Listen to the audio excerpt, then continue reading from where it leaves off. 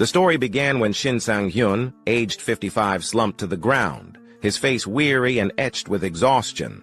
He muttered to himself, his voice tinged with self-mockery, questioning what he was even doing at his age. While others his age were contemplating retirement, his life felt like nothing but a failure. At that very moment, outside the cave where he sat, 3 wyverns prowled closer, their ferocious eyes locking onto him. Their fangs bared and claws ready, they charged forward with deadly intent. Shin let out a weary sigh, forcing himself to his feet while gripping his sword tightly. A faint, bitter smile tugged at his lips as he muttered, "Damn it! Can't you even give me a moment to breathe?" Before he could react further, the wyverns dove straight into the cave. Their massive jaws tore through the narrow space, reducing it to rubble in an instant. Yet Shin wasn't afraid of them. In fact, he wasn't afraid of anything. Gathering strength in his legs, he surged forward like an arrow, heading straight for the monsters. Even as he prepared to face these deadly creatures, his mind drifted to his past. He reflected on his failures, wondering why he had fallen so far behind. The players of his generation had become legends, sword saints, sword gods, while he had become nothing more than an old man swinging a sword. At best, he was a forgetful swordsman, a title that offered little recognition. He thought to himself, "Isn't that reason enough? I had no family. I grew up in an orphanage.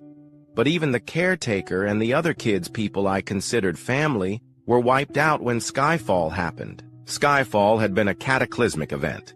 The sky itself had split open, and monsters rained down like a storm, taking everything from him. Yet Shin had not despaired. At the brink of death, a miracle had occurred. A silver-armored warrior had streaked through the air, his sword flashing as he cleaved the wyvern, restraining Shin into countless pieces.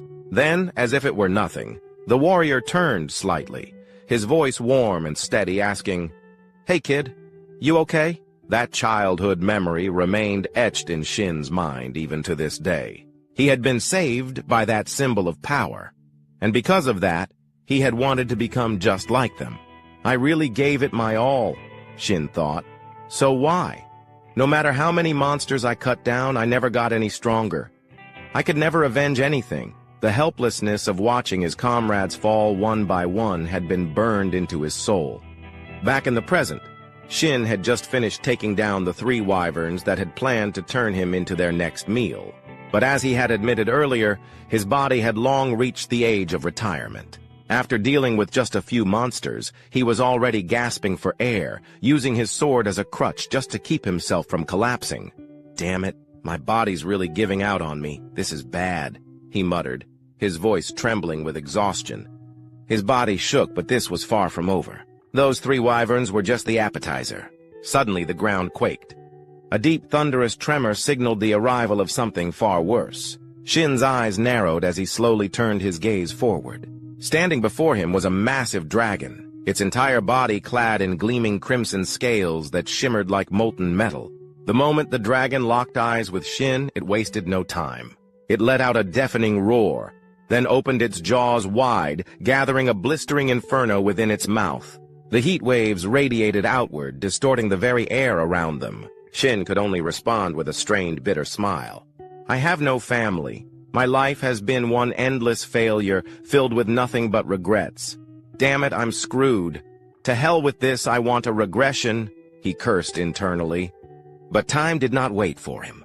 The battle raged on fiercely, and by the time it concluded, the once vibrant landscape had been transformed into a desolate wasteland, ravaged beyond recognition. The battlefield was littered with the lifeless bodies of countless dragons, a grim testament to the ferocity of the conflict. Miraculously, amidst the devastation, the protagonist, Shin, remained alive. His sword was deeply embedded in the skull of an unfamiliar dragon, marking his final victory. At that moment, a system notification appeared before him. "Congratulations! You have conquered the ancient dragon nest dungeon." However, Shin ignored it entirely. Instead, he threw his head back and let out a loud, frustrated yell toward the sky. "For God's sake, why the hell am I pushing myself this hard when I'm almost 60? He shouted. Shin Sang-yun, the nameless swordsman, was 55 years old. He had dedicated 30 years of his life to being a swordsman, yet his greatest achievement was merely ranking within the top 100 in his homeland. Considering the vast number of players worldwide, this accomplishment rendered him little more than a nameless nobody. Shifting back to Shin's perspective, after leaping off the massive dragon's corpse, he unexpectedly discovered a glowing skill book lying nearby. Surprised, he muttered to himself, "Oh, so my reward this time is a skill book? I've devoured artifacts before. Can I eat this too?" But before he could act, a sudden flash of light appeared beside him, instantly drawing his attention. Turning his gaze toward the source, he saw a spatial gate materialize before him. From within the swirling portal, a young man with golden hair, glasses, and a book in hand gracefully leaped out. Simultaneously, a system notification popped up in front of Shin. The constellation "Diligent Student Who Found Success Late" has entered. Diligent student who found success late kindly blesses you for your hard work. Additionally, he praises your flawless finishing move. Seeing this newcomer, Shin wasn't particularly surprised. After all, this person was none other than his contracted constellation, Diligent Student Who Found Success Late. "Ha ha, thanks," Shin replied, genuinely grateful that this constellation had chosen to form a contract with a mere third-rate swordsman like him. The perks of this contract were significant. If a player reached level 850, all artifact effects and title stats would be doubled. Upon reaching level 900, all stats would be tripled. However, with his current level sitting at 650, Shin had yet to reap any benefits from this arrangement. Unaware of Shin's inner thoughts, the blonde constellation suddenly transformed into a chibi version of himself, floating closer and urging Shin to hurry up and consume the skill book. Hearing this, Shin let out an awkward chuckle. "Ha ha ha, I was planning to eat it anyway. All right, here goes." With that, he stretched out his palm toward the skill book and activated his unique ability, Artifact Devourer. This is the only skill I've had since my awakening.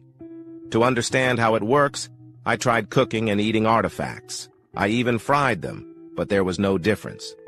By the time I finished my useless experiments, 30 years had passed. It was only when I attempted to synchronize my mana with an artifact of the right rank that I realized it activated my Artifact Devourer skill. But by then, it was already too late. Others had grown powerful the moment they awakened. Shin reflected. Before him, the skill book glowed brilliantly as his ability took effect. However, just a few seconds later, the light suddenly flickered out, snuffed out like a flame doused in water. "That's it? Nothing happened?" Shin muttered in disbelief. Silence followed, and then frustration surged within him. In one swift motion, he grabbed the book and hurled it forward.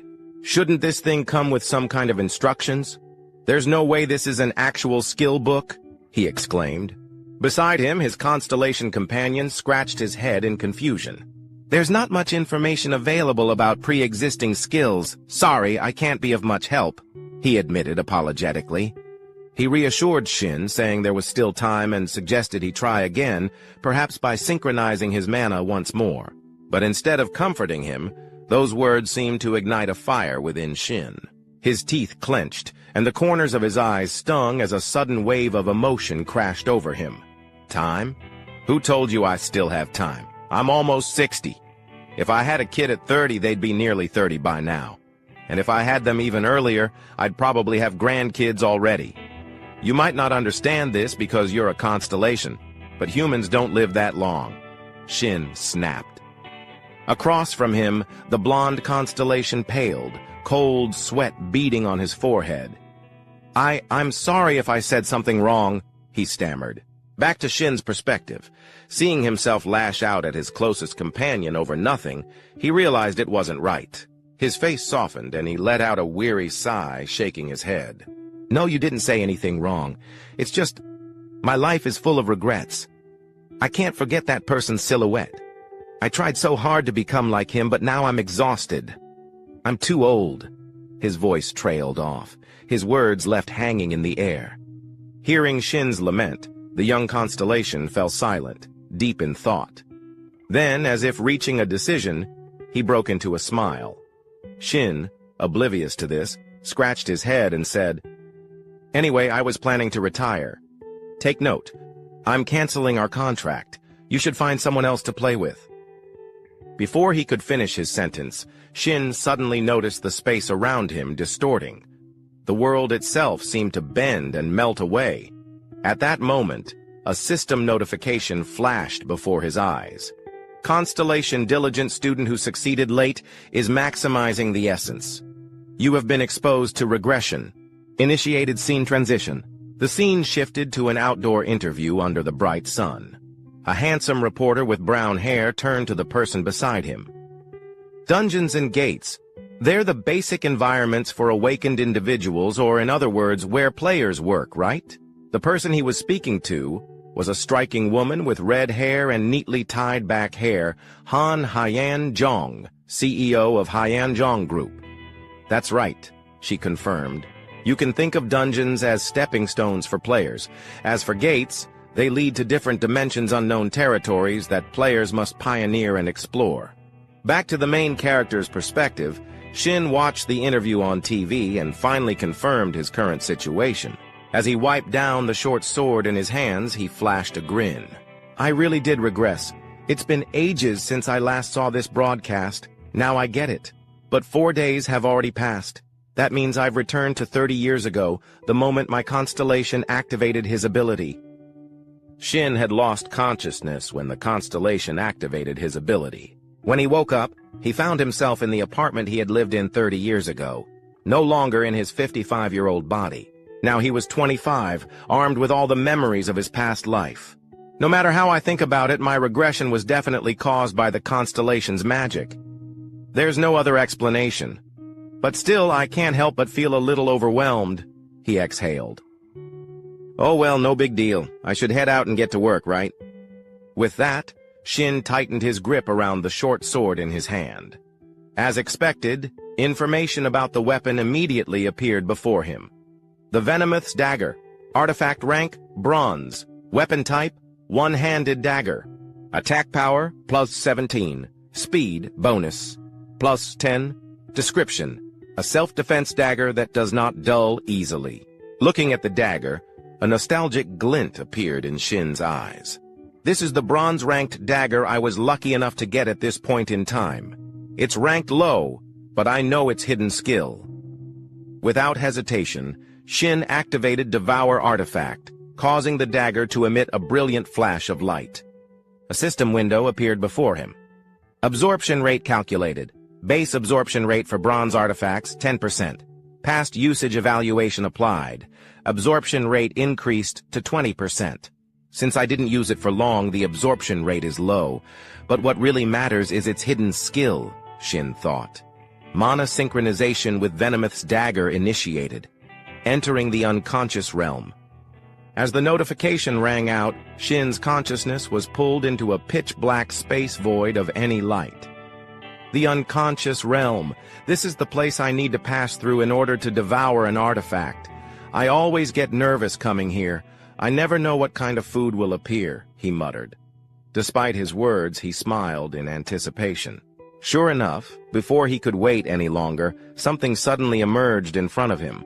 A roast chicken glowing with a gentle light. "This is barbecue roast chicken with olive oil," Shin observed. Seeing the dish's appetizing appearance, he let out a sigh of relief. "I'm glad it's something normal. I was worried it might be something disgusting like a swamp centipede, but if it's a meal like this, I can eat it easily." Smirking, he reached out, tore off a drumstick, and took a bite. As each mouthful was swallowed, the system notifications continued. "The Venomous Dagger is being absorbed. Speed plus 2 acquired. New skill obtained. Phantom Step. Venomous Dagger. The absorbed artifact has been permanently erased." Just like that, after finishing the roast chicken, Shin's consciousness was forcefully ejected from the unconscious realm. He rubbed his stomach, let out a deep sigh, and nodded as he reviewed the system confirmation screen. "It's a shame the dagger got destroyed. Well, I wasn't using it anyway. At least I absorbed a useful skill as planned. Now then, time to move on." Time passed quickly, and the scene shifted to a bustling city street where a massive blue portal stood tall in the center. Surrounding it were numerous awakened individuals, all preparing for the upcoming dungeon expedition. This was dungeon number 85. The awakened individuals gathered here belonged to Yoon Daek-young's team. Just then, a man dressed in work attire came rushing toward Yoon Daek-young, visibly panicked. "Captain! Captain Yoon Daek-young!" Hearing someone call his name, Yoon Daek-young paused his paperwork and looked up. "Huh? What's got the gatekeeping team leader so worked up?" The blue-uniformed man scratched his head awkwardly before replying. "Well, one of my team members got pulled out. He's a newbie who joined just 4 days ago. His name is Shin Sang-hyun." "Ah, don't worry about it," Yoon Daek-young replied nonchalantly. "Shin Sang-hyun has already been transferred to the player team." But instead of calming down, the gatekeeping team leader was stunned. His expression turned alarmed as he blurted out, "What? He joined the player team instead of the gatekeeping team? I approved the transfer myself. Is there a problem?" Yoon Daek-young admitted without hesitation. The blue-uniformed man immediately raised his voice in protest. "Of course there's a problem. He just awakened recently, and he hasn't even graduated from the player academy yet. You can't throw a kid like him into your team. If you do that, the whole squad will be unbalanced. How am I supposed to—" Before he could finish his rant, Yoon Daek-young let out a sigh and took a step forward, standing right in front of him. His piercing gaze locked onto the gatekeeping team leader. "The gatekeeping team handles all logistical matters, don't they?" Yoon Daek-young muttered. "That includes my team and the system's contribution distribution, right?" His eyes narrowed sharply, radiating an oppressive aura. The gatekeeping team leader gulped nervously, realizing the intimidating pressure exuding from Yoon Daek-young. Awkwardly scratching his head, he forced out a weak chuckle.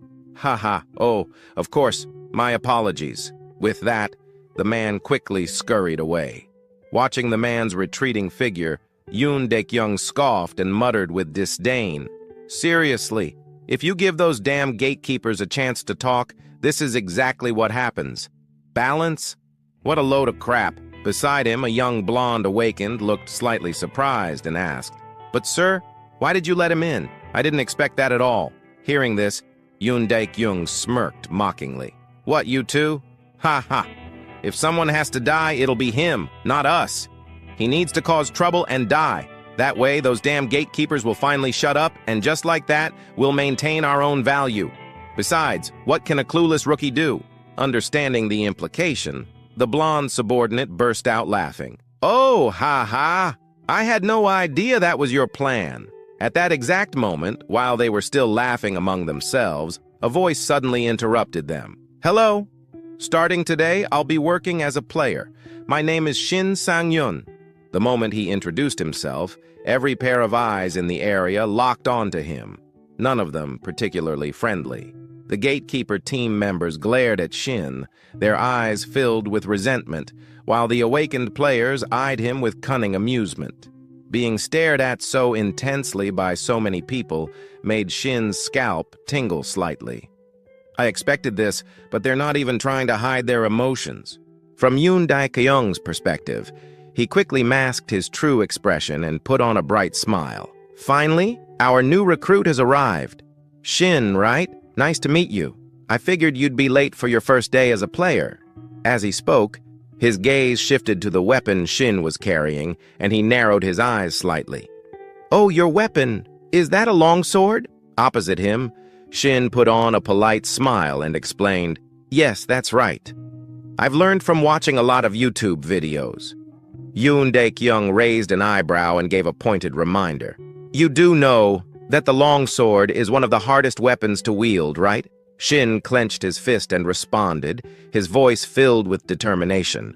"I'll do my best to protect myself. Trust me." Shin's response seemed to amuse the captain. With a wide grin, Yoon Daek-young threw an arm around his shoulder and spoke enthusiastically. "Ha ha, good spirit. That's what I like to see. A real man should have that kind of drive, just like me." After saying that, he turned to address the rest of the team. "All right, let's get this dungeon run started. Time to fight." Hearing his command, the other team members cheered loudly, raising their fists into the air. With Shin now in the group, everyone quickly checked their equipment before stepping into the massive portal one by one. Meanwhile, Yoon Dik-young stood off to the side, making sure the entire team entered in an orderly manner. As he watched Shin's back, his expression remained neutral, but inside, he was full of scorn. He learned from YouTube? What a joke. Does he think dungeons are some kind of game? Just because he awakened and became a player, he's already getting cocky. Looks like he's asking for death. A cold smirk formed in his mind as he continued. Given the conquest strategy I have in place, this orc dungeon is known as the Wailing Wall for rookies. He'll learn his place soon enough. Stupid brat. That was what Yoon Dik-young firmly believed. But just moments after stepping inside, his face turned deathly pale. Sweat began to pour down his forehead as he took in the shocking sight in front of him.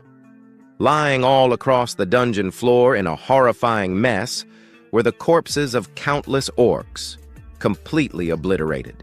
And the cause of this carnage? None other than Shin himself. In that instant, Yoon Dik-young's mind screamed in disbelief. This is insane! Who the hell is this guy? Orcs were creatures that almost exclusively appeared in games, novels, and fantasy films. Because they were so frequently depicted, it was easy to assume they were weak compared to other monsters like dragons. They were often portrayed as dumb, violent, and little else. This misconception led many new players, filled with arrogance, to rush into battles with orcs without a second thought. In reality, their attributes were anything but weak. On average, an orc stood around 250 centimeters tall and weighed roughly 180 kilograms. Their sheer size alone granted them overwhelming strength compared to humans, earning them the infamous nickname, the Wailing Wall. The scene shifted to the inside of a dungeon, which resembled the long corridors of an ancient fortress. As the group moved forward, a dark-haired man glanced back and reminded the protagonist, Shin Sang-yun, not to expect any special treatment just because he was new. He sternly told Shin that from that moment on, he would be on his own. Shin's eyes flickered with mild surprise, but before he could respond, the captain of the porter squad spat on the ground and scoffed from behind. The captain mocked Shin, calling him an arrogant little brat who had just awakened and was already acting like a seasoned player. For most, such words would have been deeply insulting. But Shin, having lived to the age of 55, had endured countless hardships, beatings, and the cruelties of society. He wasn't the type to take offense easily. Instead, he simply scratched his head and chuckled, saying he would do his best. Internally, he noted that no one there seemed particularly kind to rookies. Despite Shin's lighthearted response, the dark-haired man in armor remained irritable. He snapped at Shin, emphasizing that it wasn't about doing his best, but about doing things right. Trying his best, he said, was useless. Shin's expression remained calm, and after a brief pause, he asked if he would be allowed to fight on the front lines if they encountered monsters. The armored man scowled and asked if Shin was out of his mind. Before he could continue berating Shin, his expression suddenly shifted to one of alarm. He urgently warned the group that an orc was approaching. Upon hearing this, Shin and the leader of the porters immediately turned around. Sure enough, a green-skinned orc with bulging muscles was closing in on them from behind, gripping a massive axe. Instead of feeling fear, Shin felt a surge of excitement. He thought to himself that this would be his first battle since his regression and decided to take it on. Before Shin could even finish his thought, the armored man rushed forward, shield in hand, slamming directly into the orc's body and temporarily stopping its movement. Seeing this, the black-haired man's face twisted in shock as he yelled at Shin, calling him an idiot for moving so slowly and questioning his ability to wield a great sword properly. Shin calmly reminded him that he didn't have to help. The black-haired man, now even more frustrated, shouted at Shin to prove his skills. In his flustered state, he failed to notice that the orc had already raised its axe high, preparing to strike. Shin quickly pointed this out, but the black-haired man scoffed and turned back, only to realize too late that the orc's axe was inches from his face. He could even smell the rusty metal and the dried blood clinging to its surface. For a split second, he thought he was done for. Just before the deadly blow could land, Yoon Daik-young, the leader of the team, barreled in like a human tank. With sheer brute force, he slammed his shield directly into the orc's face, sending the massive creature flying backward and crashing into the ground, leaving a small crater upon impact. Seeing that the orc was temporarily incapacitated, Yoon Daik-young turned and bellowed at the two of them, demanding they focus and stop treating the situation like a playground. The black-haired man stammered an apology, while the others looked on, amazed by Yoon Daik-young's quick reflexes. Yoon Daik-young drew his sword and took a battle-ready stance, ordering the others to fall back as he would handle the orc. At the same time, the orc had already recovered, letting out a terrifying roar before charging forward in a blind frenzy. Its axe came crashing down against Yoon Daik-young's shield, creating a deafening clang that echoed through the air. However, Yoon Daik-young lived up to his title as the team leader. His strength was extraordinary, and the moment he blocked the orc's attack, he drove his sword straight into the left side of the monster's chest. Thick streams of green blood poured out as the orc staggered. Behind him, the rest of the team clenched their fists, their faces lit up with excitement. They murmured in awe, believing the captain had pierced the orc's heart and defeated it. However, things didn't go as expected. Despite having a sword embedded deep in its chest, the orc suddenly grinned, its expression wild and exhilarated, as if the injury were nothing more than a minor inconvenience.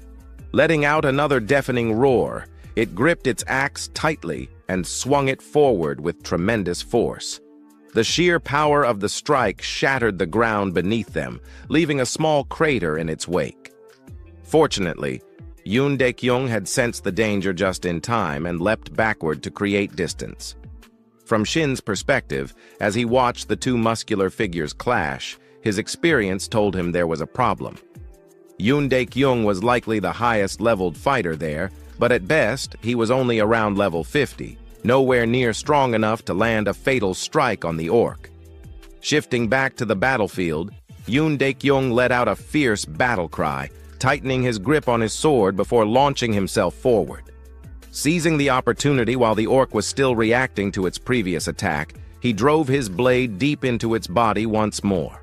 This time, it was a perfectly executed critical strike. No matter how resilient the orc was, there was no surviving such a blow. As the massive creature finally collapsed to the ground, lifeless, the lower-ranked hunters erupted into cheers, praising Yoon Daik-young for taking down an orc by himself. Yoon Daik-young let out a small breath of relief before turning back to check on his team. He asked if everyone was all right, and the older awakened ones responded with cheerful grins, calling him seriously reliable. Just as Yoon Daik-young ordered the group to move out, eerie, blood-curdling screams rang out from the distance, immediately drawing their attention. They turned around to see an intimidating sight, a group of red-skinned orcs marching toward them, their expressions full of aggression as if they were actively seeking a fight. The orcs were well-equipped, their sharp weapons glinting menacingly. Cold sweat began to trickle down the faces of the older awakened ones as they realized the severity of the situation. One of them nervously asked Yoon Daik-young what they should do now, referring to the approaching armored orcs. Taking in the enemy's numbers and their well-equipped state, Yoon Daik-young immediately began reconsidering his options. He cleared his throat and suggested that it would be best for them to retreat and ensure the team's safety. He admitted that deep down, he felt a pang of regret. Just as they had finally taken down one enemy, an entire squad of orcs appeared. Unlike the others, who were paralyzed by fear, Shin's eyes lit up at the sight of the approaching monsters. Without hesitation, he made a bold suggestion, asking if he could give it a shot. His words instantly earned him a series of outraged glares from the weaker hunters around him. They exclaimed in disbelief, questioning whether Shin Sang-hyun had lost his mind. On the side, Yoon Daik-young, the captain, apologized, admitting that he should have trained Shin properly before bringing him to the battlefield. He let out a deep sigh and tried to reason with Shin, acknowledging his excitement about awakening. However, before Yoon could finish his sentence, Shin had already gripped his greatsword and launched himself forward like a gust of wind. The entire group stood frozen in shock. Yoon Daekyung called after him, warning that he was going to get himself killed.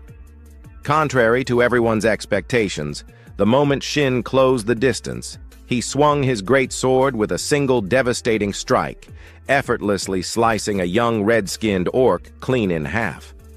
For a brief moment, an eerie silence blanketed the battlefield. Only Shin's voice broke through as he remarked how amazing greatswords were. Behind him, after several seconds of stunned silence, the so-called weaker hunters began sweating profusely. Their eyes filled with disbelief, as if they had just witnessed a prehistoric beast come back to life. They muttered among themselves, questioning what had just happened. An elite orc had been cut in half, and even with a greatsword it seemed absurd. Ignoring their murmurs, Shin casually rested his greatsword on his shoulder and chuckled, wondering if he was still level 1. He commented that his swing hadn't been as smooth as he wanted. A display of his player information appeared. Name, Shin Sang-hyun, level 1, title, none, constellation, none, unique skill, artifact absorption, artifacts consumed, 1, health 25, energy 20, experience 40. On the other side, the remaining orcs clenched their teeth, veins bulging across their furious faces as they watched their comrade get effortlessly cut down. Then, as if some unspoken command had passed between them, they all roared in unison and charged at Shin like rabid dogs lunging for a bite.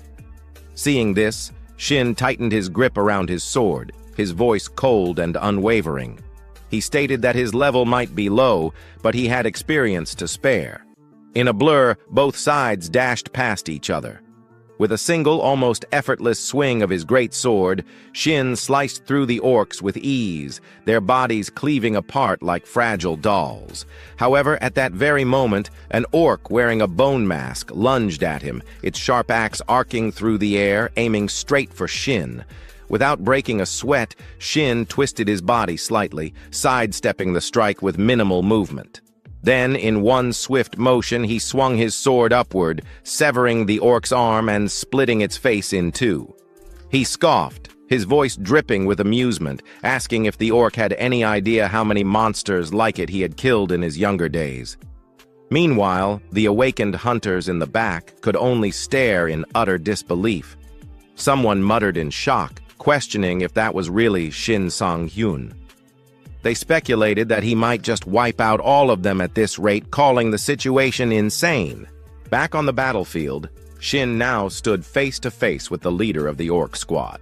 He declared that only the orc warlord remained, his eyes locked onto his final opponent. Unlike the others, this orc was a towering figure, dwarfing even the already massive members of its species. But it wasn't just its size that made it dangerous. It was clad in full armor, heavily equipped for battle. The warlord scanned the battlefield, its bloodshot eyes taking in the remains of its fallen kin. Rage swelled within its chest, and with a deafening roar, it lifted its massive spiked club and swung it downward with overwhelming force, aiming to crush Shin in a single blow. Seeing this, Shin wasted no time and leapt to the side, dodging the attack in a blink. The unfortunate wall behind him, however, wasn't so lucky. It exploded into rubble under the sheer force of the orc's strike. But Shin didn't even glance at the destruction. Mid-air, he twisted his body and swung his greatsword in a clean, decisive arc, slicing straight through the warlord's thick neck.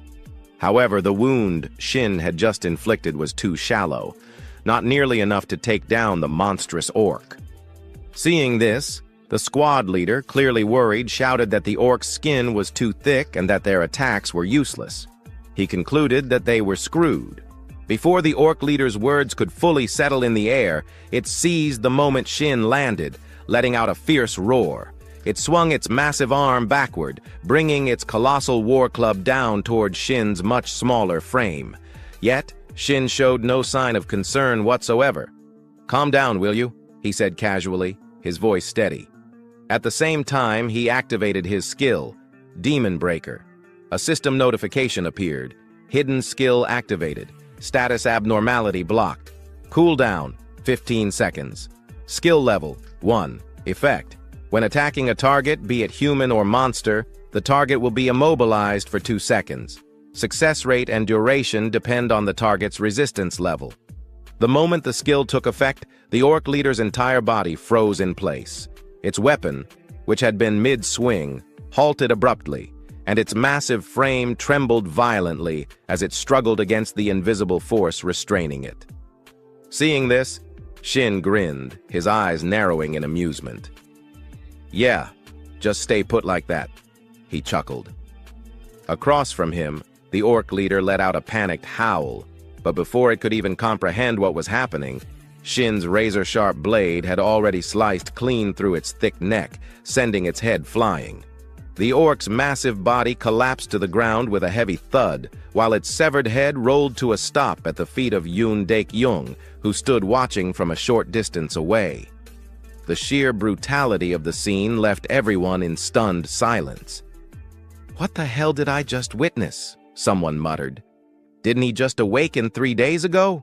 another stammered.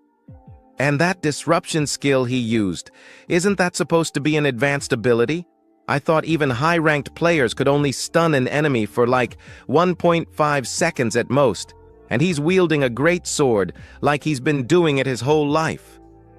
Should we ask him what kind of YouTube videos he's been watching?" A chorus of whispers and murmurs of admiration spread through the group. Meanwhile, Yoon Daek-young stood frozen, his mind racing. Watching Shin display such overwhelming strength was nothing short of baffling. Did he really just use a high-level skill?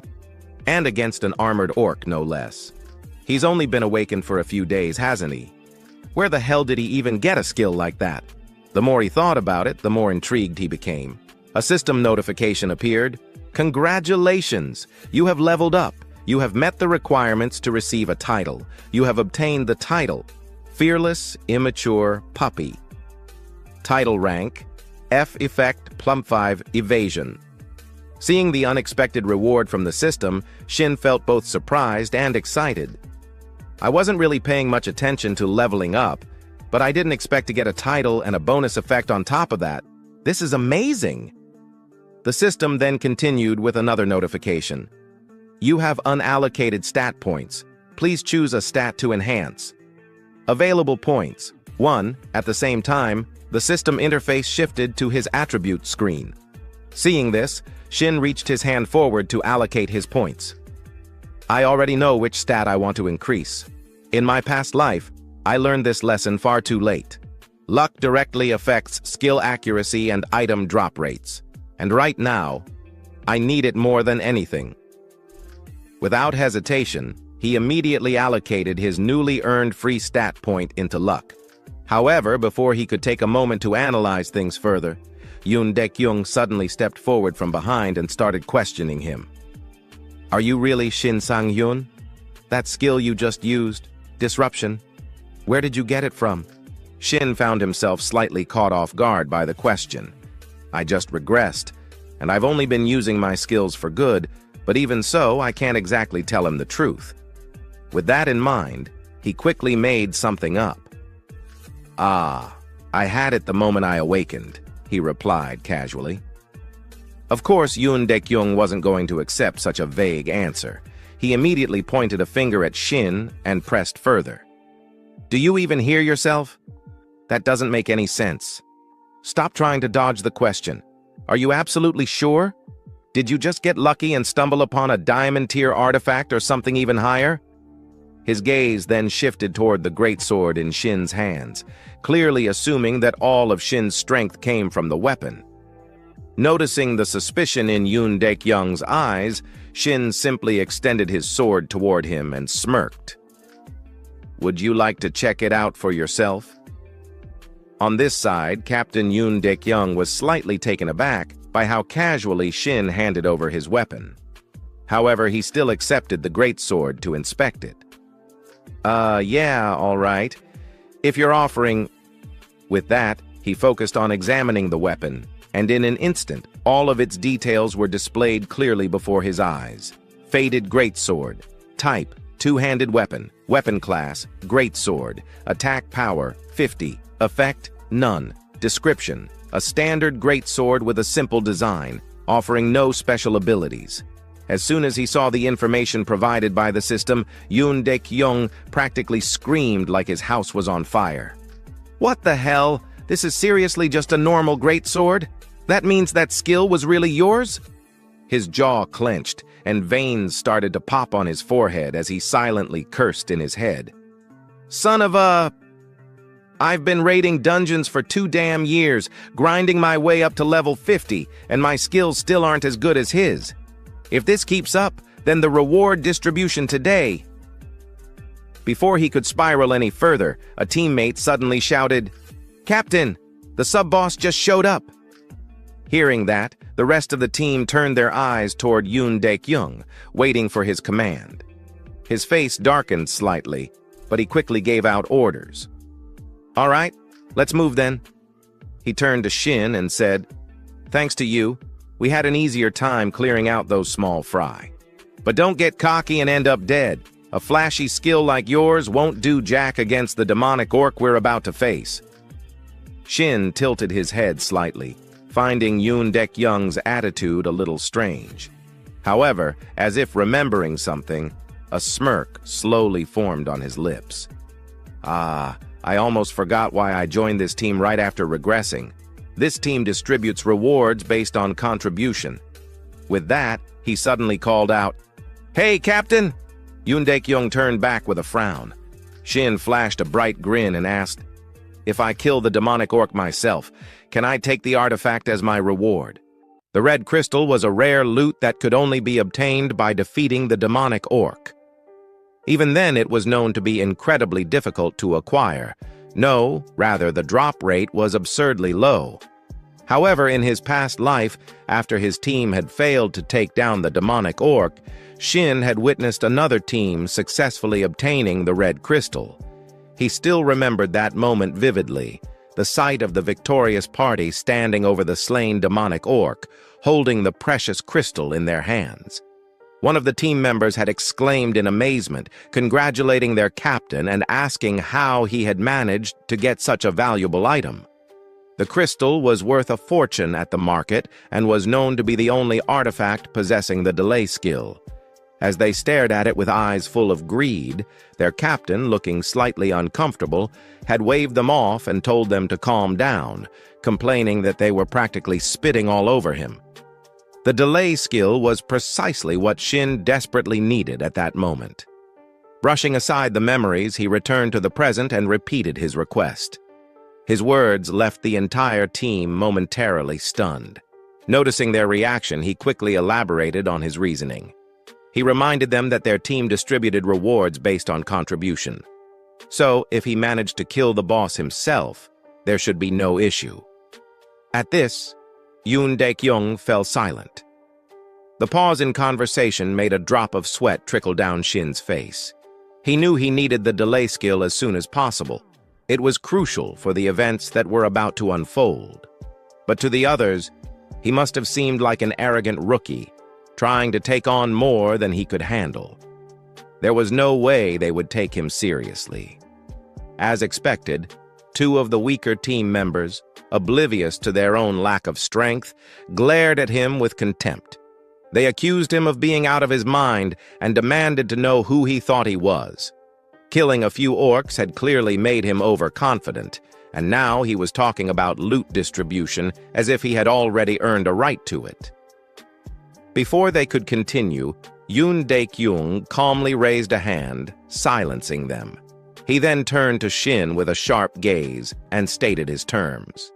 If they failed to defeat the boss, then, and only then, would Shin be allowed to enter the dungeon and take it on himself. His warning was clear: but just the fact that Yoon Daek-young agreed to distribute loot based on contribution was enough to make Shin feel relieved. It had been easier than he expected. To confirm, Shin asked again if that meant he would be sitting out of this fight. Yoon Daek-young, clearly irritated, snapped at him to do whatever he wanted before turning away and marching ahead. Deep down, he despised Shin's attitude. To him, Shin was just an arrogant upstart acting high and mighty simply because he had one overpowered skill. Yoon Daek-young was determined to clear the dungeon himself and prove that experience was what truly mattered on the battlefield. Fueled by that resolve, Yoon Daek-young raised his hand and pushed open the massive door in front of them. Inside the dimly lit chamber, a towering orc wielding an enormous battle axe awaited them. At that moment, a system notification appeared for the party.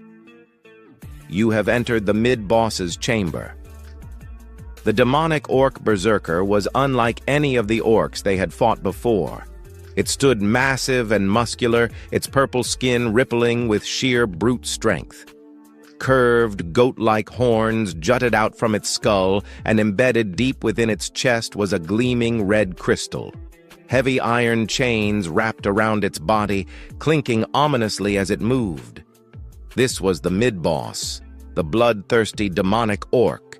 Seeing the beast's menacing form, Yoon Daek-young's expression turned serious.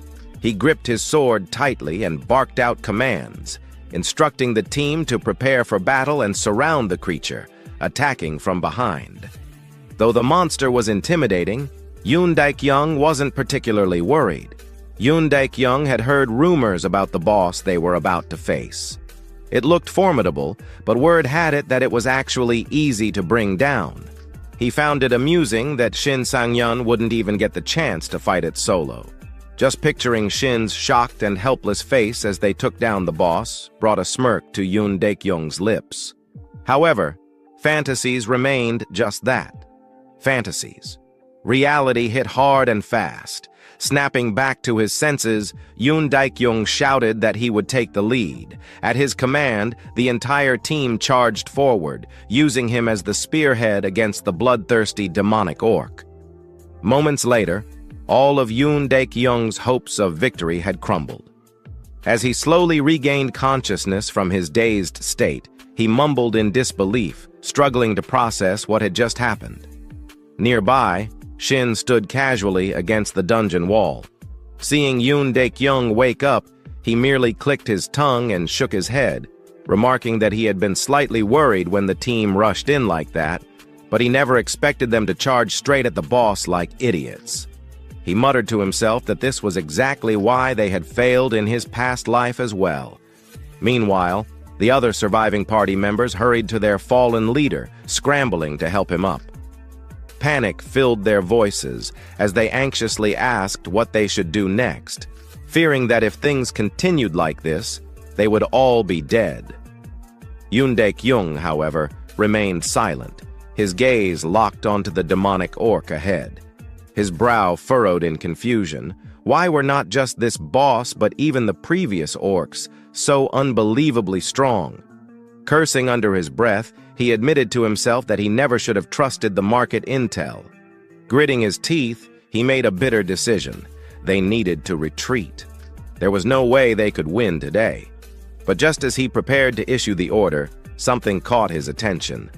Out of the corner of his eye, he noticed Shin still standing there, arms crossed, a relaxed smile on his face. A sick feeling churned in Yoon Daek-young's stomach. That look, that attitude, Shin still wanted to fight. Unlike Shin's unshaken demeanor, a blonde-haired party member was visibly seething, grinding his teeth in frustration, as if Shin owed him money. He exploded in anger, demanding to know if Shin was insane and questioning what was wrong with him. Before the blonde-haired man could continue his rant, Yoon Daek-young abruptly swung out an arm, silencing him. With a firm voice, he ordered everyone to fall back, explaining that the boss had terrible peripheral vision and that they could slip past its blind spot. The rest of the party exhaled in relief. Someone even muttered a quiet thanks to the heavens. As Yoon Dek-young turned away, blood dripping down his face, he cast one last glance at Shin. He warned him that if he died, he had only himself to blame. In response, Shin let out a faint chuckle. Slowly drawing the sword from his back, his voice remained steady, filled with confidence. He reassured Yoon Dek-young that there was no need to worry. He had no intention of dying that day. Facing the bloodthirsty, demonic orc across from him, Shin steadied himself. As if sensing the killing intent radiating from him, the monstrous orc boss clenched its massive battle axe tightly, its eyes burning with fury. Without hesitation, it charged forward like a raging tank, exuding an overwhelming aura of aggression. Seeing this, Shin took a deep breath, his grip on the sword instinctively tightening. A thought flashed through his mind. If this fight were purely about stats, he wouldn't stand a chance. But with all the experience he had accumulated, that was no longer an issue. With that realization, he swiftly swung his sword to the right, deflecting the orc's battle axe to the side. In an instant, a piercing metallic crash rang through the air as steel collided with steel. The demon orc let out a low, guttural growl, clearly startled by the unexpected resistance. Meanwhile, the awakened fighters who had been preparing to retreat suddenly halted in their tracks upon hearing a loud metallic clash. They turned to one another, exchanging puzzled looks. One of them muttered in disbelief, wondering aloud if they had truly heard a loud clang. Another asked if Shin had just knocked the orc's axe away. Back on the battlefield, Shin flexed his now numb wrist and let out a casual complaint, remarking that his hand had gone numb. He noted that he could only deflect strikes, not counter them. Then, as if spotting something fascinating, his gaze locked onto the glowing red gemstone embedded in the demon orc's chest. A smirk spread across his face as he muttered that it had been a long time since he had seen that gemstone. He referred to it as the ultimate combo, his interest in it evident. Shin's obsession with the red gemstone was not without reason. It possessed a special effect that, when combined with his delay skill and the title skill Demon Crusher, could create something truly terrifying. At present, Demon Crusher's stun effect lasted for only 2 seconds, which was already useful but difficult to improve.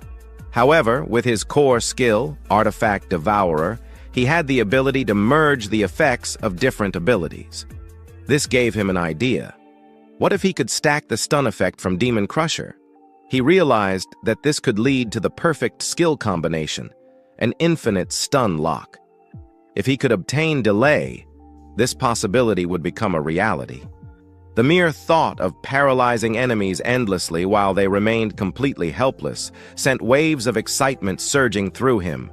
His smirk widened as he confidently raised his sword and taunted the monster, asking what it was waiting for. As if understanding his provocation, thick veins pulsed across the demon orc's forehead like writhing worms. With an ear-splitting roar, it launched itself straight at Shin, its monstrous energy surging as it prepared to strike with devastating force. However, this was exactly what Shin had been hoping for. He thought to himself that it was perfect, just what he wanted. If the monster charged at him recklessly, he would have the perfect chance to uncover its weaknesses. With that thought, Shin charged forward without hesitation. His sword sliced cleanly across the orc's side, leaving behind a deep wound. Thick streams of dark purple blood spurted from the gash, spilling onto the battlefield. At the same time, he activated his Demon Crusher skill. The demonic orc froze in place, stunned for 2 whole seconds. Its trembling hands could no longer grip its battle axe, and the massive weapon slipped from its grasp, crashing into the ground and forming a small crater upon impact. The other awakened fighters watching from behind stared in shock, their eyes practically popping out of their heads. One of them muttered that it felt like watching a scene from a fantasy movie, struggling to comprehend what they were witnessing. Another expressed disbelief that the Demon Crusher stun had actually worked on a mid-tier boss, calling it overpowered. Yoon Daek-young, unable to process the situation, mumbled under his breath in astonishment. Meanwhile, Shin let out a smug chuckle. He acknowledged that orcs were simple-minded, but pointed out that this was a demon orc. However, before he could finish his sentence, his voice suddenly cut off. Against all odds, the demon orc had already shaken off the stun effect and launched a vicious kick straight at him. Reacting on instinct, Shin raised his greatsword just in time, using it as a shield to absorb the blow. Even so, the sheer force of the impact sent his body flying backward. His sword dragged across the ground, carving a deep groove into the battlefield. As he steadied himself, his brows furrowed in frustration. He cursed under his breath, realizing that he had forgotten about the orc's regeneration ability. His gaze locked onto the wound he had inflicted, only to find that it was no longer there. A faint green glow pulsed across the demon orc's body, and within seconds, the deep gash had completely healed. The worst part was that this very same regeneration ability had allowed the demon orc to break free from the stun effect far earlier than expected. Shin clenched his jaw, acknowledging that the battle was going to be far tougher than he had initially thought. He needed 15 seconds before he could stun the monster again. That was why he had needed delay. However, if he could not keep the orc stunned, he resolved to take it down the old-fashioned way. The battle raged on. Across from Shin, the demonic orc tightened its grip on its battle axe once more, its bloodlust burning hotter than ever. The wounds Shin had inflicted only served to enrage the beast further. Now, the monster had only one thought in its mind: to crush him. A swift and decisive victory was all it desired. Yet again, the demon orc swung its mighty axe, but Shin deflected the attack effortlessly. He barely twitched a muscle as he guided the attack downward, burying the axe into the ground with a casual flick of his sword. With a grin, he remarked that this was easier than he had expected. And so, their clash continued, sword against axe. Each attack sent shockwaves rippling through the air, shaking the battlefield. Meanwhile, among the spectators, doubt was beginning to take hold. A blonde awakener stood off to the side, seemingly uninterested in the fight. Instead, he turned toward his commander and urged him to leave, insisting that even that bastard's skill was proving useless. Yoon Daek-young, the commander, appeared stunned, his voice laced with confusion. He questioned why the stun skill wasn't working, noting that the level gap was barely noticeable. He couldn't understand why Shin looked so confident. Was he really just a newbie? The thought gnawed at him. Something wasn't adding up. Back on the battlefield, Shin was growing bored. Deciding it was time to finish the fight, he acknowledged that he had been in situations like this before. If he wasn't strong enough, he simply had to put everything into a single decisive strike. Forget slashing the enemy apart. He would use their own power against them. Gripping his sword tightly, he waited, his eyes sharp as they tracked the demon orc's movements. Then, the perfect opening presented itself. With a flash of movement, Shin lunged forward. The orc charged at full speed, completely unaware that it was running straight into its own demise. Shin's blade pierced cleanly through its chest, striking straight through the heart. The orc let out a final gurgling gasp, coughing up a mouthful of blood before collapsing lifelessly. At the same time, a system notification appeared before Shin's eyes. "Congratulations! You have defeated the mid-boss, Demon Orc. You have leveled up. You have earned the title, Demon Hunter, Rank E. Title effect: when facing mid-bosses or higher, your healing ability increases by 5x. Reading through the effect, Shin couldn't stop himself from grinning. 2 titles already. Was this what it felt like to play solo? Just as he was about to revel in his victory, his eyes caught movement. Commander Yoon Daek-young was slowly approaching, his wide eyes still filled with disbelief. Even now, he struggled to accept the reality before him. The very same mid-boss that had wiped out his entire team had just been crushed effortlessly by this so-called newbie. Seeing the stunned expressions of those around him, Shin quickly forced out a crooked smile. There was only one way to avoid unnecessary trouble. Activating his amateur acting skills, he raised his voice in a dramatic wail, lamenting how he had almost died and how he couldn't have managed without the commander dealing damage. The perfect bluff. The blonde awakener, completely unaware of the situation, immediately turned to his commander with admiration. He eagerly asked when the commander had even landed a hit on the monster. Yoon Dae-kyung, however, wasn't fooled. He knew very well that he hadn't even scratched the mid-boss. His gaze shifted toward Shin, filled with confusion. Meanwhile, Shin smirked internally. Surely the commander wasn't that dumb, right? He was throwing him a bone, he just had to take it. Yoon Dae-kyung's gaze drifted to the red crystal on the ground, and he instantly understood Shin's intention. Keep your promise. That's what he's saying.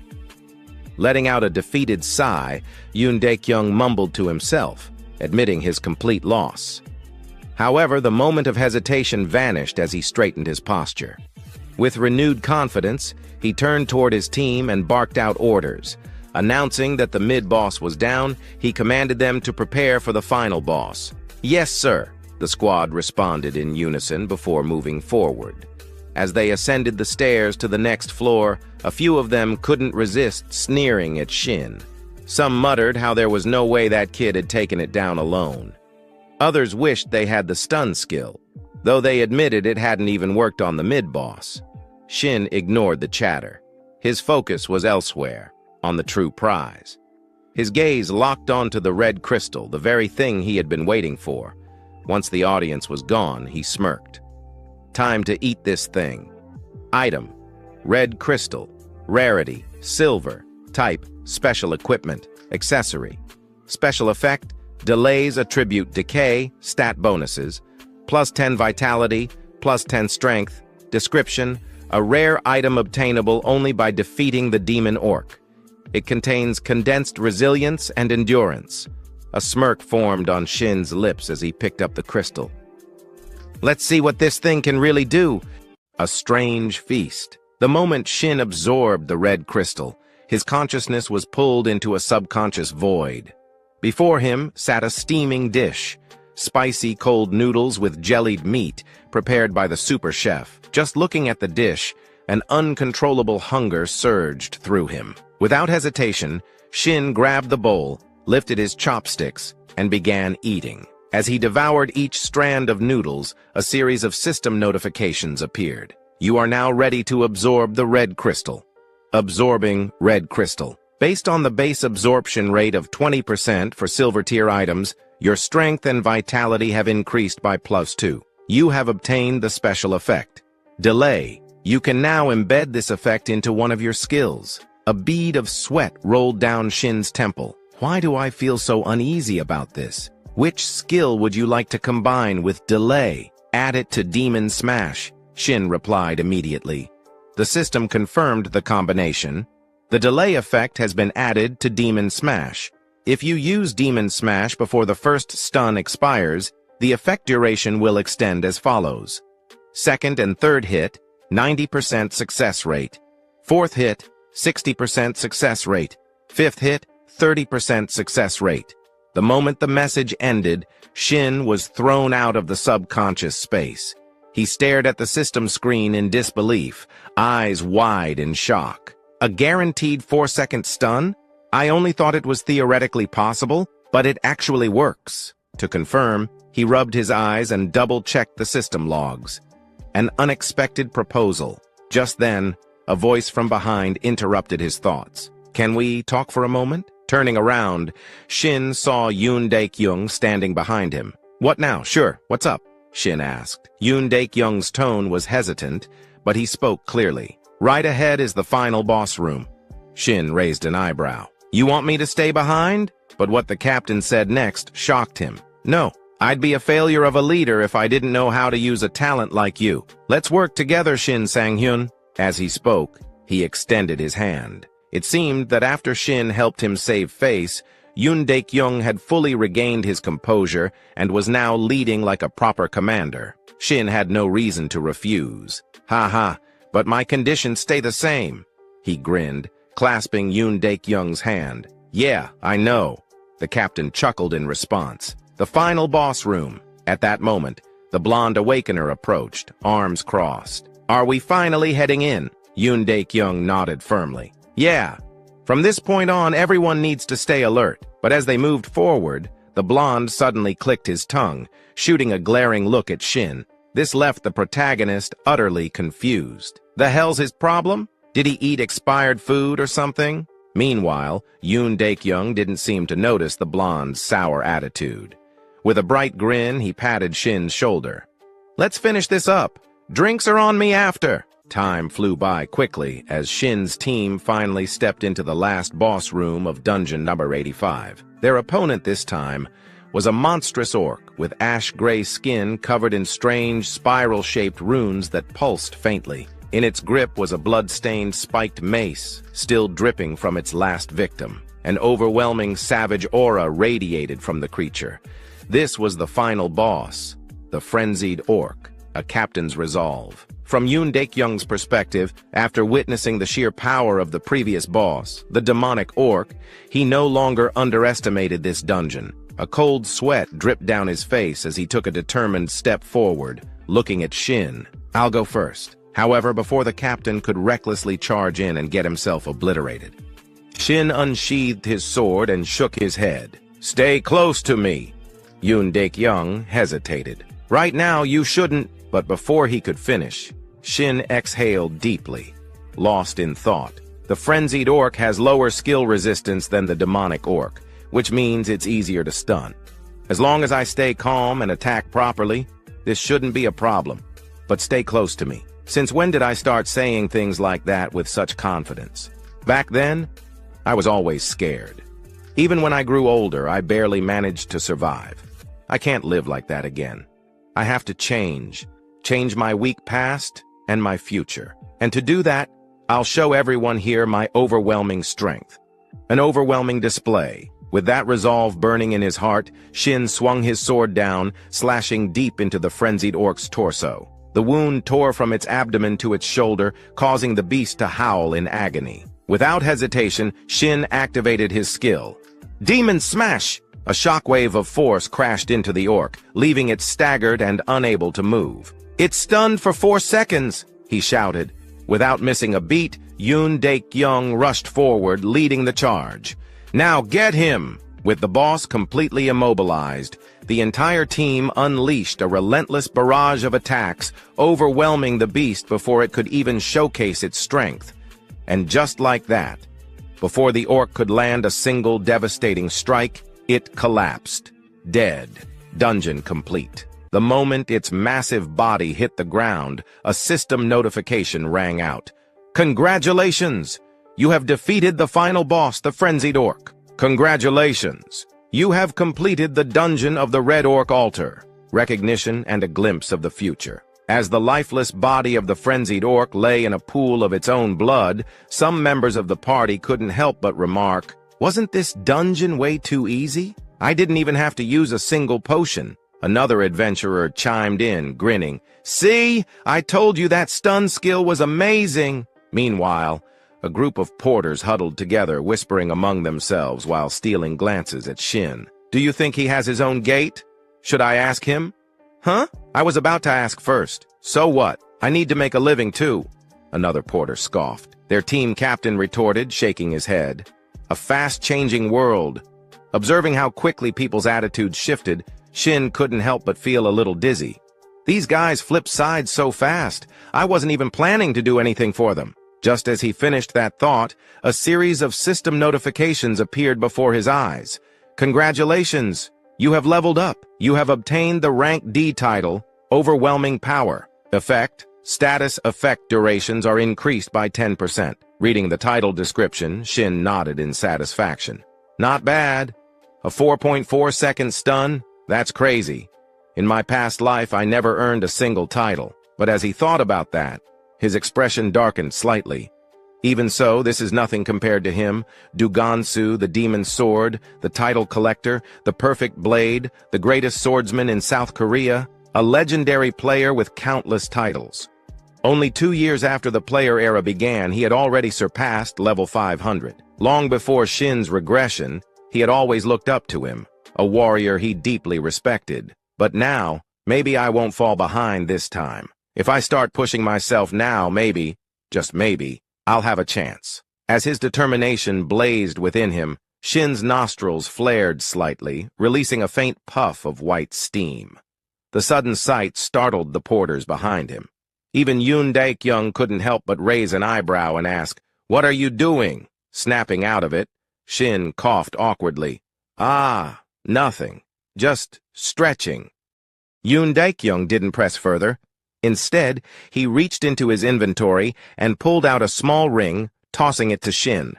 "Here, you did great. Take it." Catching the ring, Shin was genuinely surprised. "Wow, did someone possess you?" Yoon Daek-young gave a sheepish smile. "Hey, give me some credit. You really carried the team this time. Still, isn't this a bit much?" Daek-young shrugged nonchalantly. "It's just a bronze-tier item. I can afford to be generous." Shin smirked. "You're a little too honest for your own good, you know." Yoon Daek-young waved him off with a laugh. "Hey, if it were expensive, I wouldn't have given it to you."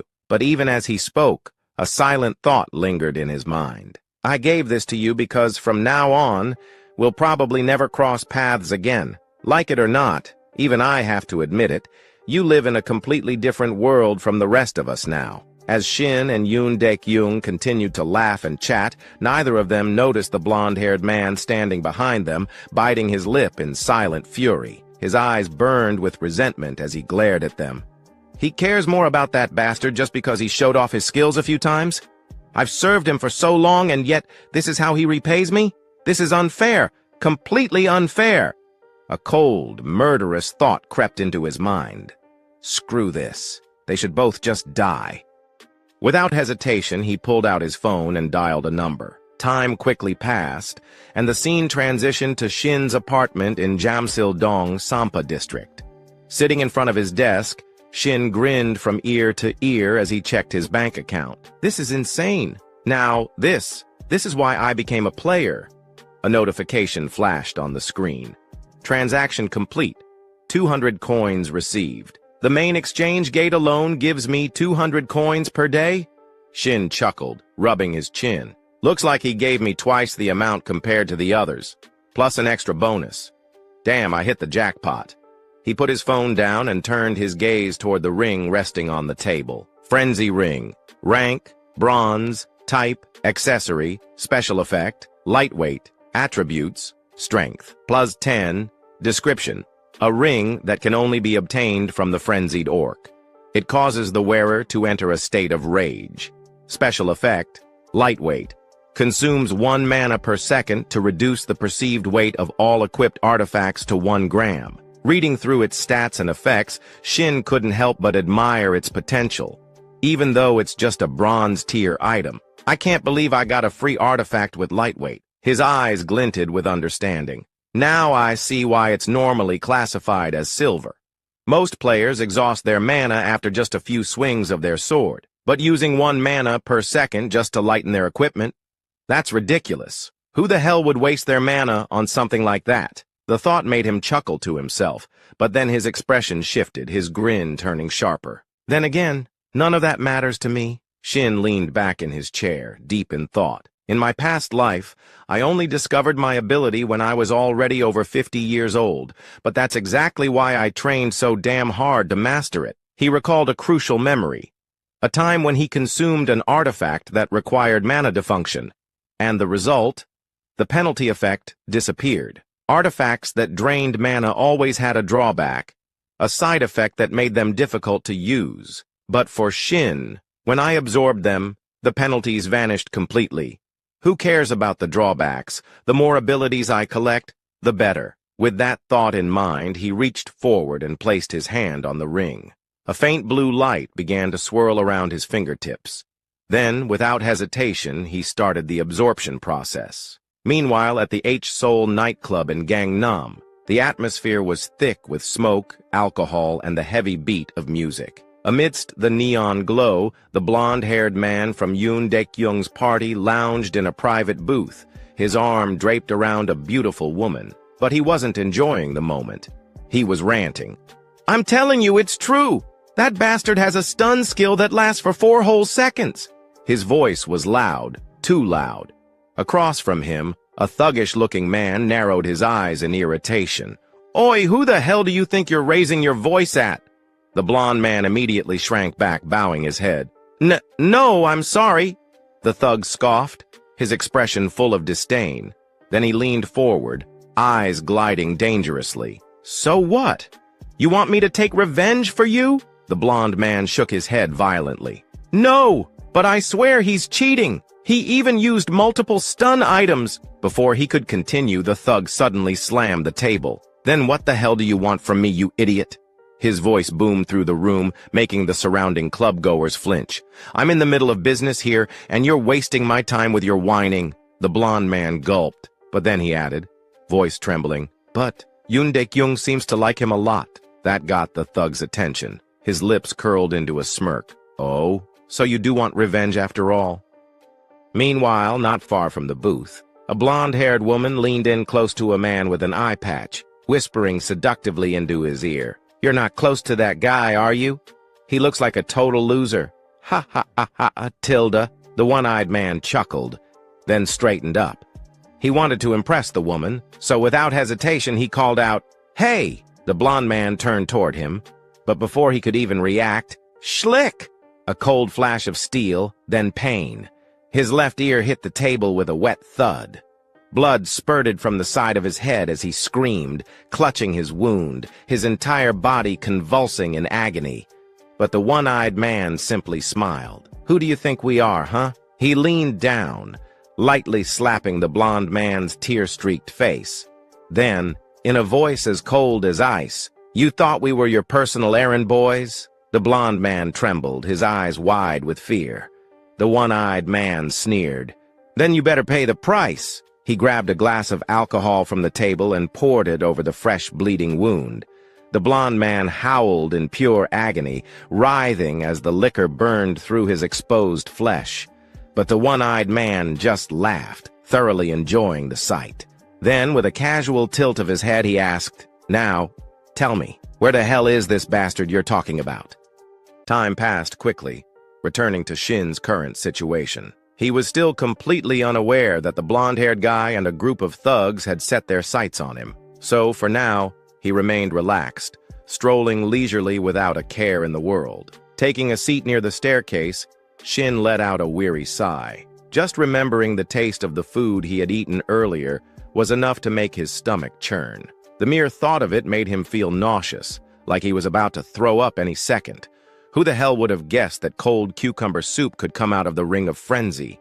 Cold Eastern cucumber soup, the ultimate killer of anyone who dares to eat it. My stomach is turning inside out right now. But as they say, there's always light at the end of the tunnel. At that thought, he casually twirled the massive greatsword in his hand, effortlessly spinning it like a windmill despite its insane weight. All of this was thanks to the lightweight effect he had obtained from the Ring of Frenzy. Lightweight, a special passive effect with no cooldown, and due to his artifact devourer skill, the original mana consumption penalty of the ability had been completely removed as a side effect. However, the lightweight effect had been nerfed. Now, instead of completely negating weight, it simply set the weight of all artifacts to a fixed 100 grams. Well, I guess I'll be using this greatsword for now. But what if I accidentally drop it? That would be a disaster. All right, next up. As he spoke, Shin quickly pulled up his status window. Gazing at his current stats, Shin reminded himself of his next step. I need to start drawing the attention of the constellations. A player could only have one constellation, so he had to choose carefully. If possible, I want a constellation that matches my strongest stat. That means luck. But then he let out a small sigh. Well, at the moment, I don't have any outstanding stats that would attract them. I guess all I can do for now is train. With that thought, Shin slowly stood up, his eyes locking onto the countless training dummies lined up ahead. Time to get to work. Days later, at this moment, Shin had just arrived at an unfamiliar location, having driven there himself. The moment he stepped out of the car, his face was completely pale, as if he was about to drop dead at any second. I seriously thought I was going to die back there. I guess 3 days of non-stop training plus a long road trip was way too much. Well, at least I got a new skill out of it, so I guess it was worth it. As he spoke, Shin twisted his torso left and right, stretching his body a little to shake off the fatigue. The new skill he had acquired was ambidextrous sword mastery, basic passive ability for swordsman. Skill level 1. Description: increases adaptability with all types of swords, excluding short swords and one-handed long swords. Now, as for the place Shin had come to, this was none other than Dungeon Number 1, a solo-player exclusive dungeon. Looking at the glowing blue portal before him, a faint smile appeared on his lips. Today, I get to go all out by myself. No more worrying about people staring at me like I'm some kind of freak. Not only that, but getting access to a solo dungeon like this usually meant waiting in line for months. I should be glad I managed to slip in through the cracks. Just as he was about to step forward, he suddenly paused. His gaze shifted toward the distance behind him, and his expression darkened. A black car sat idly in the distance, parked in complete silence. It had been following him for quite some time now, and at this point, Shin was sure of it. I can't believe they actually followed me all the way into the damn forest. I don't know what they want, but whatever it is, I'll settle it inside the dungeon. His voice turned cold, and his eyes gleamed with a dangerous edge. Inside the dungeon entrance, the entrance to Dungeon 101 resembled a massive cave, its dark, ominous passage stretching deep inside. Emerging from the blue portal, a group of thugs stepped forward calmly, their expressions unreadable. It seemed that the blonde-haired traitor had somehow convinced them to take the job. But before they could take another step, Shin's voice rang out, cutting through the air. "This is a solo-player dungeon, isn't it? You guys couldn't have gotten lost. That means you're trespassing in my playground." Hearing that voice, the leader of the rat gang raised an eyebrow in slight surprise.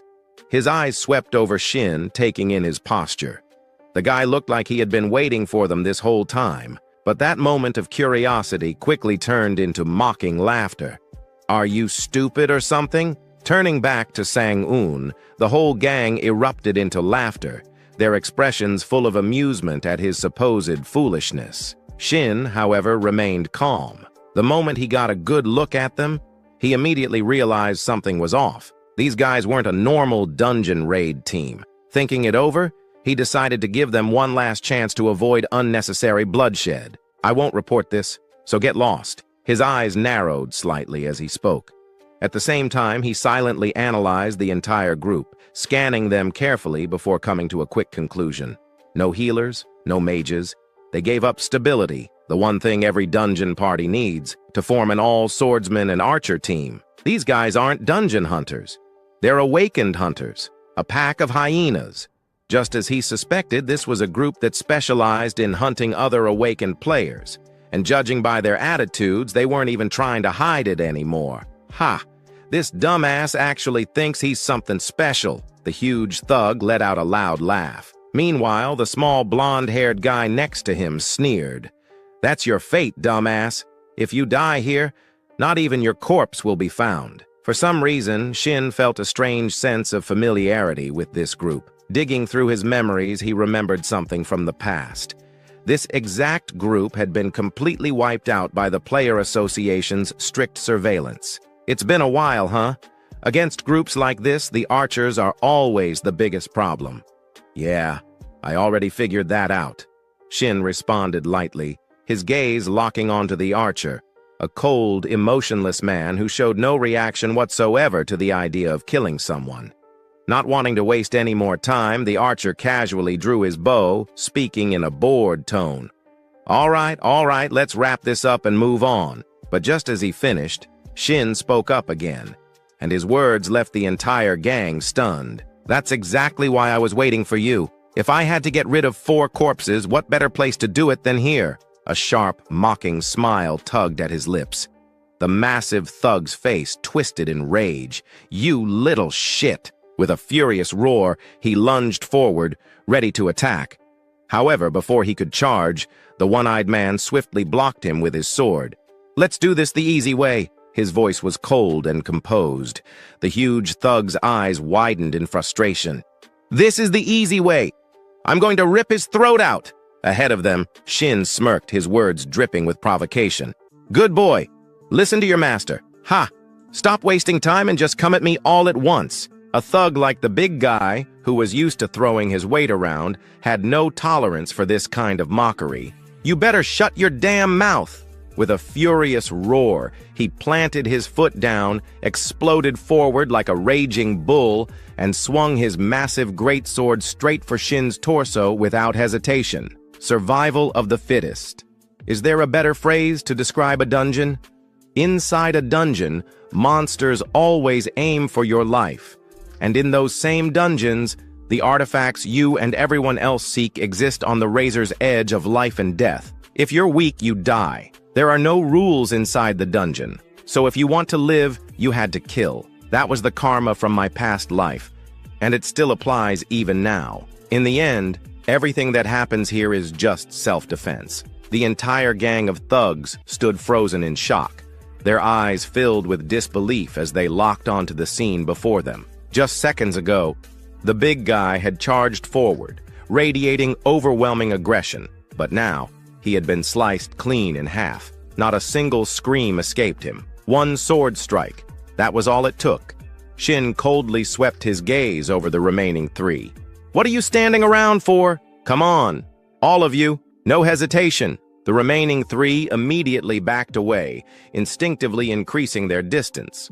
After seeing that level of strength, they all understood one thing. If Shin got close, they were dead. Relying on their experience hunting other awakened players, they quickly adjusted their strategy while running.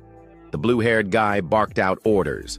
Cover us while we reposition. Got it, the archer responded.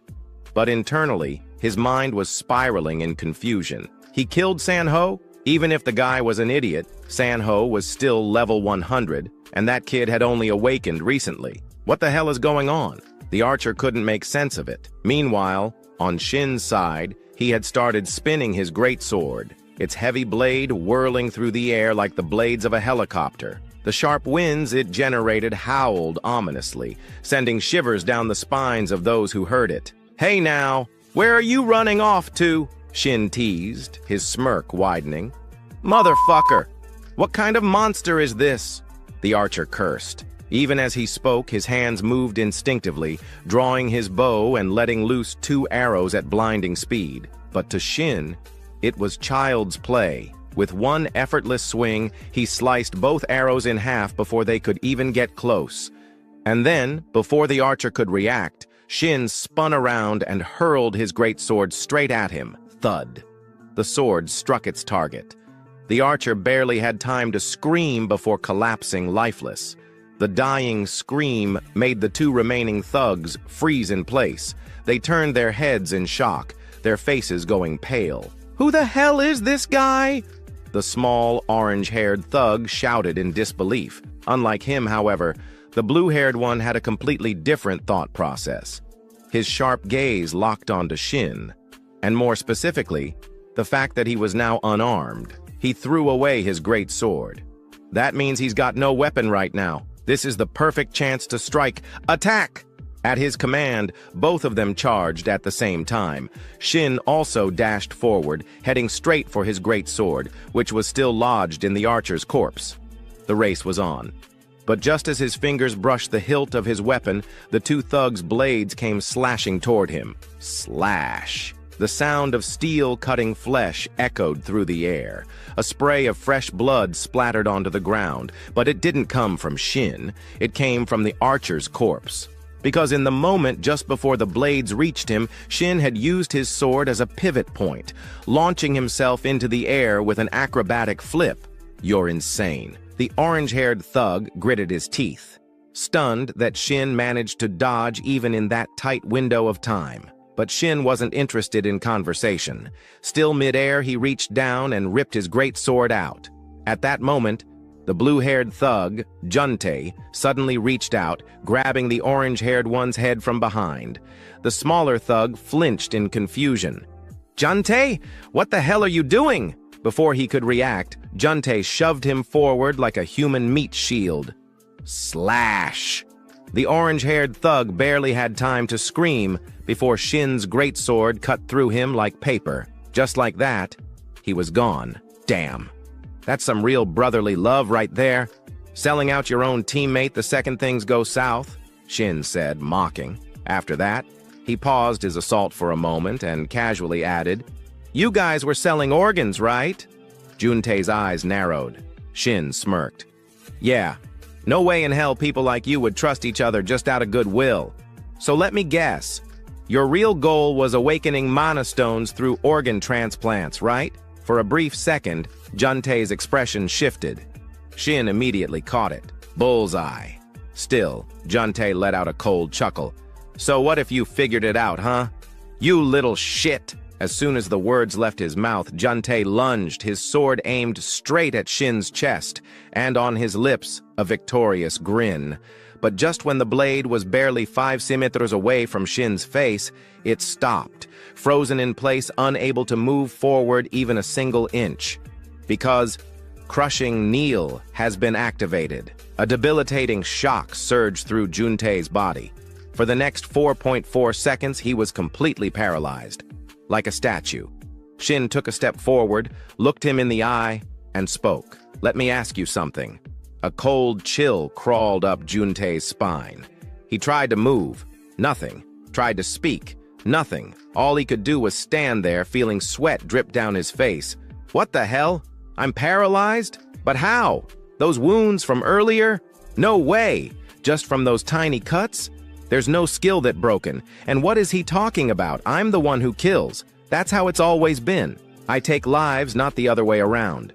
Yet now, for the first time in his life, he saw the end. And as death loomed closer, his mind flashed back to the past.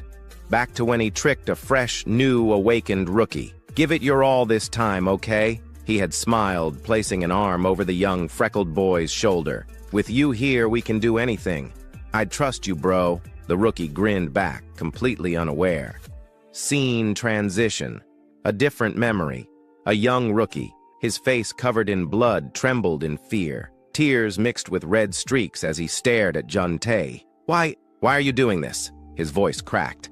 "Please don't. I'll do anything you say." Back to the present. Juntei's entire body shook uncontrollably. Shin watched him, then smirked. "What's wrong? Didn't you already go through this yourself? Oh, or are you scared now because it's finally your turn?" Time passed. Now, Shin sat beside a small stream, carefully wiping his sword clean. Juntei was gone, sent to reunite with his comrades. And even though this wasn't the first time, even though he had witnessed this kind of thing countless times before, a part of him still felt off.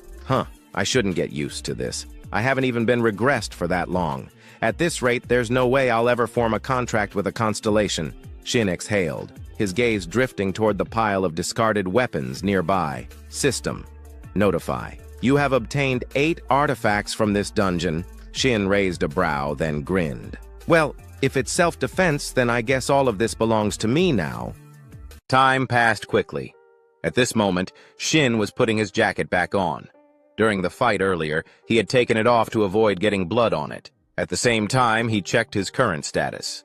Right now, he had reached level 10, and his consumed artifacts had totaled up to 11. His life points were at 400, energy at 50, and experience at 12. Looking at his status window, Shin's expression grew a bit complicated. "I wish I could have avoided that situation, but considering the results, it was worth it. At least I'm glad I didn't get fat from consuming artifacts. But still, just looking at my stats alone, doesn't this mean I'm already as strong as level 50 players? How long has it even been since I came back?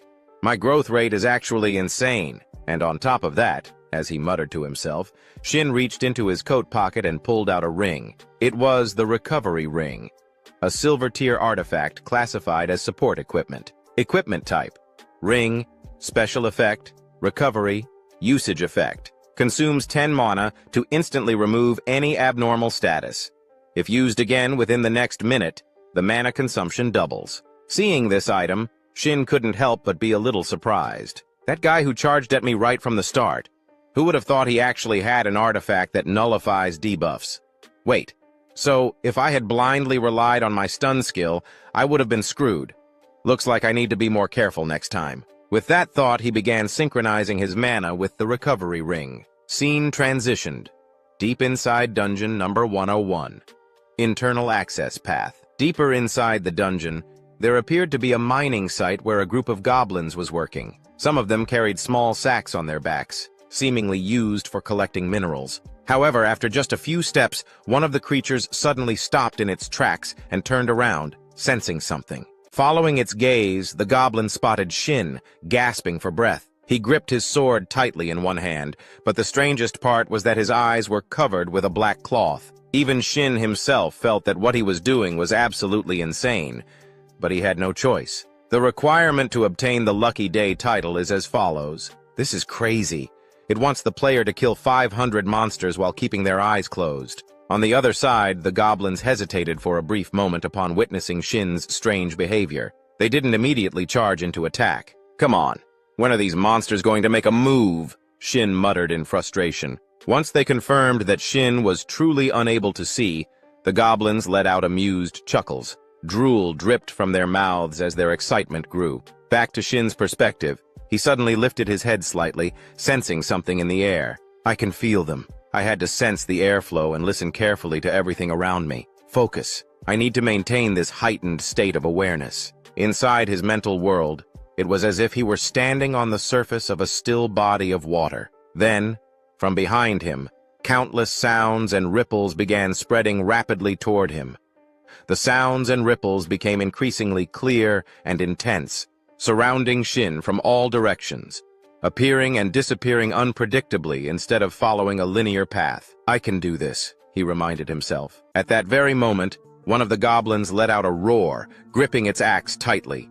It swung straight at Shin. However, what it didn't know was that Shin's heightened perception had already detected its movement well in advance. Without a moment of hesitation, he swung his sword in a sweeping arc, slicing through the air with breakneck speed. In an instant, 4 goblins were cleaved in half simultaneously. A rain of blood erupted, and the area was instantly suffused with the thick stench of fresh blood. And yet, rather than feeling repulsed, Shin seemed almost exhilarated. This feels damn good, he let out a low chuckle. Just then, a blinding streak of light shot toward him at breakneck speed, aiming straight for his head. For an ordinary person, there would be no time to react. But Shin? Not a chance. The moment it entered his range of perception, Shin's hand snapped up, effortlessly catching the arrow mid-flight before crushing it into pieces in a single motion. The goblin archer in the distance broke into a cold sweat, letting out an unintelligible noise. Back to Shin's perspective. His perception was expanding in all directions, allowing him to sense countless pairs of eyes watching him from within the darkness. And yet, he felt no fear whatsoever. Just moments ago, I was in a terrible situation, but because of it, I got to relive my past. Maybe that's why my senses have been sharpened, huh? Well, either way, come at me, you bastards! He taunted them outright. And how could these green-skinned creatures possibly hold back after hearing that? With their overwhelming numbers, the goblins charged forward like moths to a flame, but the only thing awaiting them was death. Shin's sword whipped through the air at lightning speed, slashing and cutting down the goblins before they could even get close. His attacks were so relentless and precise that the goblins collapsed into pieces mid-charge, never even realizing how they had died. Rather than slowing down, Shin grinned in exhilaration. He lunged forward aggressively, cutting down everything in his path without the slightest hesitation. Only one goblin, lagging behind, had the misfortune of witnessing everything. It stood frozen, watching its comrades get obliterated in an instant. Terror was etched all over its face, but before it could even think about running, it soon joined its fallen brethren in the afterlife. Having temporarily wiped out the group of monsters ahead, Shin finally stopped for a moment. The tip of his sword still smoldered with heat, drenched in the blood of the fallen goblins. The scene around him was even more gruesome than a slaughterhouse. Every single monster's sacrifice had become fuel for Shin's growth. Suddenly, a notification popped up before his eyes. Congratulations! You have leveled up. You have obtained the title, Lucky Day, rank D. Hearing the announcement, Shin ripped off his blindfold in one swift motion. There was no need for it anymore. Doesn't even feel like I did much, he shrugged, taking a moment to check out his newly acquired title. Lucky Day, rank D. Primary effect, luck plus 20. Secondary effect. Each time you defeat a monster of the same type, your luck stat increases by 0.1. Maximum increase, plus 10. Reading the description of his new title, Shin couldn't hold back a chuckle. Ha ha! I'm finally gathering all the titles I need. Meanwhile, a new group of goblins had been drawn to the area by all the commotion. But the moment they arrived, their eyes landed on the horrifying sight before them. Limbs and body parts of their fallen kin scattered all over the place. Every hair on their bodies stood on end. But before they could even think about retreating, Shin was already standing right in front of them, flashing a deranged smile. Ha ha ha! Can't let this opportunity go to waste. More stats for me, and they even walked right into my lap, drenched in blood, his face twisted into that of a bloodthirsty executioner. Even goblins who lived for slaughter couldn't suppress their terror. They screamed at the top of their lungs, as if their village had just caught fire. Time passed quickly. The unfortunate goblins that had arrived late had now joined their fallen comrades in the afterlife. And as for Shin, he was so thrilled that his whole body was trembling, as if he were having a seizure. Ha! My luck stat went up by 30 just from this one title. This is even better than most platinum-ranked titles. This has to be worth 500 million. No, maybe even 1 billion yuan. In this lifetime, I can finally afford a house, he shouted in pure exhilaration. But then, at that exact moment, a crimson spatial crack suddenly appeared behind him, crackling with violent lightning. At the same time, a notification popped up before his eyes. The space around you begins to fade. Shin didn't even need the warning. He could already feel the disturbance in the space behind him. His expression instantly stiffened as he whipped around to see what was happening. Cold sweat dripped down his face, and that grin he had just moments ago, it vanished completely. A series of notifications began to appear in front of him. 3 constellations have taken an interest in you. The constellation Dimensional Ruin Cleaner asks, "Are you interested in bringing misfortune to others?" The constellation Grand Voyager of the Void is intrigued by your mysterious nature and wishes to converse. The constellation Goddess of Luck smiles at you while extending her hand. At this moment, the physical manifestations of the 3 constellations stood before Shin. First was the Dimensional Ruin Cleaner, a grotesque entity resembling a giant insect, yet it had a pair of wings and an unnervingly long tail. Next was the Grand Voyager of the Void, shrouded in mystery, draped in a flowing white robe. An enigmatic and unfathomable aura emanated from his presence. Lastly, there was the Goddess of Luck, an overwhelmingly beautiful figure capable of captivating one's very soul. Switching to Shin's perspective, he couldn't help but feel a mix of excitement and nervousness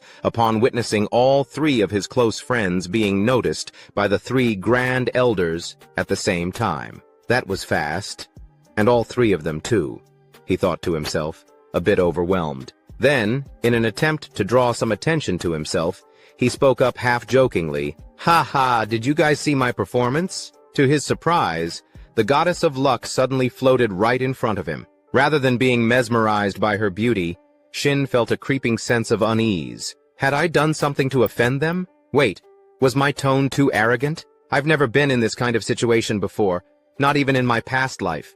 No, the more pressure I feel, the more confident I need to act, he reminded himself. Fortunately for him, the Goddess of Luck showed no signs of displeasure. Instead, she flashed a radiant smile and seemed to regard him with favor. She then spoke in a voice filled with curiosity. "This is the first time I've ever seen such a lucky swordsman. How unusual." Hearing that, Shin scratched the back of his head awkwardly and chuckled. "Oh, luck. Yeah, I guess I really am insanely lucky. Ha. Even he was a little taken aback by just how ridiculously fortunate he had been. Phew, just as I expected. This constellation seems interested in forming a contract. That means I can take my time and examine things properly now, he thought to himself. Meanwhile, the star of the collapsing void cleaner openly praised Shin's potential for cruelty. This particular constellation had the personality of a classic bloodthirsty executioner, and Shin couldn't help but wonder, did I catch his attention just because I massacred a bunch of goblins in such a short time? On the other hand, the Grand Wanderer of Space seemed more intrigued by the hidden depths of Shin's psyche. This left him puzzled. Why was this constellation here? I've heard that the Grand Wanderer of Space only appears before players who possess the aura of a saint. So does that mean they're actually here because of her? He murmured, his gaze shifting forward with a hint of doubt. At that moment, the goddess of luck was happily chatting with the other two constellations. She even reached out and ruffled the Grand Wanderer's hair, causing his face to flush a deep red. Seeing this, a rumor from Shin's past life suddenly resurfaced in his mind. The goddess of luck. Even in the world of constellations, there were rumors that she had incredibly vast connections. Across from him, the beautiful goddess caught his skeptical gaze, noticing how he was staring at her intently. In response, she turned to face him and casually reassured him, "I'm not possessive. Even if you choose me, you're still free to form contracts with other constellations." Reading this system message, Shin was momentarily stunned. This offer was almost too good to be true. "Wait, seriously?" He blurted out before thinking to himself, "This is a massive advantage. A sharpshooter can hit their mark even when firing into the air under the blessings of the world. They never run out of arrows." The miracle archer, among all archers, Hashimoto Yugi, was the one who had defeated countless top swordsmen. Not only did he have an absurdly high luck stat, but his destructive power was overwhelming. People suspected he was cheating or exploiting a loophole, but in reality, it was simply because he had contracts with two constellations, and it was the goddess of luck who made that impossible feat a reality. With that thought in mind, Shin knew better than to offend these three constellations, so he could only force a smile and chuckle awkwardly. Ha ha ha. Having three constellations appear at once sure makes it hard to choose. Across from him, the emotional state of the three constellations shifted instantly. They urged him to cast aside the petty concerns of a mere mortal and make a decision of fate. One of them even began to question whether they had chosen the wrong person. From Shin's perspective, however, it wasn't that he was playing mind games to raise the value of his contract. He was genuinely struggling to make the right choice. The goddess of luck is definitely a good constellation. But if choosing her means no other constellations will appear in the future, then this decision is practically locking in my entire fate as a player. Over the 10 years I spent as a player, only one constellation ever approached me, the model student who succeeded late in life. When he appeared, it was like a beacon of salvation. I was overwhelmed with joy. No matter how much I struggled, I believed that the future would be bright, but nothing ever changed. Not until I turned 55. That's right. I never got any real benefit from my constellation. The activation condition was absurd. The ability required me to reach level 850 before it would double all stat effects from artifacts and titles for my entire life. I couldn't use the constellation's most important power.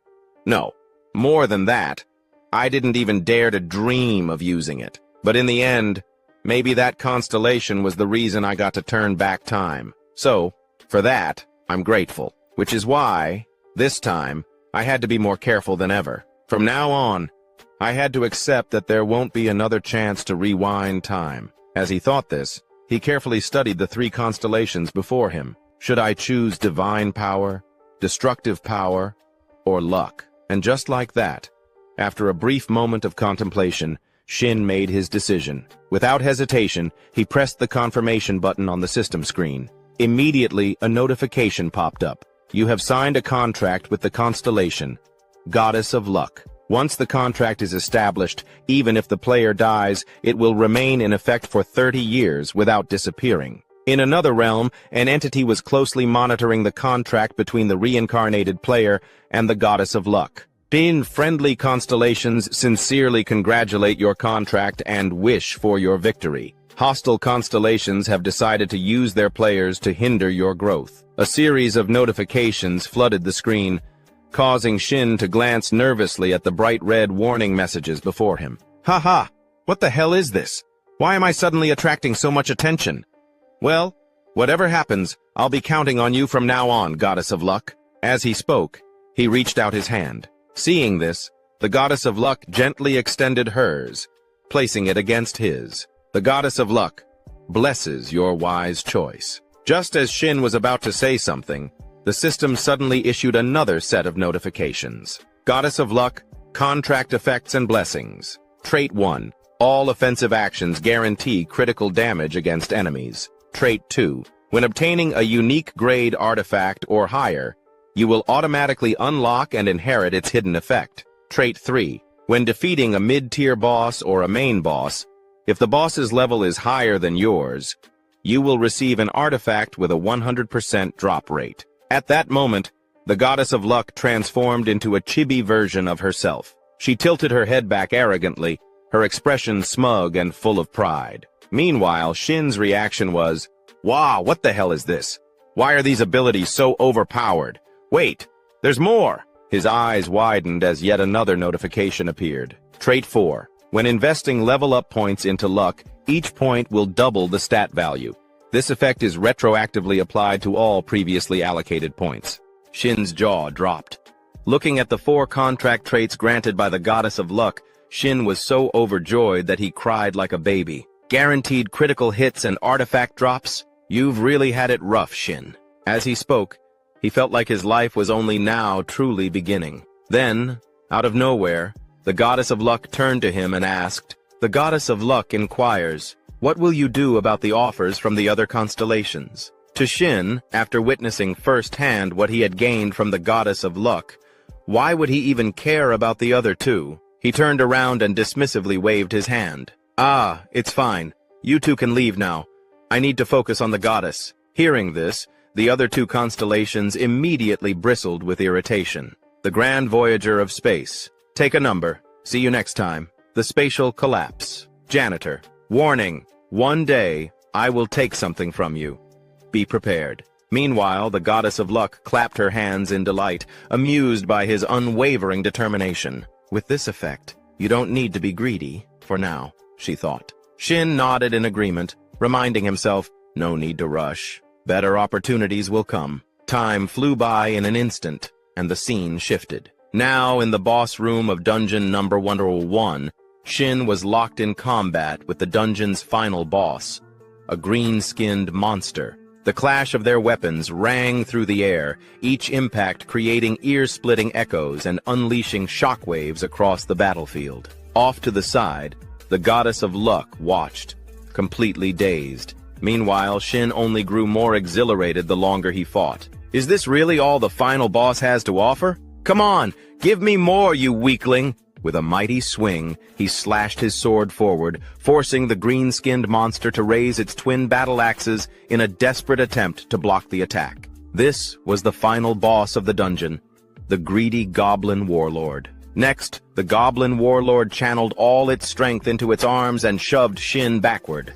Reacting quickly, Shin drove his sword into the ground, using it to halt his movement before he could be knocked too far back. A deep trench was left in the earth where his blade had dug in. Then, the Goblin Warlord suddenly threw its head back and let out a deafening shriek. Its eyes blazed a furious red as a system notification appeared before Shin. The Goblin Warlord has inflicted weakness and oppression on you. You have been paralyzed. From Shin's perspective, however, this was nothing new. Thanks to his experiences from his previous life, he had long anticipated this move. It's trying to break my will to fight. Muttering under his breath, he activated his recovery skill. Recover. At the same time, the Goblin Warlord refused to give him any breathing room. With a ferocious charge, it swung its battle axe downward in a crushing blow. The sheer force of the attack shattered the ground beneath them, sending sharp shards of rock flying in all directions. However, as the Goblin Warlord surveyed the aftermath, a flicker of confusion crossed its face. It hadn't felt the sensation of hitting anything solid, and sure enough, Shin's voice rang out, completely unfazed. This skill has a clear limit. It can't completely lock down movement. Guess it's only good for dealing with small fry, huh? At that moment, Shin had already braced his sword against the Goblin Warlord's axe, stopping it from being retracted. The reason he could move despite the paralysis? His recovery ring. This was the same ring he had obtained after dealing with those thugs earlier. Thanks to its anti-CC effect, the moment he was paralyzed, the status ailment was immediately lifted. All right, let's test my luck, Shin murmured as he steadied his grip on his sword. Meanwhile, the Goblin Warlord's face drained of all color. Panicking, it attempted to inflict weakness on him again. However, this time, Shin simply smirked coldly. You think that trick will work twice? With a lightning-fast dash forward, Shin slashed his blade across its chest, carving a deep wound into its left side. The goblin warlord let out a blood-curdling scream as pain surged through its body. Without wasting a second, Shin activated his skill, Demon Breaker. The effect was immediate. The goblin warlord was paralyzed for 2 whole seconds. Seeing the opportunity, Shin lunged forward.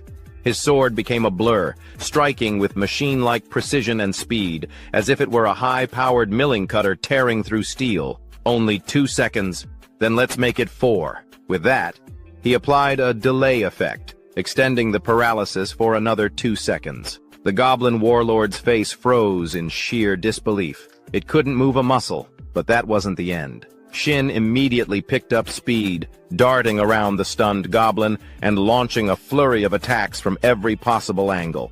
Secondary delay effect activated. 90% chance of prolonging paralysis. Success!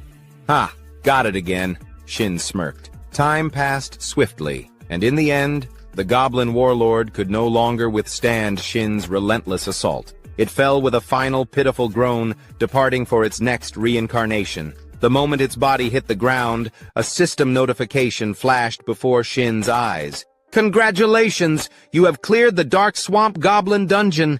You have leveled up. You have received the D rank title. Don't touch me. Title description. Luck plus 30, evasion plus 10. Additional effect. You may enhance one chosen skill once. The enhancement level is based on the system's designated scaling for players. Shin collapsed onto the ground, completely exhausted from the constant battles since the start of the dungeon. They say youth should be spent working hard, but at this rate I'm pushing my body to the limit, he groaned, complaining to himself. Standing beside him, the lucky goddess clapped her hands and cheerfully encouraged him. The lucky goddess says that as long as you try, fortune will follow. Shin rolled his eyes. At this point, I should just call this an ability of mine. In response, the lucky goddess puffed up with pride. The lucky goddess says that luck is a skill, and she is delighted to see it following you. In fact, she firmly believes it's all thanks to her. Shin sighed but didn't argue. Instead, he quickly opened his stats window. First things first, let's dump my points into luck. As he allocated the points, his luck stat finally surpassed 100. Once a stat exceeds 100, an adjustment occurs, amplifying its effects by an extra 10%. For most stats like evasion, this meant a higher chance to dodge attacks. But for luck, it directly influenced drop rates. And as if the system wanted to prove his point, a faint glow suddenly radiated from the goblin warlord's massive shield, an item it hadn't even gotten the chance to use during the fight. Shin glanced at it, and instantly, a window popped up, revealing the item's details. Cudness Shield. Silver Artifact. Type, Secondary Equipment. Shield. Special Effect. Sacrifice.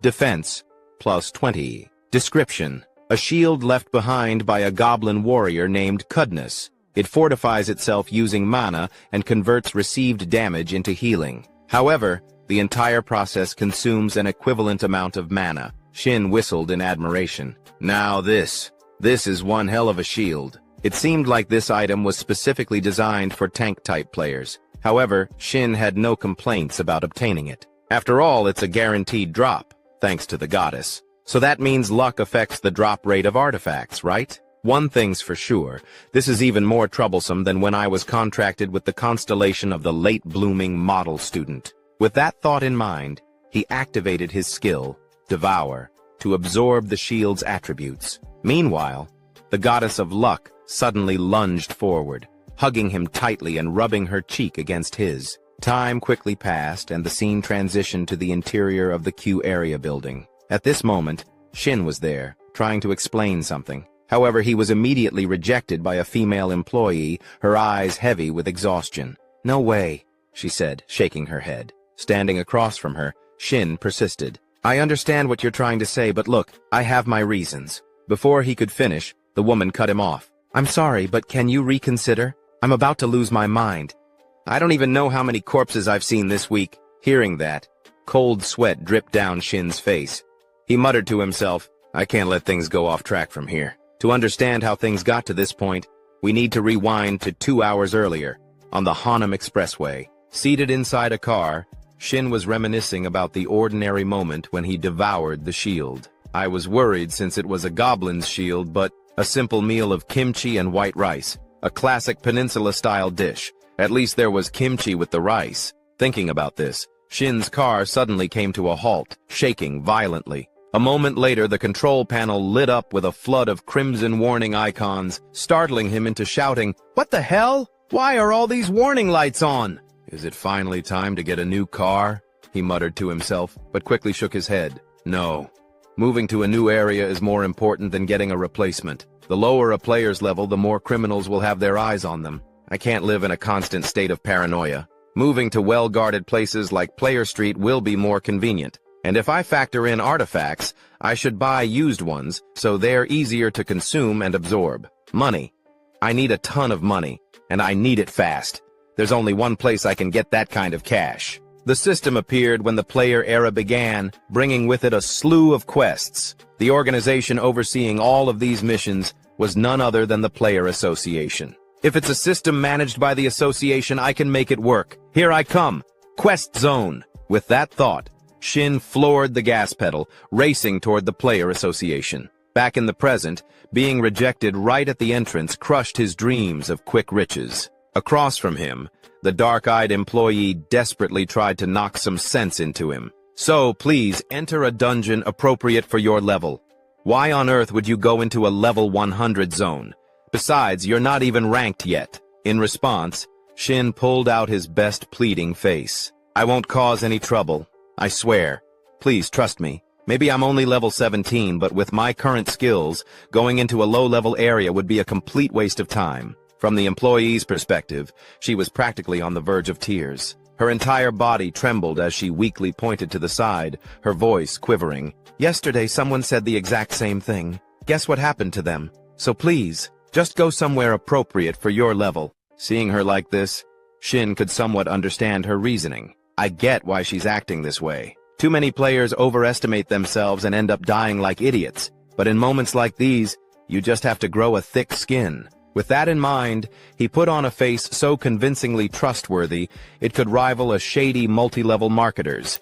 Then, with absolute certainty, he declared, "No, absolutely not." At that moment, a purple-haired girl overheard the commotion and approached. "What's going on here?" she asked. Hearing this, the black-haired employee quickly turned to her, shaking her head.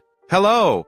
It's nothing, really." This purple-haired girl was Miso, a member of the Eden Guild, a level 100 player, and an A+ ranker. When Shin recognized her face, his eyes flickered with shock for a brief moment as he realized who she was. She's called the Slaughter God Archer, Kim Miso, the first level 100 player to reach A+ rank and earn the title Divine Archer, a rising star. But more than her skill, what truly makes her stand out is the fact that she's the daughter of Kim Yun-cho, the chairman of Holy Biotech. That means she's also known by another alias, Shadow Reaper, alongside Shinty Rei, the country's top assassin player, and Do Jinho, one of South Korea's best swordsmen. Her family holds the most shares in the Eden Guild.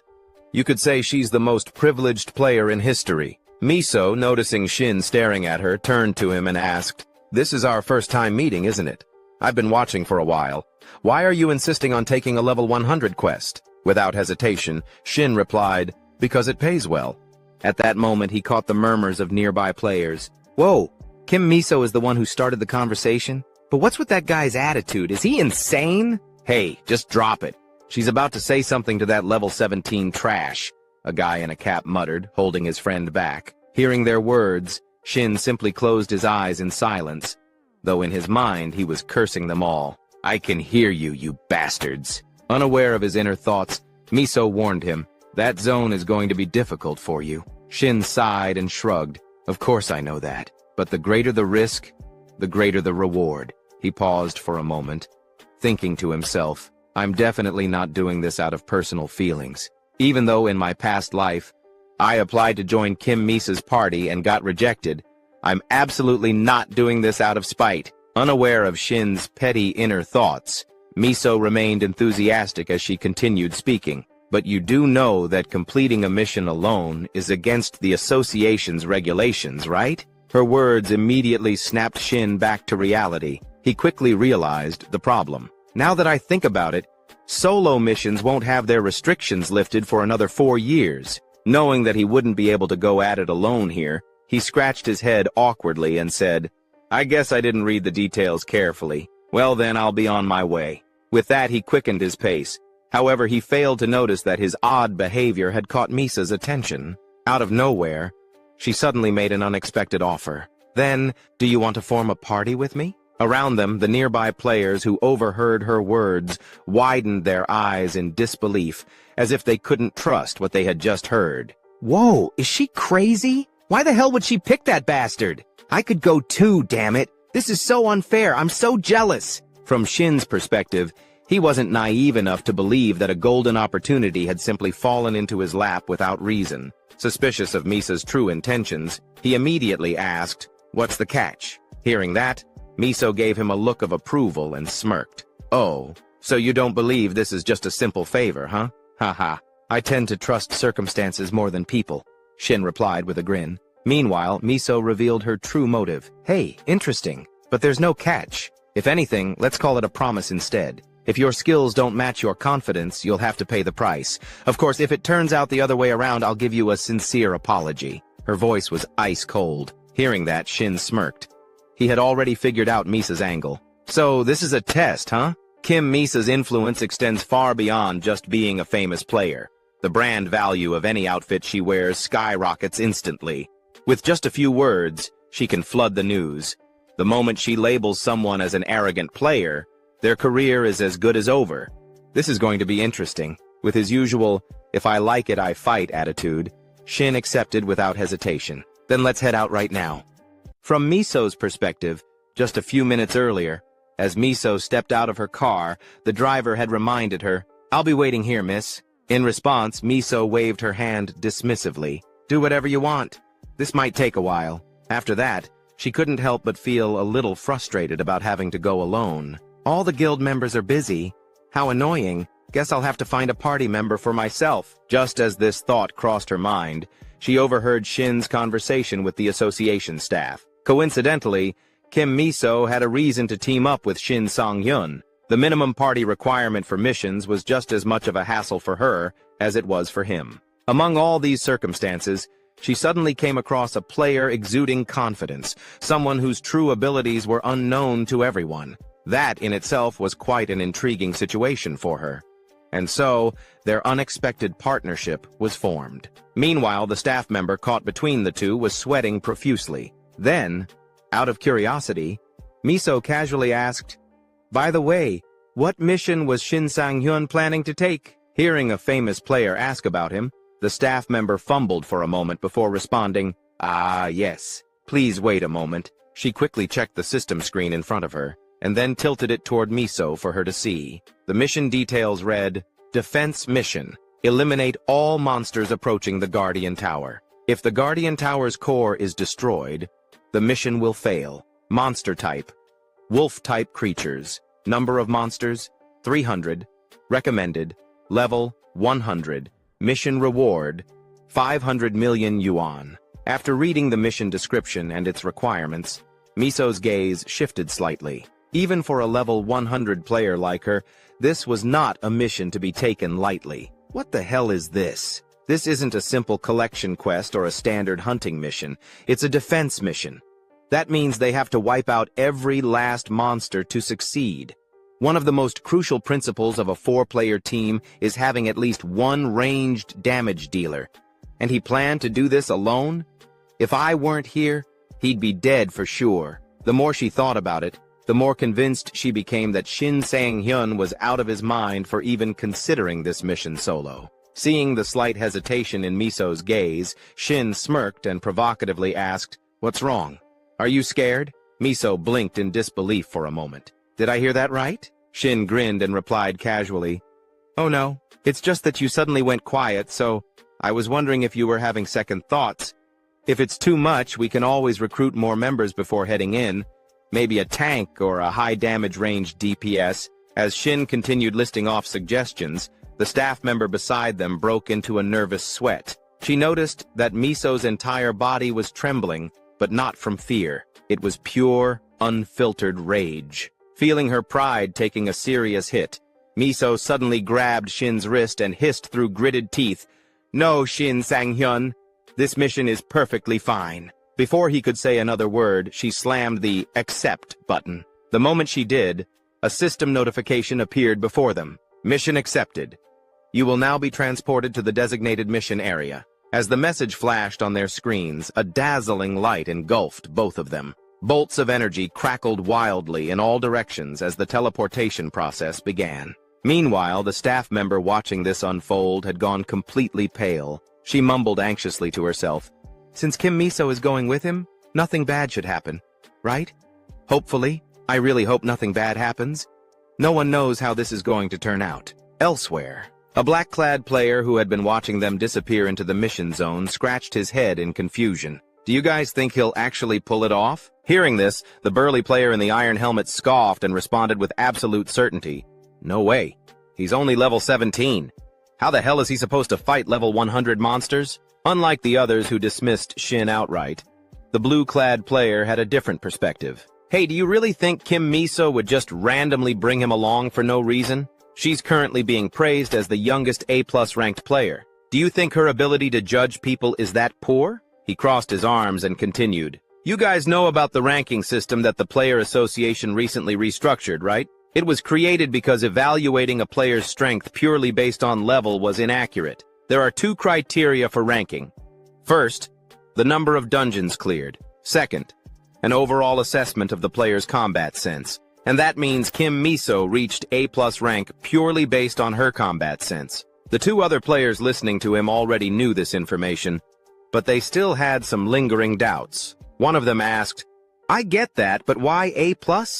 Why not just A?" At this, the blue-clad player smirked knowingly. "Ah, that's because there are even bigger monsters ranked above her, right? But forget that for now. It doesn't matter. What does matter is that he just went in together with Kim Miso." With that realization sinking in, the single guys among them let out a dramatic sigh of envy. Damn it. So jealous. Some even wiped away imaginary tears, feeling utterly miserable. The mission begins. As the scene shifts to Shin's group, they find themselves in a modern cityscape, the setting for their current mission. Towering high into the sky, the structure they must defend pulses with arcs of lightning, crackling with ominous energy. Atop the tower, Kim Miso stands with her bow in hand, her sharp gaze following Shin as he silently strides across the bridge. Words carry responsibility. If things get too dangerous, of course, I'll step in. But I hope this experience will make him realize the reality of the situation, she mused. Flashback, 30 minutes earlier. Just after their arrival, Shin had made a proposal that left Miso momentarily stunned. "What did you just say?" she asked, narrowing her eyes at him. Still checking his weapons, Shin responded casually, "I meant exactly what I said. Unless I ask for help, don't interfere. If you focus on support, I'll give you 5%. Miso blinked in disbelief. "So, I didn't mishear?" "Nope," Shin replied nonchalantly. "You just sit back and support and you'll still pocket 5%. Sounds like a great deal, doesn't it?" Miso glanced him over from head to toe before shaking her head. "You think I'm hesitating because of that? There's no way you can handle this alone. We're talking about 300 of them, not just 1 or 2. Even someone at level 100 like me would struggle dealing with them solo." Her words faded as she caught the unwavering confidence in Shin's expression. His smirk held an air of mystery as he simply said, "Just watch and see." Somehow, something about that look made Miso reconsider. Letting out a sigh, she finally relented. "Fine, but for every monster you miss, you lose 1% of your share. If you let 95 of them slip through, you walk away with nothing." "Got it." Present moment, returning to the present, Shin now stands face to face with several deep blue-furred wolves. Their glowing purple eyes gleam with malice, their presence exuding a dangerous aura. Snarling, they fix their bloodthirsty gaze on him. Gripping his sword tightly, Shin slams it against the ground with a confident smirk. "Too bad for you," he says, his voice brimming with excitement, "because I don't plan on missing a single one." Without any warning, both sides lunged at each other, exchanging what could only be described as affectionate blows. And true to Miso's expectations, Shin didn't disappoint. With a single fluid dash, his greatsword cleaved through the air at lightning speed, striking the monstrous wolves with pinpoint accuracy. They barely had time to let out a single cry before collapsing in lifeless heaps. After finishing his attack, Shin turned back to admire his handiwork, a slight smirk forming on his lips. For creatures that look this menacing, their death cries are actually kind of cute, huh?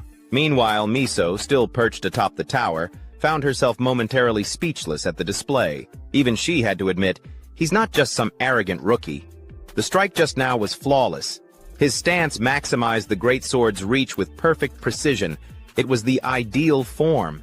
Similar to the elite swordsman in my guild, he always talks about offense and defense as one. And more importantly, he minimizes unnecessary movements, cutting down multiple enemies in a single swing. However, despite his confidence, there were still far too many enemies. A level 17 player going up against an overwhelming number like this, it's just not possible. That was when a creeping realization hit her. Her expression stiffened as she replayed what she had just witnessed. Wait a second, something's off. Her gaze sharpened as her mind raced through the events. Why weren't the monsters moving at all just now? A chilling thought struck her, making her eyes widen in shock. No way. Could it be? Stun? She shouted, her voice echoing in disbelief. The realization hit her so hard that she lost balance, tumbling forward in a panic. Fortunately, at the last second, she managed to grab onto the railing, swiftly pulling herself back up. She clutched her chest, still reeling from the shock. Damn it, that was close. Almost fell right off. But her mind wasn't on her near accident. It was still racing over what she had just witnessed. That was definitely a stun effect, and I counted 4 whole seconds. If that's really the case, then he even surpasses Jinho in that regard. That means he can leisurely apply crowd control and wipe out enemies at his own pace. Her heart pounded as she processed the implications. Just who the hell is this guy? From Shin's perspective, with his stun ability, cutting down the monsters was as effortless as slicing through paper. "Ha, why is this so easy?" he laughed, thoroughly enjoying himself. But as if the heavens decided to spice things up, the difficulty of the mission was suddenly cranked up a notch. Without warning, one of the wolves was sent flying forward, forcing Shin to halt his movements. His eyes flicked toward the source of the disturbance. In the distance, something massive was hurtling toward him at an astonishing speed. Every wolf in its path was being tossed aside like rag dolls. The sight made a bead of sweat roll down Shin's temple as he muttered, "So it's finally here." Black Wolf. Standing before him was an enormous black wolf, its sheer size rivaling that of a truck. Its imposing presence filled the air with a terrifying aura, and the moment it locked eyes on Shin, it unleashed a deafening roar. Black Wolf. I didn't encounter it too many times in my past life. But is this why it feels so familiar? At that moment, Shin felt his entire body seize up. A system notification flashed before his eyes. Black Wolf has inflicted the negative status, stun. And it wasn't just him. The wolf's powerful stun effect extended all the way to Miso, who had been observing from afar. However, just as the effect should have taken hold, a protective aura shimmered around her due to her artifact's effect. The negative status, stun, has been nullified. Seeing this notification, Miso's eyes snapped open in realization. That's right, the Black Wolf can use stun too. I was too caught up watching him fight that I completely forgot, and to think I was considering teaching him a lesson, that was reckless. Her gaze turned sharp as she swiftly drew her bow, preparing to provide support. I can accept that he somehow has an extended stun duration. Fine. But for him to also have a way to nullify status effects at such a low level? That's practically unheard of. But before she could even let loose an arrow, Shin had already taken action. Using his recovery ring, he instantly dispelled the stun effect. The next second, his body shot forward like a bullet. Miso, still holding her bowstring tight, froze in place, her eyes widening in disbelief. There's no way. A nearly flawless greatsword stance, an abnormally long stun effect, and now the ability to negate status effects. Is he really just a level 17 player? The Black Wolf's downfall. Unaware of Miso's internal thoughts, the Black Wolf, originally charging in to get a bite of Shin, suddenly skidded to a stop, its massive paws carving deep grooves into the ground. Seeing its prey casually shake off the stun effect, the beast's once ferocious eyes now flickered with a hint of panic. Shin, amused by the wolf's dumbfounded expression, let out a chuckle. "Surprised, huh? You thought your prey would be paralyzed, completely defenseless. But here I am, moving freely." That moment of hesitation has already decided the outcome of this battle. Without giving the wolf a chance to recover, Shin shifted his weight backward, lowering his stance before executing a swift slide under its belly. In the same motion, he thrust his great sword upward, slicing deep into the beast's underbelly, leaving behind a long, gruesome wound. The mighty black wolf, without ever getting a proper chance to show its strength, could only let out a regretful whimper before succumbing to the abyss. Standing beneath its massive body, Shin grabbed its tail and gave it a yank before sighing in annoyance. "Damn it, my clothes are covered in blood. Thought I'd make it through clean." He clicked his tongue, glancing down at the crimson-stained fabric. Then, as if a mischievous idea struck him, his lips curled into a grin. "Well, since I'm already messy, should I just go all out for fun?" His gaze lifted toward the remaining monsters, his eyes gleaming with danger. Miso's realization. Meanwhile, from her vantage point, Miso's expression had completely transformed. No longer was she merely observing with mild curiosity. Instead, her eyes sparkled as if she had just discovered a rare diamond hidden within a pile of rubble. Just like that, before long, Shin had nearly wiped out the entire horde of monsters in the mission, slashing through them like a man possessed. Around him lay the corpses of countless green wolves, their blood soaking into the battlefield. A glowing message appeared before his eyes, notifying him. Monster Defense Mission. Enemies eliminated. 299 out of 300. You have leveled up. You have earned a Rank D title. Fearless. Title, Rank D. Fearless. Effect. Grants full resistance to status effects caused by the roars of wolf-type monsters. Even though the effect was limited to a single monster species, Shin didn't mind at all. A new title was a new title, and one more step forward. A small smile crept across his face as he took a moment to breathe, then turned his gaze behind him, where Miso, the archer, was standing watchfully. "They're not looking at me with suspicion anymore," he thought. "Those doubtful stares, they're gone now. They're genuinely watching me, watching to see what I'll do next. And with people watching, a performer like me can't afford to rest." He cracked his knuckles and smirked to himself. "Guess I better wrap this up quick, huh? So, are you ready for me, Grey Wolf?" As he muttered those words, he glanced upward, and there it was. The final boss had arrived, the Lord of Werewolves, half human, half wolf. It towered over the battlefield, its entire frame rippling with thick muscle. The moment it laid eyes on him, it let out a thunderous roar, slamming its clawed hand straight toward him. The impact was so powerful that the ground beneath them exploded into fragments. But Shin didn't flinch. Drawing on his combat experience, he instinctively dodged to the side with ease. Not only that, he even had the nerve to taunt the beast. "Your attacks are known for being unpredictable, right? But that was 30 years ago. These days, every move of yours has been analyzed to death. At this point, shouldn't we be calling them predictable instead?" He narrowed his eyes, his tone growing sharper. "Sorry, but I've already got every one of your moves and skills figured out." The words had barely left his lips before he launched himself forward, legs coiled with power, blasting toward the werewolf lord like a bullet cutting through the wind. At that very moment, Shin swung his greatsword with force, slashing it straight into the werewolf's body. The beast barely had time to let out a pained howl before a massive wound split open across its chest. And yet, looking at the result, Shin didn't seem particularly impressed. "Just as I thought," he muttered. Even with all its movements predicted, a level 100+ boss like this still packs a punch. It's no pushover. Meanwhile, off in the distance, Miso stood watching. As she witnessed Shin handling the quest's final boss with apparent ease, beads of sweat started forming on her forehead. Her voice was almost dazed as she whispered, This is completely insane. There's more than one weird thing going on here. He's not just in a berserker state. He's somehow immune to the fear effects from that wolf, too. And he's carrying that massive sword, moving like it's nothing. It's like he's playing a joke on the entire system. She kept going, struggling to believe what she was seeing. And on top of that, he's predicting the Wolf Lord's moves in advance. He's going toe-to-toe with it and not losing an inch. The longer she watched, the more surreal it felt. Her eyes stayed locked on the battle.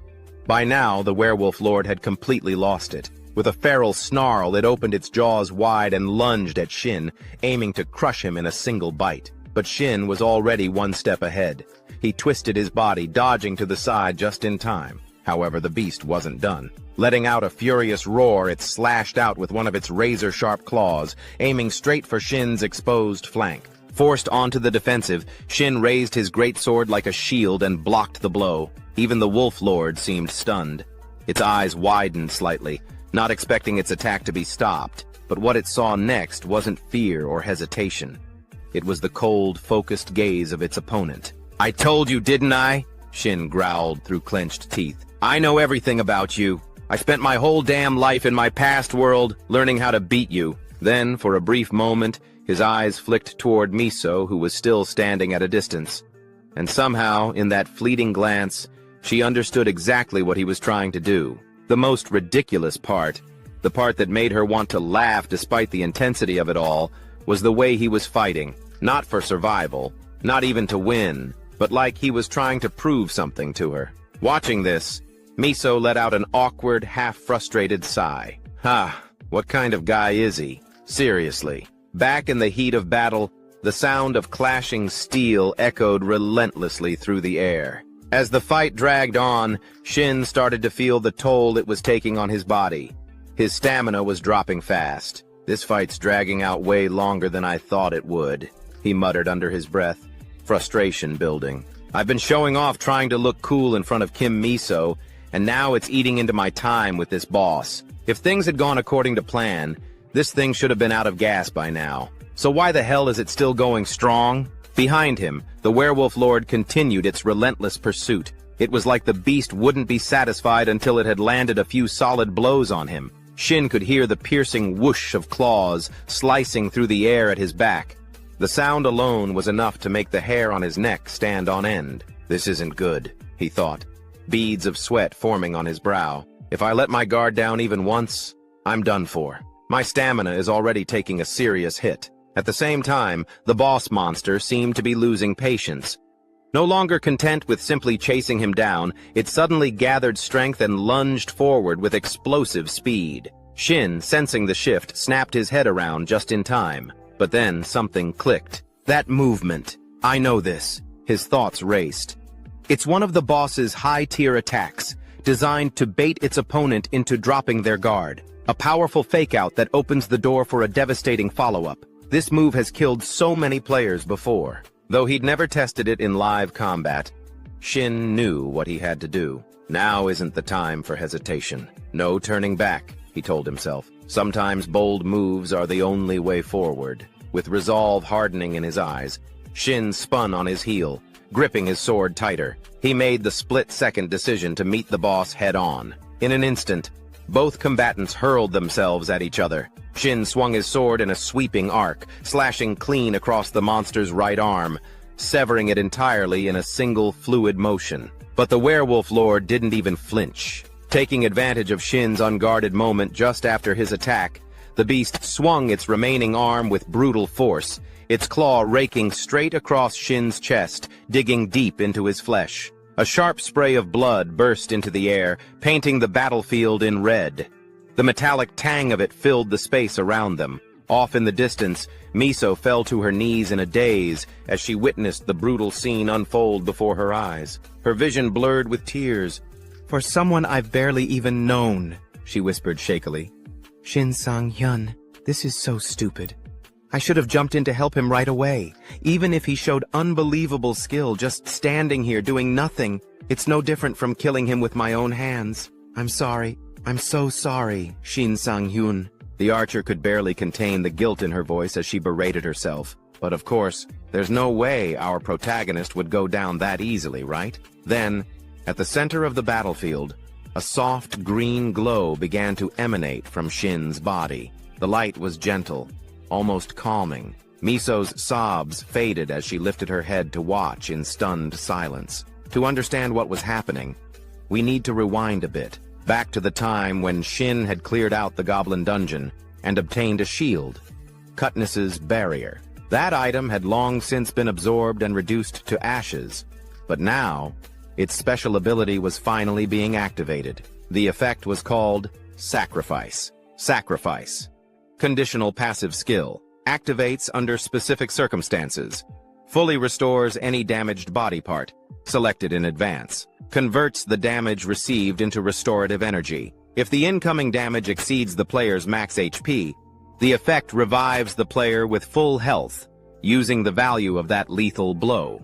After reading the effect's description, Shin instantly understood how the skill worked. A conditional healing skill that only triggers in specific moments. It becomes insanely useful after taking fatal damage, so I need to select a body part for it to protect, right? A system screen popped up, displaying a selection of body parts that he could assign to activate the sacrifice effect. Seeing the options laid out before him, Shin couldn't help but swallow hard. What is this? They've broken it down way too specifically. There are 16 sections in total. That's insane. The safest choice would usually be the back, but even the back is split into 4 sections. That's completely inefficient and dangerous. I can't even predict where I'll be hit. He knew that if he wanted to survive, he couldn't just rely on luck. In that case, he thought to himself, eyes narrowing, I'll have to use this ability strategically. Back in the present moment, thanks to the sacrifice ability, all the damage Shin had just taken from the boss's vicious strike was instantly converted into life force. His health bar surged to full in the blink of an eye. Still, even Shin couldn't help but break into a cold sweat from the gamble he had just taken. Phew, it worked. If I had miscalculated even a little, I would have been dead on the spot. That was way too risky, he muttered to himself, but I guess I pulled off a lucky 2-for-1. In front of him, the werewolf lord was now stunned, its body locked in place, frozen by the effect. Seeing this, Shin gave a small shake of his head and chuckled at the monster's misfortune. I can't tell if I got lucky or if you got unlucky, he said aloud. The right arm you used as bait to lure me in. It got chopped off. Who would have thought you'd lower your guard just to land a lethal blow? But now, how about we test your endurance at a whole different level? And with that, the tide of battle was sealed. Missing an arm and stuck in a stunned state, there was no way the bulky boss monster could withstand what came next. In no time at all, it had collapsed before Shin, down on its knees, barely clinging to life. Only the faintest trace of breath remained in its massive body. Shin exhaled deeply, finally allowing himself to relax. That's the end of it. The stun didn't last long, but it was enough to take you down. Just then, he heard footsteps rushing toward him from behind. Turning, he saw Miso sprinting up beside him. He greeted her casually. You made it, Kim Miso. But instead of returning the calm tone, Miso snapped at him in frustration. If you had a healing ability like that, you could have at least told me beforehand. I nearly had a heart attack watching you die. And seriously, what was that just now? Did you resurrect or something? How the hell did you know the werewolf lord's every move and skill so precisely? I've seen a lot of sword wielders before, but none of them have been as mysterious as you, Shin. It's like you're... Before she could finish her sentence, Shin cut in with a cold, almost amused smirk and asked, like I'm what, exactly? As Shin spoke, he suddenly noticed the strange look Miso was giving him. Her eyes were fixed on him with a mix of curiosity and awe, which piqued his interest. What's with that look? He asked. Miso quickly shook her head. Oh, it's nothing. It's just... You really seem like a high-ranking player, that's all. Her comment left Shin mentally spiraling.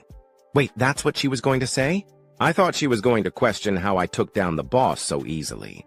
But actually, she's not wrong. No average player could have pulled that off. Brushing the thought aside, Miso turned her attention toward the massive corpse of the werewolf and asked, Anyway, are you going to finish it off or what? Just then, the werewolf let out a faint groan, signaling it was still barely clinging to life. Shin, not in the mood to drag things out, muttered, I'll make this easy for you. I almost forgot you were still breathing. With a final swing of his sword, he sent the beast off to join the rest of its underlings in the afterlife. The reward was definitely not something to scoff at.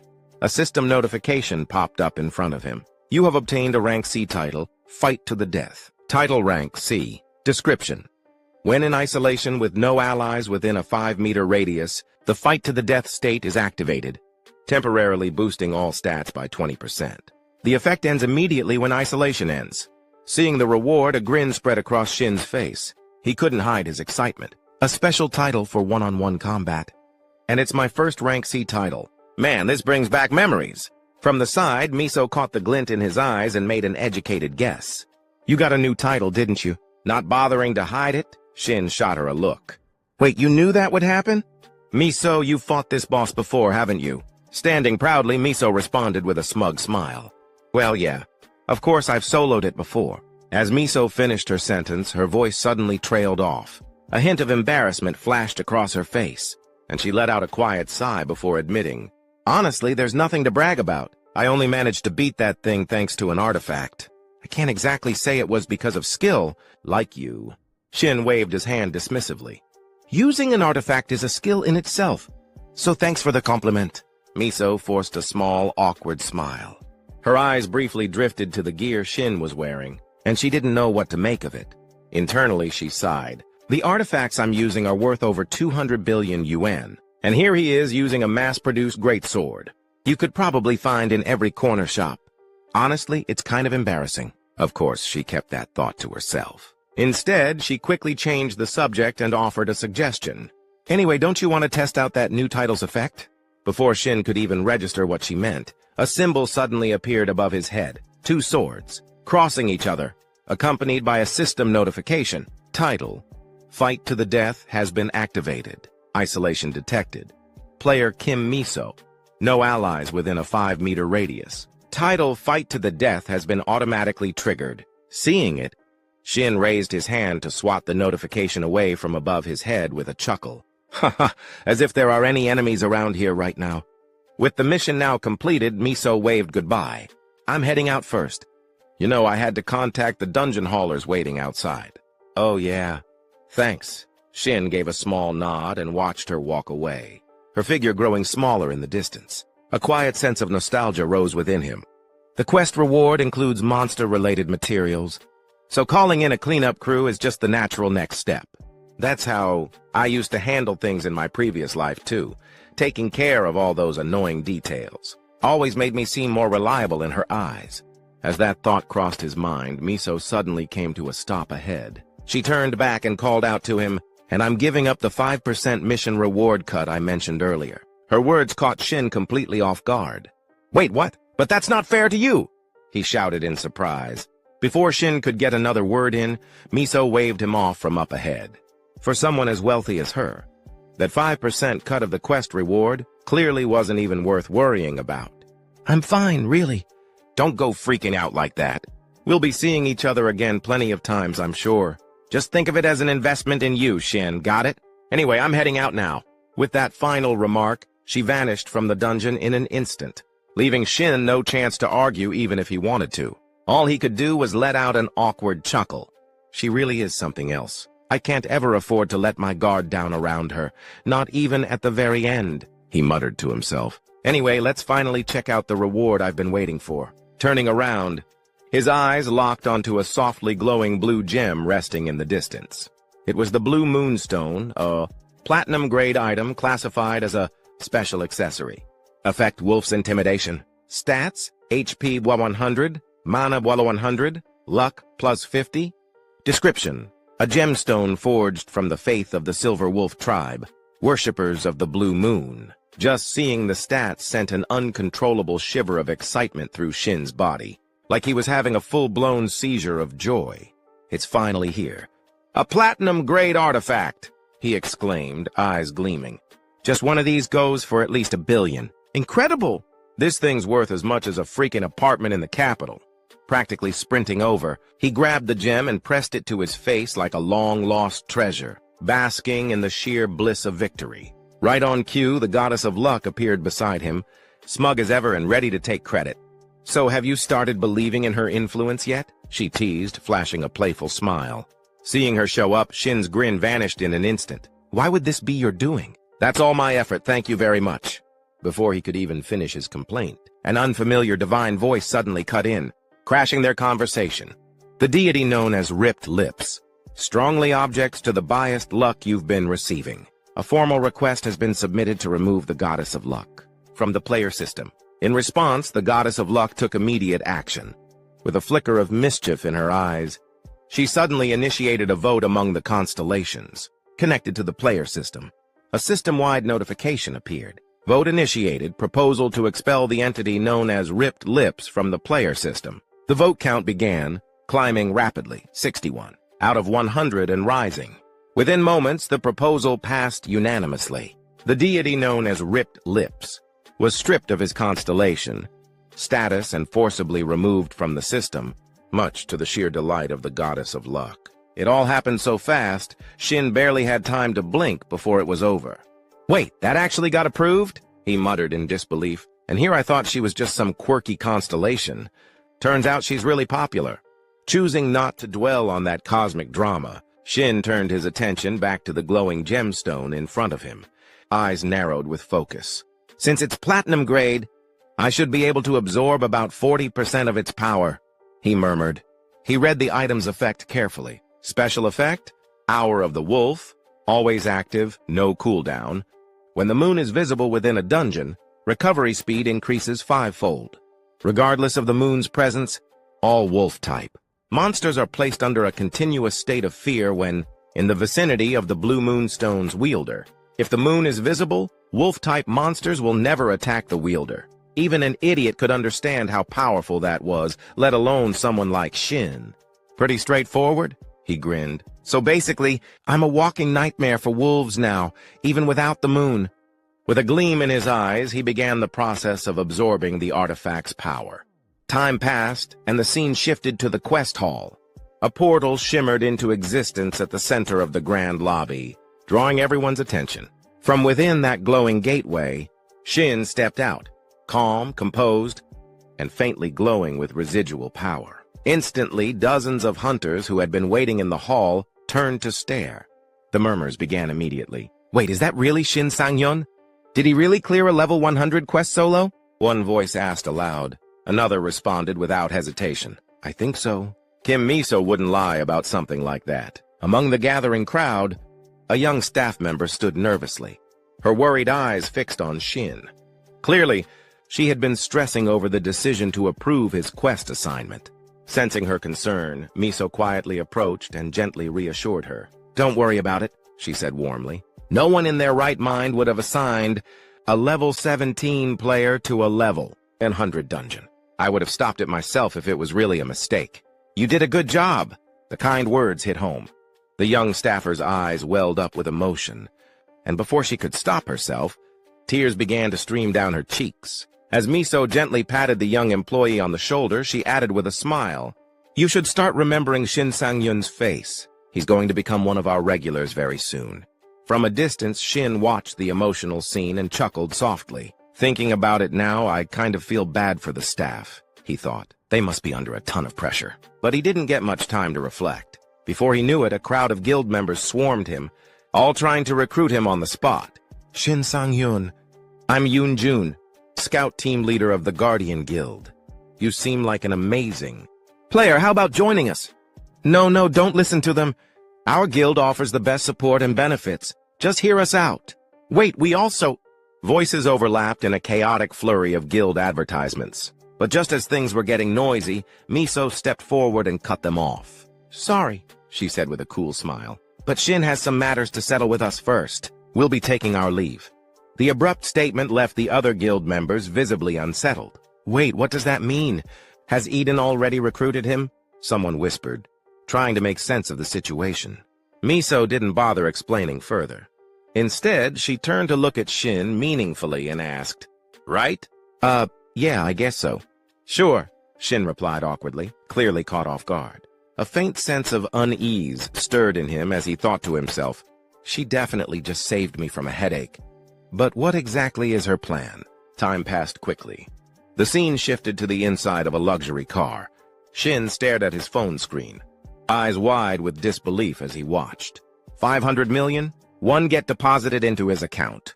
A huge grin spread across his face. He couldn't stop smiling. Seeing his reaction, Miso laughed. "The quest payout got processed pretty fast, huh?" Snapping back to reality, Shin tried to compose himself and scratch the back of his head. "Yeah, that was honestly faster than anything I've experienced before. I'm not complaining, though. Feels great getting a payday like that." Miso responded with a casual wave of her hand. I called in a few A-rank agents. They handled the paperwork and reward processing so things could move along quicker for you. Thanks. Seriously, thank you for helping me with all this, Shin said sincerely. Just as Shin was still basking in the joy of his freshly earned fortune, Miso suddenly spoke in a calm, almost casual tone. Driver, the chauffeur up front seemed to immediately grasp what his lady intended. Without needing further instruction, he responded promptly. Understood, Miss Miso. Activating private mode now. The moment those words left his mouth, a partition slid up from behind Shin's seat, sealing off the front of the car. Startled, Shin turned his head sharply. He quickly realized the situation. Yep, just as I suspected, he thought, narrowing his eyes slightly. What the hell is going on here? Nobody does anything this nice without wanting something in return. Shifting his gaze to Miso, he waited for her to explain herself. Miso didn't bother dancing around the topic or sugarcoating anything. She leaned in slightly with a grin and went straight to the point. Haha, I'm not good at sweet talk, she said. Shin Sang-hyun joined my guild, Eden. Even though Shin had already seen it coming, hearing Miso lay it out so directly still threw him off a bit. You're surprisingly straightforward. I expected more small talk and dancing around the subject, he said, clearly flustered. Miso just smiled, her eyes narrowing with amusement. Well, there's a reason we're called Eden. It's supposed to be a paradise for players. I don't think you'd regret joining us. Shin fell silent, her offer making him pause. I'd be lying if I said I didn't see this coming. Back in my previous life, I joined an average guild after I was reborn. At the time, being part of something gave me a sense of security. It was a small guild full of nobodies with nowhere else to go. But it was fun and comfortable, at least until that accident happened. Now I'm growing so fast that fancy facilities don't matter much. And sure, having a big opportunity like this could give me an edge. But it would also come with restrictions. Right now, fighting solo is helping me grow faster. After sorting through his thoughts, Shin finally made up his mind and opened his mouth to respond. I'm sorry, but before he could finish, Miso cut in, as if she had read his mind. You're planning to start a one-man guild, aren't you? That caught Shin completely off guard. He blinked, stunned. Apparently, the idea of a one-man guild had never even occurred to him. Still, he played it off like it was old news and nodded like a pro. Wow, you really do catch on fast. Not knowing his true thoughts, Miso simply shrugged. Well, I am the daughter of a major conglomerate's chairman. Considering your potential, Shin, it wasn't hard to figure out. And the thing is, I'm the only one who knows that right now. As she said this, she looked at him with clear intrigue in her eyes, like she was thoroughly enjoying the moment. All Shin could do in response was smile awkwardly. Even though she figured out that I'm planning to start a solo guild, she still made her move, showed her interest, and created a connection she can leverage later. Honestly, she's one hell of a negotiator, he thought to himself. Time passed quickly, and the scene shifted to the player district, specifically, Building C near Jamsil Station. As planned, Shin was in the process of securing a place to live in this area for safety reasons. Standing in front of him was a cheerful employee, smiling from ear to ear after closing a contract. As I mentioned earlier, the deposit is 100 million won, and the monthly rent is 5 million won, she said, her expression like a wolf eyeing a sheep. Shin couldn't help but scratch his head, slightly uncomfortable. You say that price with such a big smile that it almost doesn't sound too bad, he joked. She laughed brightly. Haha, well, you're actually getting a pretty sweet deal. Places like this usually have a long wait list. Anyway, I'll get going now. Feel free to reach out if you run into any problems. With that, she turned and walked off. Shin waved at her from behind. Of course. Take care on your way back. Once she was gone, he let out a long sigh. I managed to find a place faster than expected. Everyone else on that wait list probably has to keep grinding it out. Now, I guess I should thank the goddess of luck for this one too, huh? So much had happened in such a short amount of time. His mysterious return to life, the strange new changes. It was all still kind of mind-blowing. For days, he'd been wrapped up in trying to make sense of everything, even if none of the information really helped in the immediate moment. He didn't know what steps to take moving forward, but eventually, that uncertainty began to fade, replaced by a shift in perspective. He felt it now, a pulse, a fire flowing through his body, youth and potential, both burning bright in the palms of his hands. I'm not just going to sit around anymore. This time I'll live differently, happier, stronger. I swear I won't go back to being a coward. More than anything, opportunities for growth were appearing left and right. That alone felt like a blessing. As that thought passed, he suddenly recalled a memory. When Miso, the archer, had taken a phone call from someone important. Yes, this is her. Oh, Reporter Park Youngmin? Is that you? What brings you here today? Haha, you're always so quick on the scoop. Sitting beside her, Shin's eyes widened the moment he heard the name Park Youngmin. A spark of surprise flickered across his face as he thought to himself, wait, Park Youngmin from Player News? That guy is an S-rank reporter. At the same time, over at the Player News building, Youngmin was smiling brightly. That's right. I heard you, Miso. We're with him during the mission run.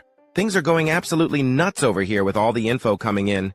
Miso gave a slight nod and responded, it's just like you've heard. Out of all the players I've encountered recently, he's definitely... Before she could finish her sentence, Youngmin cut her off, lowering his voice. He could feel the nosy stares of his co-workers bearing down on him. Sorry, but could you speed it up a bit? Everyone's totally eyeing me right now. Time skipped ahead once again. Shin had just gotten out of the car and was politely thanking Miso. Thanks for the ride. But just as he turned to leave, Miso quickly called out, wait, Shin, just a second. We're about to explore an unidentified gate. We're putting together a temporary team, 4 members max, all under level 120. Don't worry, it's not an official guild mission. If you're interested, then... Before she could even finish the invitation, Shin's instincts picked up the sweet scent of a quest opportunity, and he practically shouted, I'm in! The way he reacted, like a dog being offered a bone, left Miso momentarily speechless. You turned down a guild offer without blinking, and now you're this excited over a mission? Ignoring her slightly sarcastic remark, Shin could barely contain the excitement bubbling up inside him.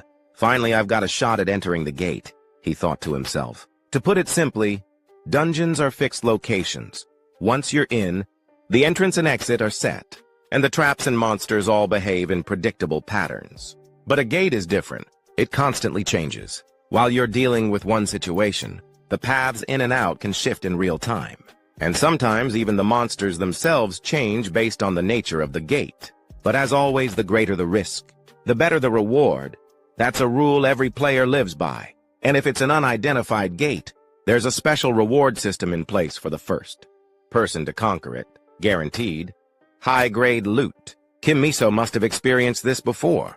That weapon she has, one that can pierce through the hardened hide of a dark wolf, could only have come from a place like that. As he was lost in thought, Miso pulled out her phone and said, I'll contact you as soon as I get more details. Looks like we'll be talking a lot from now on. Here, punch your number in. She handed her phone to Shin, but something on the screen caught his attention. An event reminder popped up right at the top. Friday, June 20th, Chestwalker 10:30 p.m., meeting with Mr. Gregory. Noticing it too late, Miso quickly snatched the phone back, flustered. I'm so sorry, that was careless of me. What's wrong with me today? She let out a small sigh, clearly rattled, while Shin quietly mumbled over what he saw. Looks like she's got some kind of secret she can't talk about. But then again, who doesn't? Every player has their secrets, even me. I've got things I could never tell anyone. If people ever found out I was reincarnated, who knows what kind of chaos that'd cause. It'd be a serious problem, that's for sure. Thinking about it all, an image of his old companion from his past life suddenly surfaced in Shin's mind. A wave of nostalgia washed over him. I have no idea where he is now or what he's doing, but we spent so many years working side by side. He sighed internally. It's not easy trying to track him down now. Meanwhile, over at Eden Guild's VIP lounge, Miso was sitting across from a tall man dressed in a striking orange outfit. But instead of engaging in conversation, she was completely focused on her phone screen, her eyes fixed on it. Noticing this, the man tilted his head. Curiosity piqued. It's been a while since we grabbed coffee together, hasn't it? He said casually. But are you waiting for someone to call?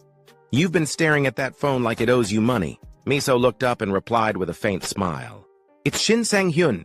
We're preparing to explore a gate together. Oh, wow, the man said with a teasing grin. You two are already that close. Flustered, Miso quickly waved it off. No, it's not like that. With that, the conversation naturally shifted to Shin.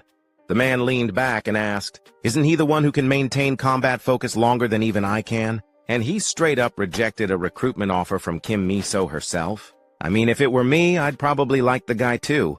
Across the table, Miso didn't deny it. In fact, she added a subtle warning. You should probably start getting a little worried, Appa. Huh? Me? Why would I be worried? He asked, genuinely puzzled. Miso explained with a steady voice. His swordsmanship is sharp. Really sharp. Almost on par with yours. Maybe even better. Hearing her unusually high praise for Shin, the man couldn't help but burst out laughing. Haha, you're only saying that because I teased you, right? I'm sure the guy's talented, but comparing him to me, that's a stretch. That man, with his rugged, masculine features and confident demeanor, was none other than Joe Giho, an S-rank player from Eden Guild, currently at level 700. Time passed quickly, and before long, it was already the next morning. At that moment, Shin suddenly received a phone call from Miso the archer. He immediately answered, "Yes, this is Kim Miso, right? I'm listening." On the other end, Miso got straight to the point. "You're picking up? Good. I'm calling to talk about the gate situation." "So soon? I can talk now," Shin replied, clearly surprised. Not wanting to waste time, Miso dove right in. An unidentified gate has just appeared about 500 meters northwest of the mountain shelter on Route 7. We've already done a preliminary scout of the middle zone, and I'm sending the info over to you now. Hearing that, Shin's eyes lit up. He quickly pulled up the data Miso had just sent. "Ah, okay. Give me a sec while I check it." As he read through the information on his phone, his eyes narrowed slightly. The screen displayed, Mid-Zone Boss. Second Gate, Hellhound Cerberus. Considered a wolf-type monster, estimated level 100. Known traits, biting and multiple heads. Gate 3 details followed, along with a stream of additional data. Thanks to his experience, Shin already had a good sense of what kind of opponent he'd be facing. "What the hell? I just got this new skill, and now a monster like this shows up already?" Cerberus. Looks like it fits the conditions for that skill perfectly. Shin possessed the skill, Threshold Between Day and Night, which had a unique effect. It was always active and had no cooldown period. Whenever the moon appeared inside a dungeon, health and wound recovery speed increased 5-fold. Additionally, regardless of whether the moon was visible, any dog or wolf-type monster would fall into a fear state if the player possessed a blue moonstone. Even better, if the moon did appear, these types of monsters would never attack the player holding the blue moonstone. Back to the conversation. Shin smiled and nodded as he replied to Miso, "Yeah, I just finished checking the info. Thanks for sending it over." His polite tone made Miso chuckle on the other end. "Sharing info like this is the least we can do, right? I'll reach out again later, okay?" Nearby, a tall man overheard their cheerful exchange and cut in, clearly curious. "What's with all the loud chatting? Something going on?" Shin quickly turned toward him, a little flustered. "Ah, sorry about that, Captain." Before he could finish, the tall man waved it off with a laugh. "Hey, I'm just messing with you. You're a celebrity now, I totally get it. And hey, I'm not your captain anymore. Just call me Hung from now on." This guy was none other than Captain Yun D. King, the same man who had once led Shin into the Orc Dungeon, a place rookies often referred to as the Wailing Wall. Back to Shin, the compliment from Yun D. King made him a little flustered. He scratched his head awkwardly and said, "Come on, Hung. I'm not that famous. I've still got a long way to go." Hearing that, Yun D. King let out a chuckle and raised an eyebrow. "The way you're talking, I'm guessing you haven't gotten that call yet." "Huh? What call?" Shin asked, clearly puzzled. Without dragging it out, Yun D. King shoved his phone in Shin's face. "See for yourself. You made the front page of Player Weekly. If that's not fame, I don't know what is." On the phone screen was a crystal-clear photo of Shin. Right under a bold headline, "Player Weekly, the legendary rookie has arrived. Shin Sanang-hun blazes onto the scene." Reporter Park Youngmin. The article detailed how a new player had made a surprise appearance in the zone, followed by a stream of additional details. Reading it, Shin realized he hadn't seen this article anywhere before. His eyes widened in shock, and then he practically screamed like his house had just caught fire. "What the hell is this?" His startled reaction made Yun King burst out laughing. "Ha, you might want to turn off your phone now. You're about to get all kinds of calls." Switching to Shin's internal thoughts, he was clearly frustrated. "It's not that I hate this magazine, but do they really just publish stuff like this without even interviewing the person first?" As if on cue, just like Yun D. Quing had predicted, Shin's phone started ringing non-stop. That only gave Yun more material to tease him with. What's the matter? Don't tell me one of your distant cousins already got to you, Shin replied dryly. I'm only thinking about the close relatives at this point. As he said that, he quickly turned off his phone, stuffed it into his pocket, and let out a long sigh. Great. Another thing to worry about. Hung, did I come prepared today or what? Before Shin could even finish his sentence, Yun Di-King, who already seemed to know where this was headed, held out the bag he'd been carrying and placed it right in front of Shin. That's what you're talking about, right? On Shin's end, the moment he peeked inside the bag and saw what was in there, he lit up and exclaimed, "Yes! Thanks so much." Hung Yun Di-King crossed his arms and quipped, "Thanks? If anyone heard that, they'd think I gave it to you for free. Money-wise, though, this stuff's all old gear covered in my fingerprints. Wouldn't it make more sense for you to just buy new ones?" There was a clear note of curiosity in his voice. After all, Shin was now a well-known player with serious skills.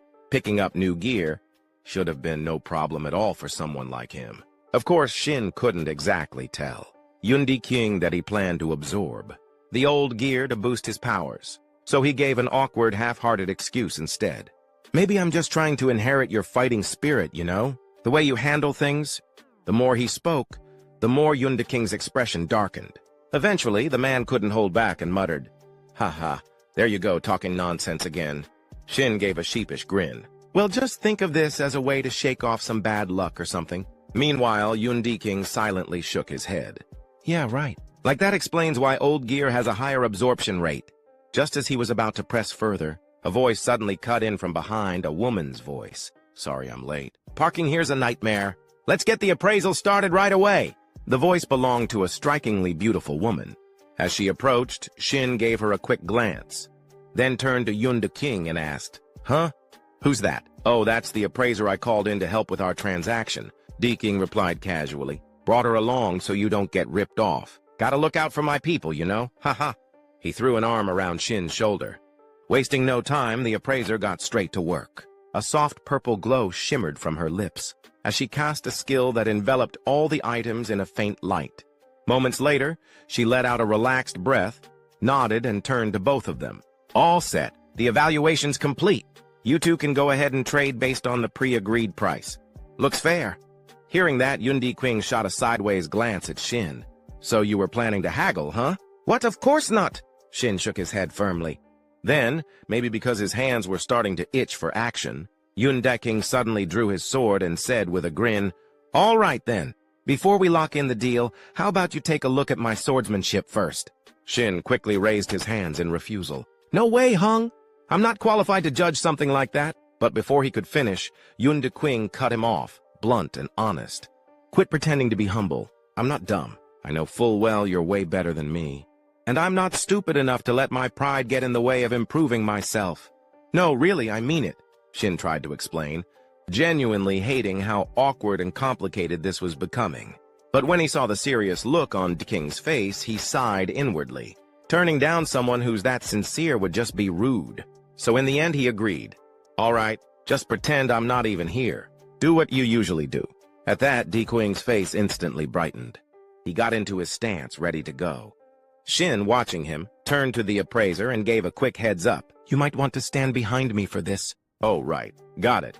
The appraiser nodded, quickly stepping aside to give them space. Once she moved to a safe distance, Yun Di-King shouted, "Here I come!"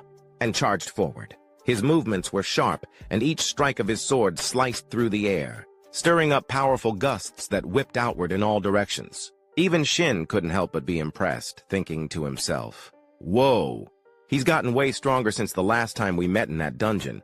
Looks like he hasn't stopped training for even a second." But then he noticed something off. "Hold up for a second, Hung," Shin called out. "Huh? Already? I've still got more," Di-King said in surprise.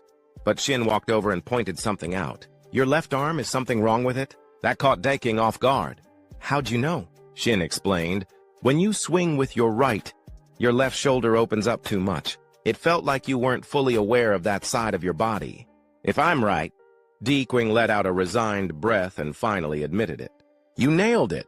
I've had a minor injury on that side. Something from blocking hits with my left shoulder. Guess I couldn't hide it, huh? Most of the damage I've taken during training or in dungeons has ended up on that side." I know it's a problem, but there's not much I can do. As he spoke, he reached up to rub his left shoulder with a frustrated expression. But what Shin said next left Yun King stunned. That injury? It's treatable. It's actually way easier to fix than you think. Don't hide it. Own it. Choose a sword style that flows better with your current form. Make it your strength, from the way you control your movement to the rhythm of your steps. It won't be easy to adjust everything, but trust me, you'll improve a lot. Try gripping like this. Just tighten your fingers a little more. As he spoke, Shin stepped in and physically guided him through the motion. Yun King clicked his tongue. It's not as easy as it sounds.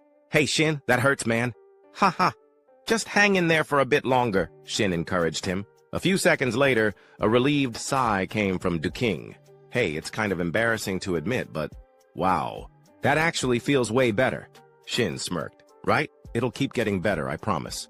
Now twist your hips this way. And just like that, the two of them got caught up in fixing each other's posture, totally focused on the task. Meanwhile, standing off to the side, the appraiser was watching with her face turning completely red. What are these two idiots even doing? She thought, flustered. What exactly am I witnessing right now? Time flew by, and after wrapping up the gear exchange with Captain Yun King, Shin cheerfully drove his beat-up car back home. He was in such a good mood that he started whistling to himself. Sure, this deal cost me over 100 million yuan, but it was still worth it. What I'll gain from this far outweighs what I paid. King seemed satisfied after the little sword training session. But that appraiser girl looked kind of weird toward the end. Was she just tired? Whatever. I can't wait to devour these items and see how much stronger I've gotten. There's no way I can wait until the next gate opens. Maybe I should just call Kim Miso already. As he spoke, Shin gave a quick glance at the gear bag on the passenger seat. But that one moment of distraction nearly cost him. He almost hit two people walking in front of his car. Slamming the brakes just in time, Shin stuck his head out the window, flustered. I'm so sorry. Are you okay? You were right in my blind spot. Before he could finish, one of the men, dressed like a total thug, cut him off, clearly having waited for this moment. Took you long enough. I'm sick of standing around waiting for your sorry ass. What are you staring at? Get out of that piece of junk car now!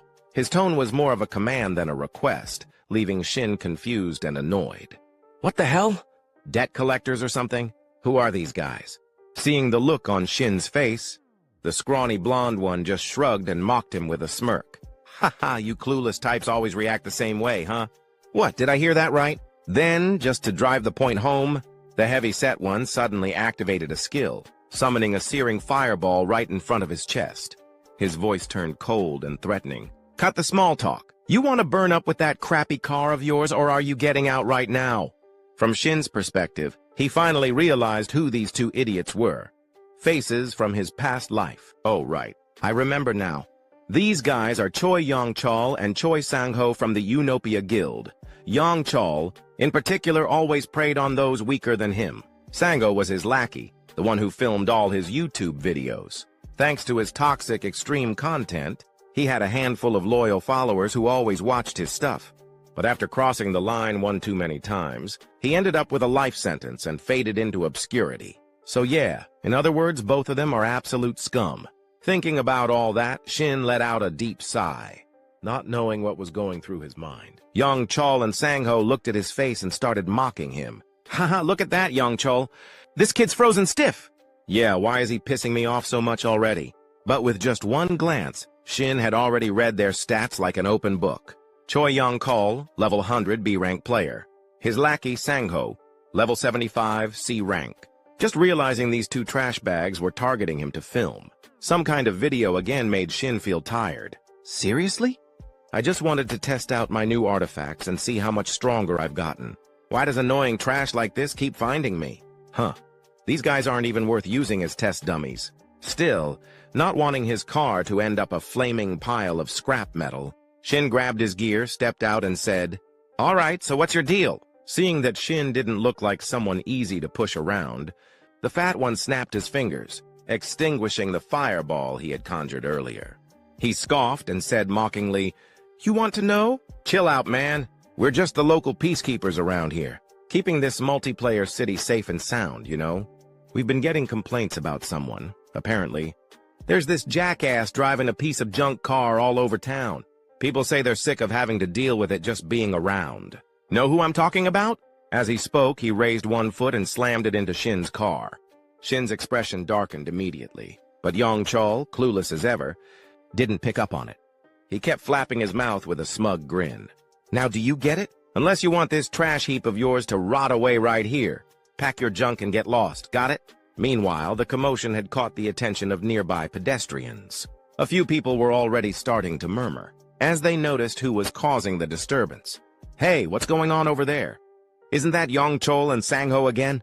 Those jerks are picking fights like always. Just then, a guy with reddish-brown hair suddenly recognized someone in the middle of the scuffle.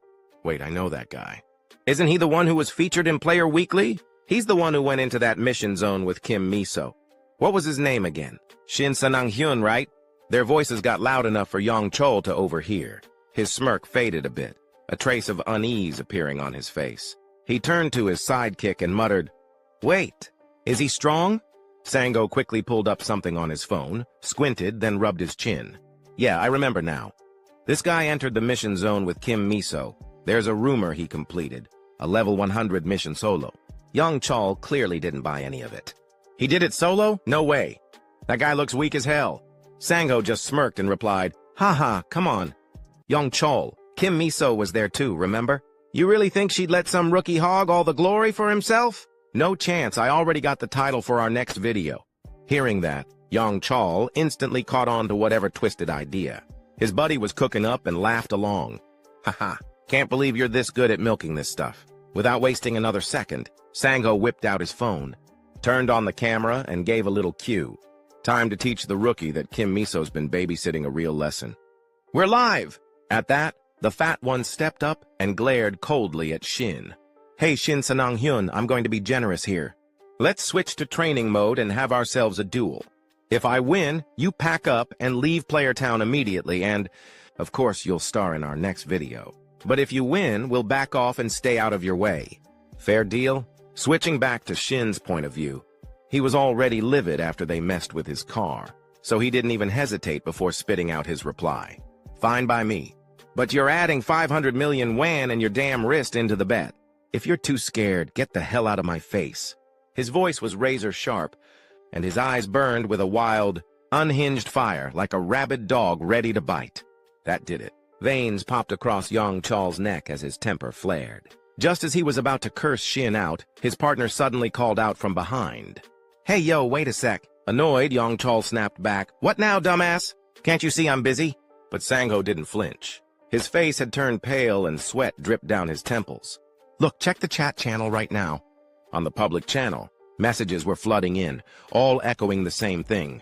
500 mil. Everyone watching was already on board with Shin's raised stakes. Yong Chol couldn't hold back a string of curses. Shin, meanwhile, didn't take his eyes off him for a second and added, "What's it going to be? You in or are you scared?" Back on Yong Chol's side, a realization finally hit him like a brick. Wait a minute. If we actually go through with this, the video won't even be monetized. Too much violence might even get flagged as adult content. Still, with his pride on the line and rage boiling under the surface, he muttered, "Screw it. Maybe this is just the outlet I need to blow off some steam." Time passed quickly, and the scene shifted to the plaza in front of Building C, deep in Player Town. By now, Shin had arrived with Yong Chol and Sang-ho, drawing the attention of a growing crowd of curious onlookers. A girl with jet black hair spoke up first. "What's going on here? Is that really Shin Sanang-hyun?" Next to her, a guy in a blue jacket looked a bit worried for Shin. "Those guys are just punks. They're always pulling stunts and picking on new players. Hey, do you live around—" Before he could even finish his sentence, the girl cut him off flatly. "I have a boyfriend." Just then, a system announcement echoed across the square. Training mode has been activated. All participating players have received the protective shield buff. Training setup is complete. Players, please begin your combat training. At this point, Yong Chol still had no idea just how dangerous the person he was provoking really was. He kept running his mouth, laughing loudly. "Just like you said, 500 mil and our wrists on the line. And don't worry, I keep my promises, so don't chicken out now. If you're smart, you turn around and walk away while you still can." Up front, Shin didn't say a word. He just let out a long, slow breath like he was trying to keep himself calm. Meanwhile, Yang-chol continued to flap his gums. You hear me? Let's get this started. I don't mess around when it comes to fighting, but before he could even finish his sentence, a panicked voice rang out. Yang-chol! Startled, Yang-chol looked up and his eyes went wide. Shin was already airborne, leaping down at him from above, sword in hand. His gaze was icy cold, his voice even colder. I'm not playing either. Even if you beg, I'm not going to spare you. And just like that, their fight exploded into action, streamed live on YouTube for everyone to see. By pure chance, someone else happened to be watching. Kim Miso. The moment she saw what was happening, her eyes went wide with shock, completely frozen in place. Miso couldn't help but feel curious, wondering what the hell was going on with Shin. But once she got a better look at his opponent, her expression shifted as she recognized the man. Wait a second, isn't that Choi Young-chol from the Inopia Guild? He's a B-rank player, but super well known, because his uncle's the guild master. What's he doing messing with Shin? Right then, a voice called out from nearby. Hey Miso, what's going on? Why the long face? The voice belonged to a woman with short hair and a physique, like a panther, Shintiri. A top-tier S-rank player from the Eden Guild, level 700. Her sharp eyes flicked over to the TV screen, and she immediately caught on. That player? Isn't that the one you've been trying to recruit? Miso turned to her and admitted, yeah, that's Shin. But I have no idea why he's there or what's going on. Tiri took one more glance at the screen and smirked. Whatever the reason, he moves well. Sharp reflexes. Back on the battlefield, Yang-chol was caught completely off guard by Shin's sudden charge. You bastard! He cursed, scrambling backward just in time. If he'd hesitated even half a second longer, Shin's blade would have sliced him clean in two. Fuming, Yang-chol retaliated by hurling a massive fireball. You've got some nerve, he roared as the blazing orb rocketed toward Shin. But it wasn't enough, not even close. Shin gripped his sword tighter and swung it upward in one fluid motion, cutting clean through the fireball. It split in half before exploding in the distance. One hell of a blast, but still no match for him. The crowd around them was stunned, jaws dropping at the unreal scene. How the hell is he doing that? Sango stammered, eyes wide with disbelief. As for Shin himself, a grin tugged at the corner of his lips.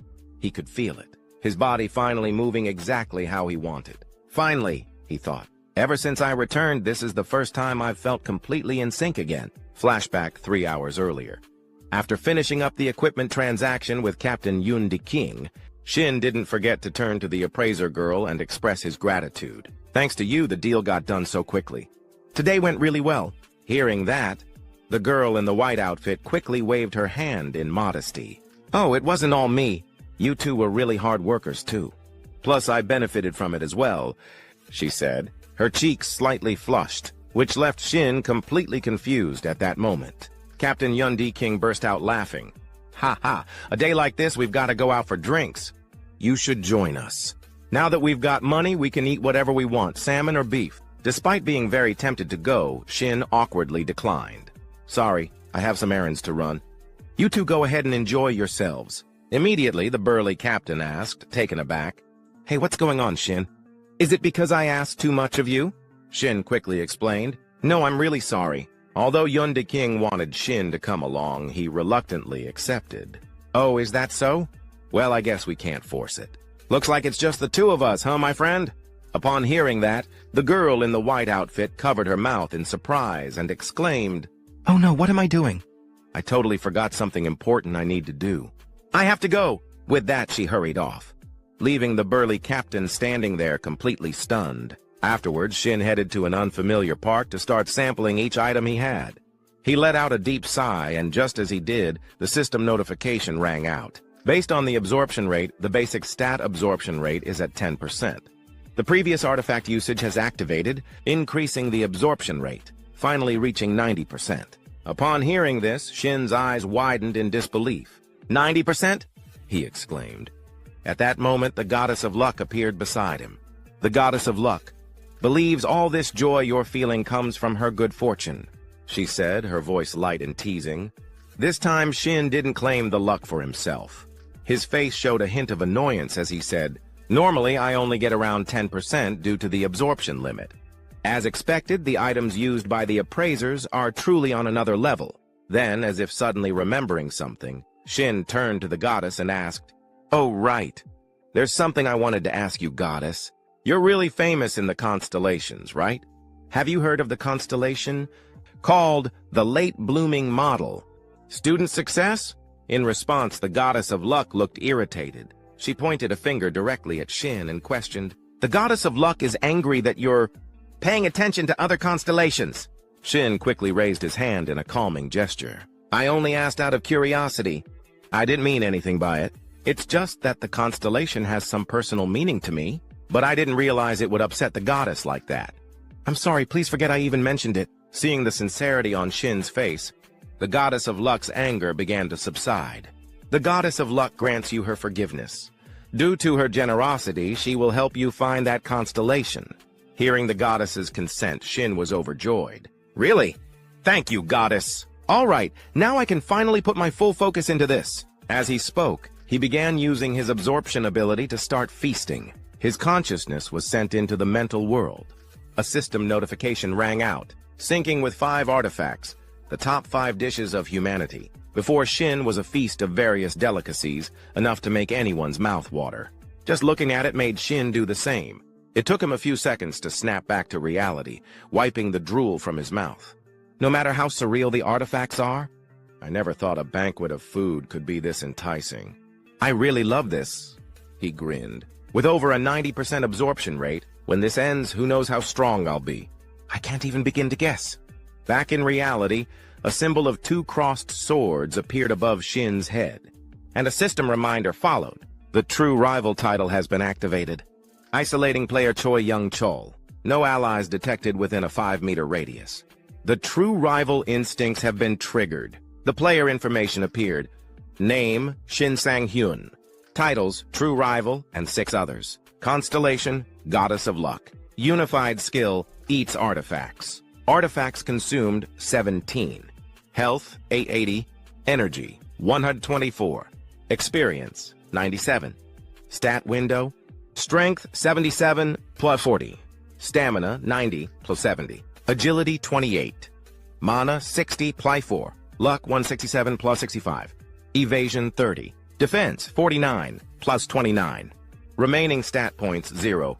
On the opposite side, young Chol, the burly thug, trembled as his attack was effortlessly sliced in half by Shin. He looked like he was having a seizure. The audience who had been watching couldn't help but tease. "Haha, he's flustered. Is young Chol running out of juice?" Then, like a volcano erupting, young Chol screamed, "You bastard!" As he shouted, he swung his hands wildly forward, unleashing countless fireballs. This made Miso, who was watching, worry for Shin. "Watch out!" In contrast to her younger sister, Tiri remained calm and reassured. "Don't worry, he'll dodge them." Her voice was full of confidence, and sure enough, Shin didn't disappoint her. He seemed to be dancing around the barrage of attacks, easily dodging every single one, and even reminding the big guy across from him. "You haven't forgotten the deal, have you? For 500 million, I'll take that arm." With that, he dashed forward. However, this was exactly what Songho had been waiting for. He muttered to himself, "That's right. Charge in, gotcha now." While no one was paying attention, Songho secretly activated some kind of skill, and suddenly, Shin's steps were bound by a stream of white light. Seeing this, young Chol grinned wickedly, flashing Shin the middle finger. "I win, you idiot!" He laughed with a cunning, malicious look on his face. Back on Shin's side, his entire body was now locked in place by a frosty magic circle beneath his feet. A system notification flashed before him. Condition met, player Shin Sang-hyun. Skill, forced freeze, activated. Right after, jagged pillars of ice erupted from the ground, encasing his body in a prison of frost. Elsewhere, Tiri watched the scene unfold on a monitor and gasped in surprise. "Oh, so he can use magic other than burn? Not bad at all." At her words, Miso burst into a fit of amused giggles. "Sis, don't be too surprised. Shin can even use status effect nullification. You really underestimated my judgment. Just keep watching. You'll understand why I was so eager to test him." As she spoke, she casually glanced back at the screen, only for her expression to freeze. From her perspective, a large hole had just appeared in the block of ice that had been containing Shin, and he himself was nowhere to be seen. Back in the battlefield, young Chal, the bulky one, blinked in disbelief. What the hell? Where'd that bastard go? A flicker of doubt ran through his mind. The skill definitely activated. Unless he has status effect nullification, there's no way he could have escaped. Is he really a rookie? But just then, Shin's figure appeared right above his head. With a fierce grip on his great sword, Shin launched himself downward. His feet slammed into young Chal's back with full force, driving the heavy man straight into the ground. The impact cracked the earth beneath him into a spiderweb of fractures. Yet, despite the clean landing, one thing left Shin visibly displeased. His blade, aimed directly at young Chal, had failed to strike the target as intended. Something had disrupted the finishing blow. All around them, the spectators froze in shock. Sung-ho, the scrawny one, stammered, barely able to form a sentence. Meanwhile, the chat channel exploded. Oh my god. Shin Sang-hyun, did he just use status effect nullification? But more importantly, doesn't he seem different from earlier? The comments jolted Sung-ho out of his daze. He quickly turned to examine Shin again, sensing something strange in the air. Now that I think about it, that guy's entire presence feels completely different from before. What the hell did he do? His gaze sharpened. Shin's eyes, once normal, had turned pitch black. He didn't look like a player anymore. He looked like a demon. Back at S-rank Hunter Tiri's position, it seemed her younger sister Miso was just as curious. The white-haired girl tilted her head slightly and said, "Looks like some kind of awakening skill." Miso glanced at her with wide eyes. Her voice filled with curiosity. An awakening skill? You mean Shin Sang-hyun? Tiri nodded, her tone more thoughtful now. Yeah, it seems to branch from either transcendence or illusion. Judging by those pitch-black pupils, it's probably illusion. From what I know, taking damage while using that kind of skill causes severe exhaustion. Didn't he just say he was going to take them down without getting hit once? Talk about confidence. She let out a sigh, equal parts exasperated and impressed by Shin's sheer nerve. Miso, meanwhile, just broke into a wide, excited grin. Ha ha! No, sis, he never used anything like that when he was with me. And that kind of skill isn't exactly easy to trigger either. Tiri shrugged, casually analyzing the situation. Then it's one of two things. Either he had no reason to activate it around you, or he didn't have it at all. A brief pause. Tiri's face suddenly grew more contemplative. She muttered to herself after a second or two of silence, or maybe he just figured out a way to get it recently. Cut to the appraisal center. The female appraiser who'd handled Shin's gear stared at the report in her hands, stunned. Her lips parted slightly as she mumbled, "Oh no, this could be a problem." The artifact, Shin Sang-hyun, just bought had to go through a potential trade assessment. According to her screen, the chance that the item contained a hidden skill was 0.02%. And the skill in question, psychedelic, she scoffed in disbelief. A hidden skill with odds that low? No way. If he actually pulled that, he must be blessed by Lady Luck herself. Psychedelic, a hidden skill, a high-tier awakening ability. Cooldown, 1 hour. Skill level 1. Effect. Upon activation, it fully restores the user's HP and triggers an awakened state for 100 seconds. In that state, physical and mental capabilities are pushed beyond their limits, borderline berserk. Decision-making and information processing speeds are dramatically increased. Drawback: once the illusion effect ends, the user crashes into extreme exhaustion for 10 minutes, with delayed damage taking its toll. Cut back to Shin, who now looked and sounded like a lunatic on a full-blown adrenaline high. So, what about that bet, huh? Want to run it back? His voice brimmed with manic energy. Across from him, young Chal was pale as a sheet, fear seeping into his bones.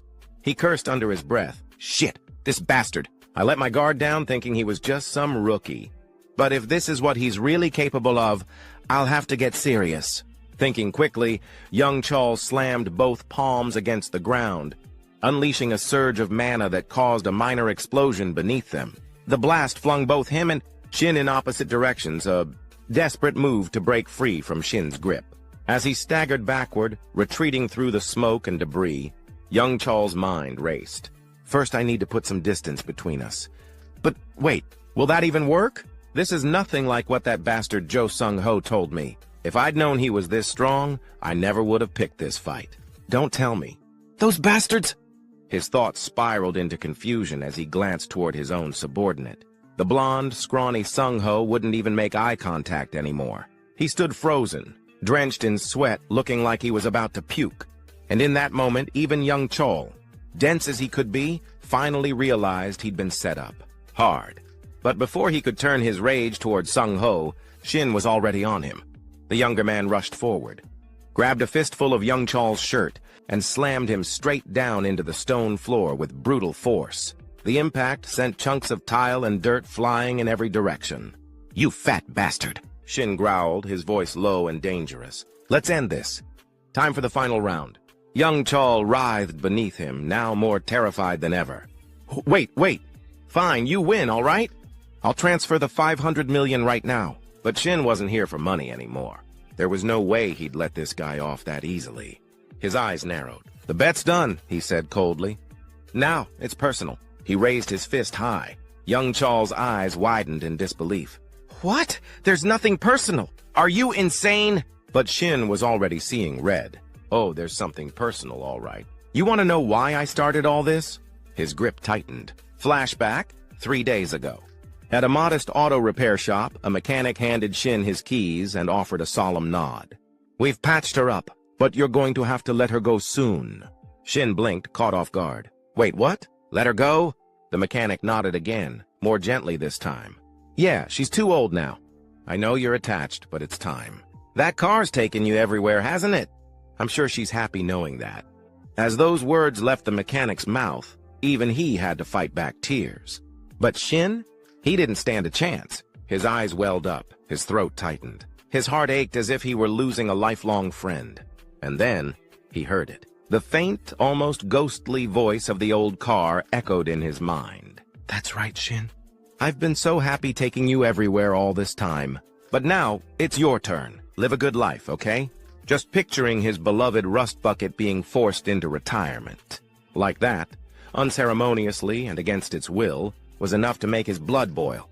His face twisted with rage, veins bulging in his forehead as he screamed at young Chol like a man possessed. "This is for my scrapped baby, you bastard!" On the ground, young Chol was already shaking, eyes wide with fear, tears streaming down his face. "I'm sorry, okay? I'm really sorry." But it was too late. And then it happened. A horrifying, wet sound broke through the tension. Squish. A moment of stunned silence followed. People nearby instinctively recoiled, covering their noses, their faces contorting in disgust. "The hell is that smell?" someone shouted. Even Shin froze, his fist still raised mid-air, now eyeing young Chol in horrified disbelief. The bastard had literally crapped himself. And the worst part?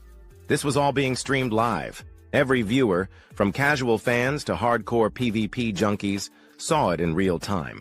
Gasps, groans, and a tidal wave of secondhand embarrassment flooded the chat.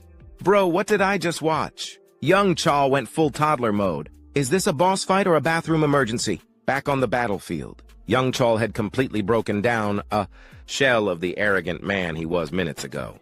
He sobbed uncontrollably, curled into a trembling heap. I'm sorry. I swear, I'm sorry."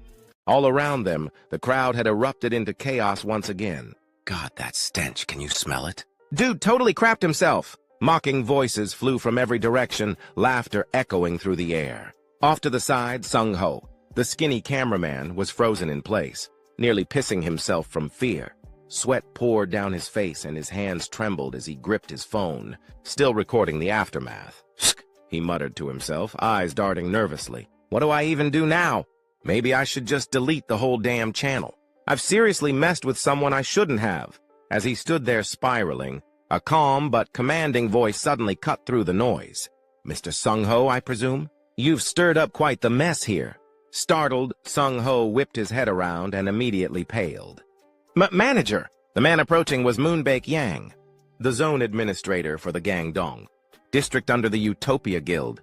Seeing him, Sung-ho quickly bowed his head in apology, but Bake Yang barely acknowledged the gesture. His attention was focused elsewhere, locked on Shin. So this is the kid, Bake Yang thought, his gaze narrowing slightly. Freshly awakened, yet he took down Choi Yong-chol, a seasoned, awakened fighter. Impressive, very impressive. Let's see what kind of player he really is. With that, Bake Yang stepped forward, his expression friendly but analytical. You must be Shin Sang-hyun, yes? I'm here on behalf of Utopia to handle the incident report and, of course, to offer compensation for what you've endured. Do you have a moment to talk? Across from him, Shin raised an eyebrow slightly, his voice firm and unyielding. Before that, could you state your name and guild affiliation? There was nothing rude in his tone, just a quiet strength, calm, controlled, confident. But for some reason, that only made Baek-yang feel uneasy. That attitude, it's not arrogance. No, this is something else. He's calm, too calm. Like someone who's survived hell and come out the other side sharper than ever. His skill and presence are way beyond his rank. Realizing that, Baek-yang quickly nodded, adjusting his tone with newfound respect. Apologies for not introducing myself sooner. I'm Moon Baek-yang, administrator for the Gangdong District Utopia Guild. He offered a slight bow, already thinking ahead. We need to recruit him, whatever it takes. Burn some resources if we have to. As long as we come across as respectful and genuine, we might have a shot at pulling him in. To push his plan forward, Baek-yang suddenly raised his voice with conviction. Utopia Guild will cover all the damages. Shin didn't even hesitate. The moment those words left Baek-yang's mouth, he whipped out his phone and pulled up a banking app. For real? That makes things easy. He held up his phone screen. Go ahead and transfer me 20 billion won. Here's my account number. I'd say that's a fair number, considering the psychological trauma and everything else I've had to put up with. Baek-yang's expression froze, completely blank. That number hit him like a truck. 20 billion? He repeated, stunned. Any chance we can, I don't know, negotiate? I mean, how about I just give you the guy covered in crap and let you do whatever you want with him? Time skip.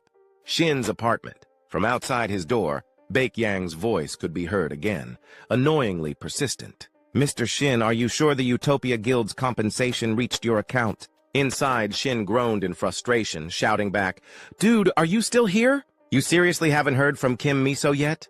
Baek-yang fired back another question. You're absolutely sure you're not affiliated with the Eden Guild, right? Shin opened the door, rubbing his temples, utterly fed up. Nope, not even close. Please, for the love of all that's holy, leave me alone. But the moment he tried to shut the door, a swarm of reporters shoved their microphones through the opening, shouting over one another like a chaotic press conference.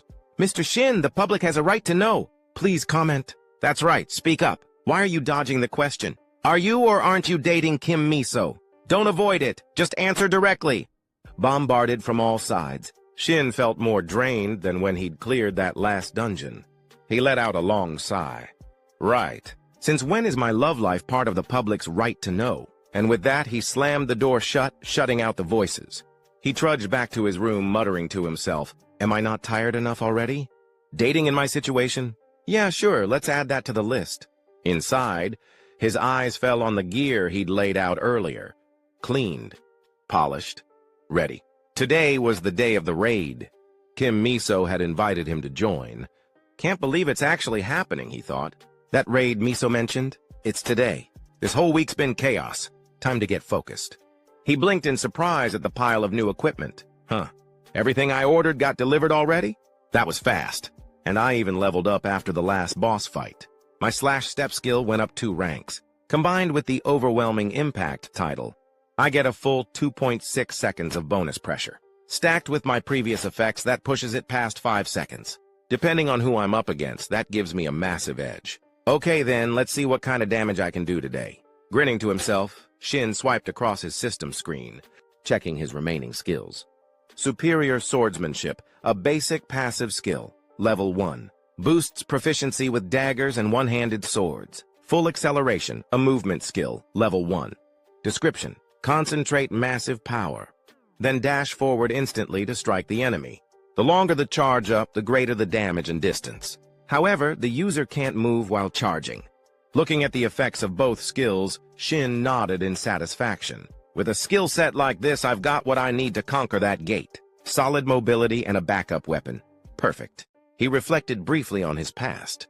Battles, the weaknesses he'd exposed along the way. I can't make the same mistakes again.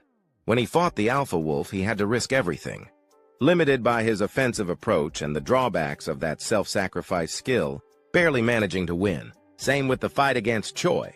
Yang Chol, he'd walked right into the guy's trap, completely lacking any mobility skills. If Yang Chol had been just a little stronger, it would have been game over.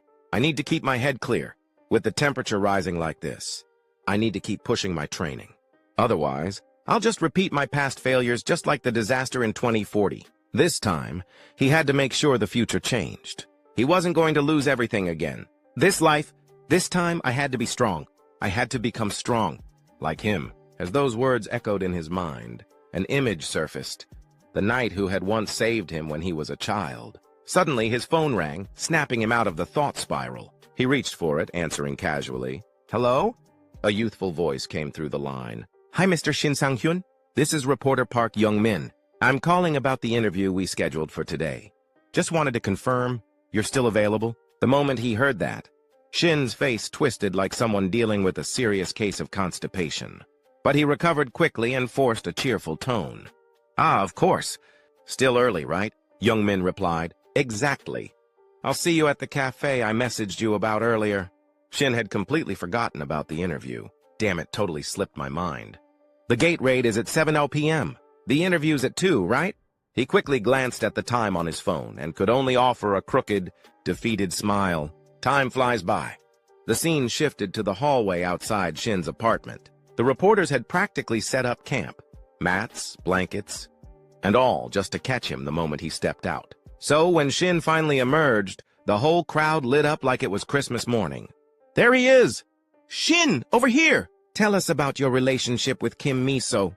But their enthusiasm faltered fast the moment they saw him, fully geared up in battle-ready equipment, a frigid aura radiating from his body. The temperature in the hallway seemed to plummet. Everyone froze. The air was heavy, almost suffocating. Shin barked, "Move, now!" Without waiting for a response, he activated every buff and enhancement skill he had, launching himself forward at breakneck speed. He wasn't just running, he was flying through the streets like a missile. He had one goal: get to the interview, fast. Cut to a quiet cafe. Reporter Park Young-min was calmly waiting when a loud yelp from a startled employee drew his attention. He turned to look and immediately saw the blur that was Shin storming toward him. "Shin, over here!" Young-min waved, smiling. "I already ordered coffee. You can just sit down." But then he paused, his cheerful expression faltering. "You okay? You seem kind of intense." Shin was drenched in sweat, his breathing heavy, eyes sharp. "I'm fine," he said simply. "Were you just in a dungeon?" Young-min asked, half joking. Shin scratched his head and gave an awkward chuckle. "Nah, no way, haha." But internally he was grumbling. Getting here was more exhausting than any dungeon I've ever cleared. He slumped into the seat and gave a quick apology. "Sorry for being late." Young-min waved it off. "No worries." Then, with a bright smile and eyes narrowing in excitement, the reporter leaned forward. "Actually, I was originally going to ask about your recent raid, but something bigger came up. You haven't heard yet, have you? It's blowing up among players all over the world." He paused dramatically, then continued. "Until now, everyone believed player level was the only measure of strength. But you flipped that idea on its head. Low level, high power. You're rewriting the rule book. Shin, people are calling you the legendary rookie." Hearing that, Shin let out an awkward chuckle, rubbing the back of his neck. "Come on now, I'm not that special." Young-min grinned and leaned in a bit. "You do realize it's not just regular players watching you, right? Plenty of guilds have their eyes on you too." From Shin's perspective, he had to admit, "Yeah, I've been getting a lot more friendly calls than usual lately." He laughed again. "Huh, are you talking about the buzz with Utopia? Or are there others I should be worried about?" Young-min shook his head, then dropped the real bomb.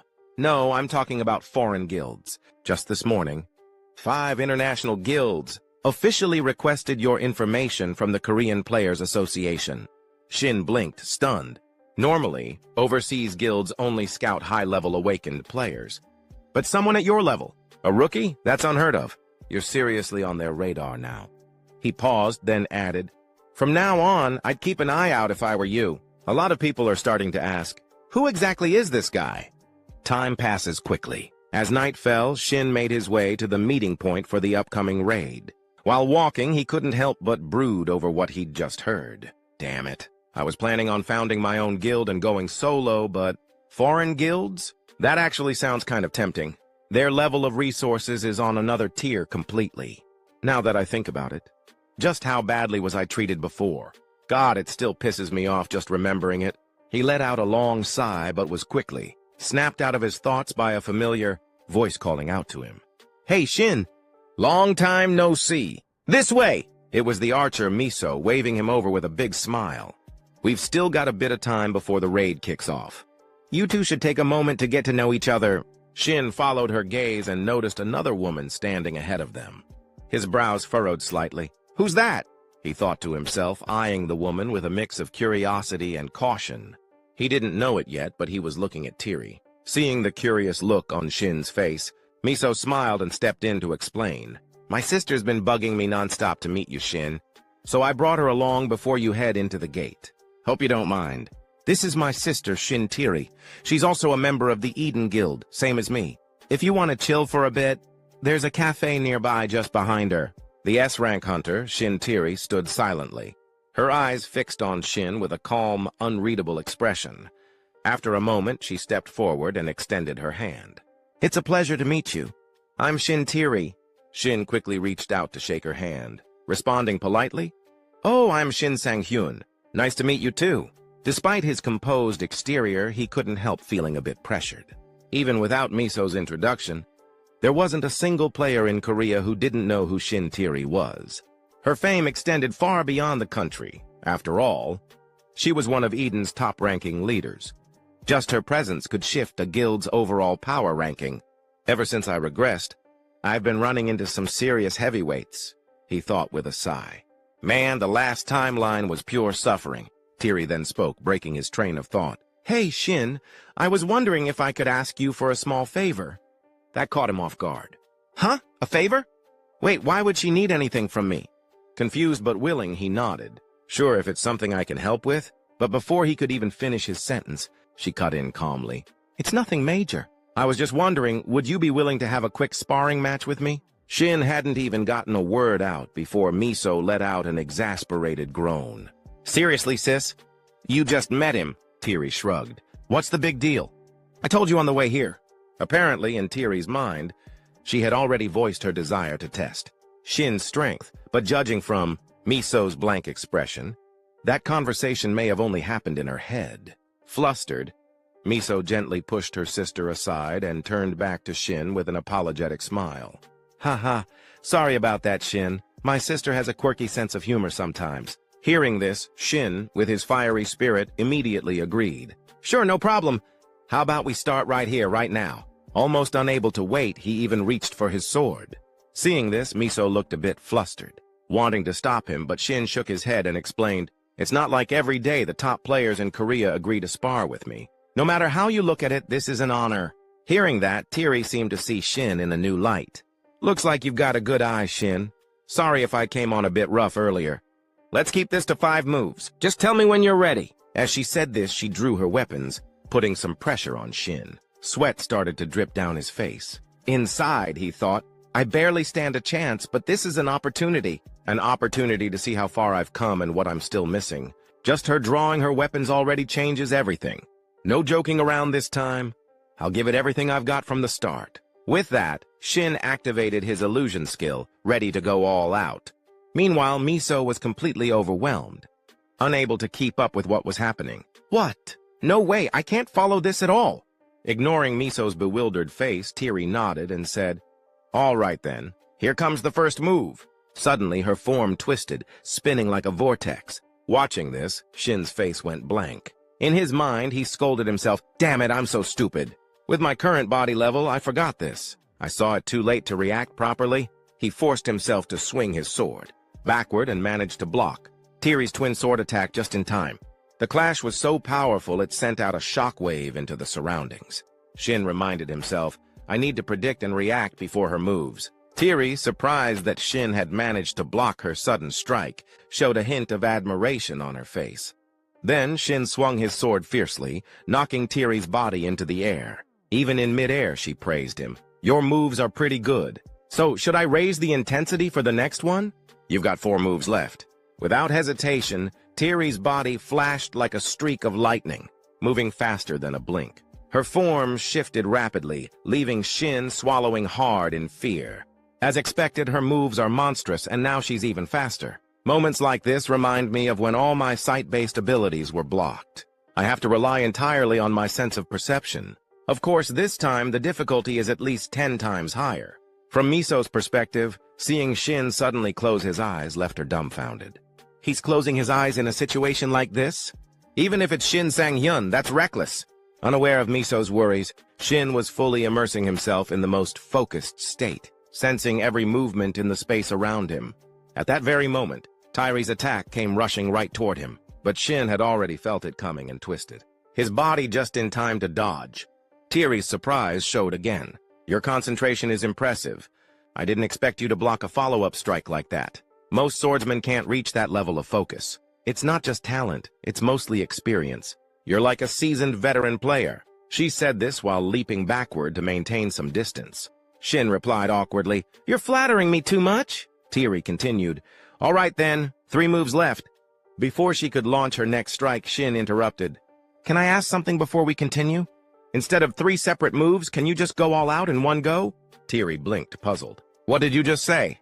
With firm resolve, Shin answered, "I know it sounds arrogant, but I don't want to waste this chance. Please, just once, go full force." Inside, he felt a flicker of anxiety.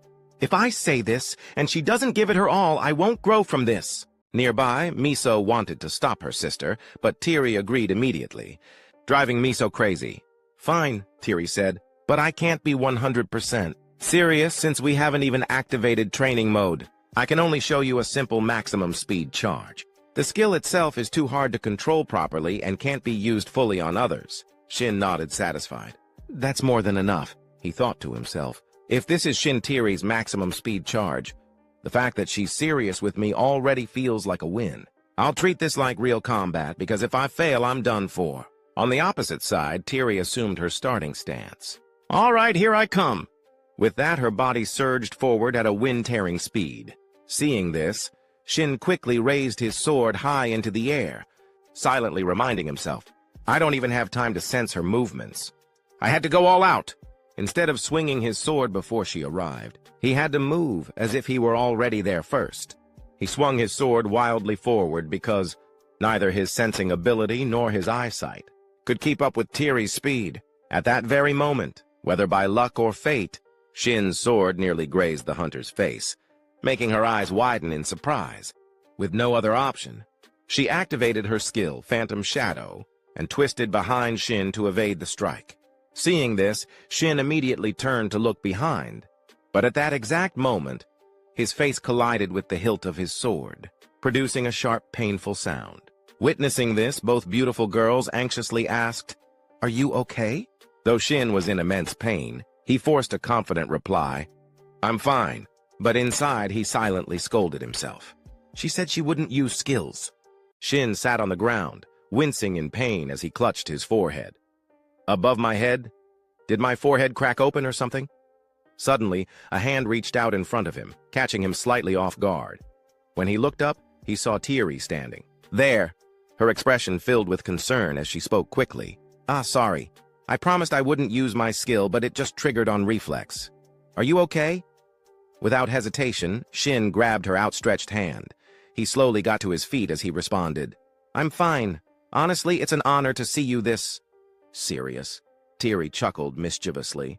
"Well, it's an honor for me, too. And next time," Shin added, "I hope we get a chance to have a proper conversation."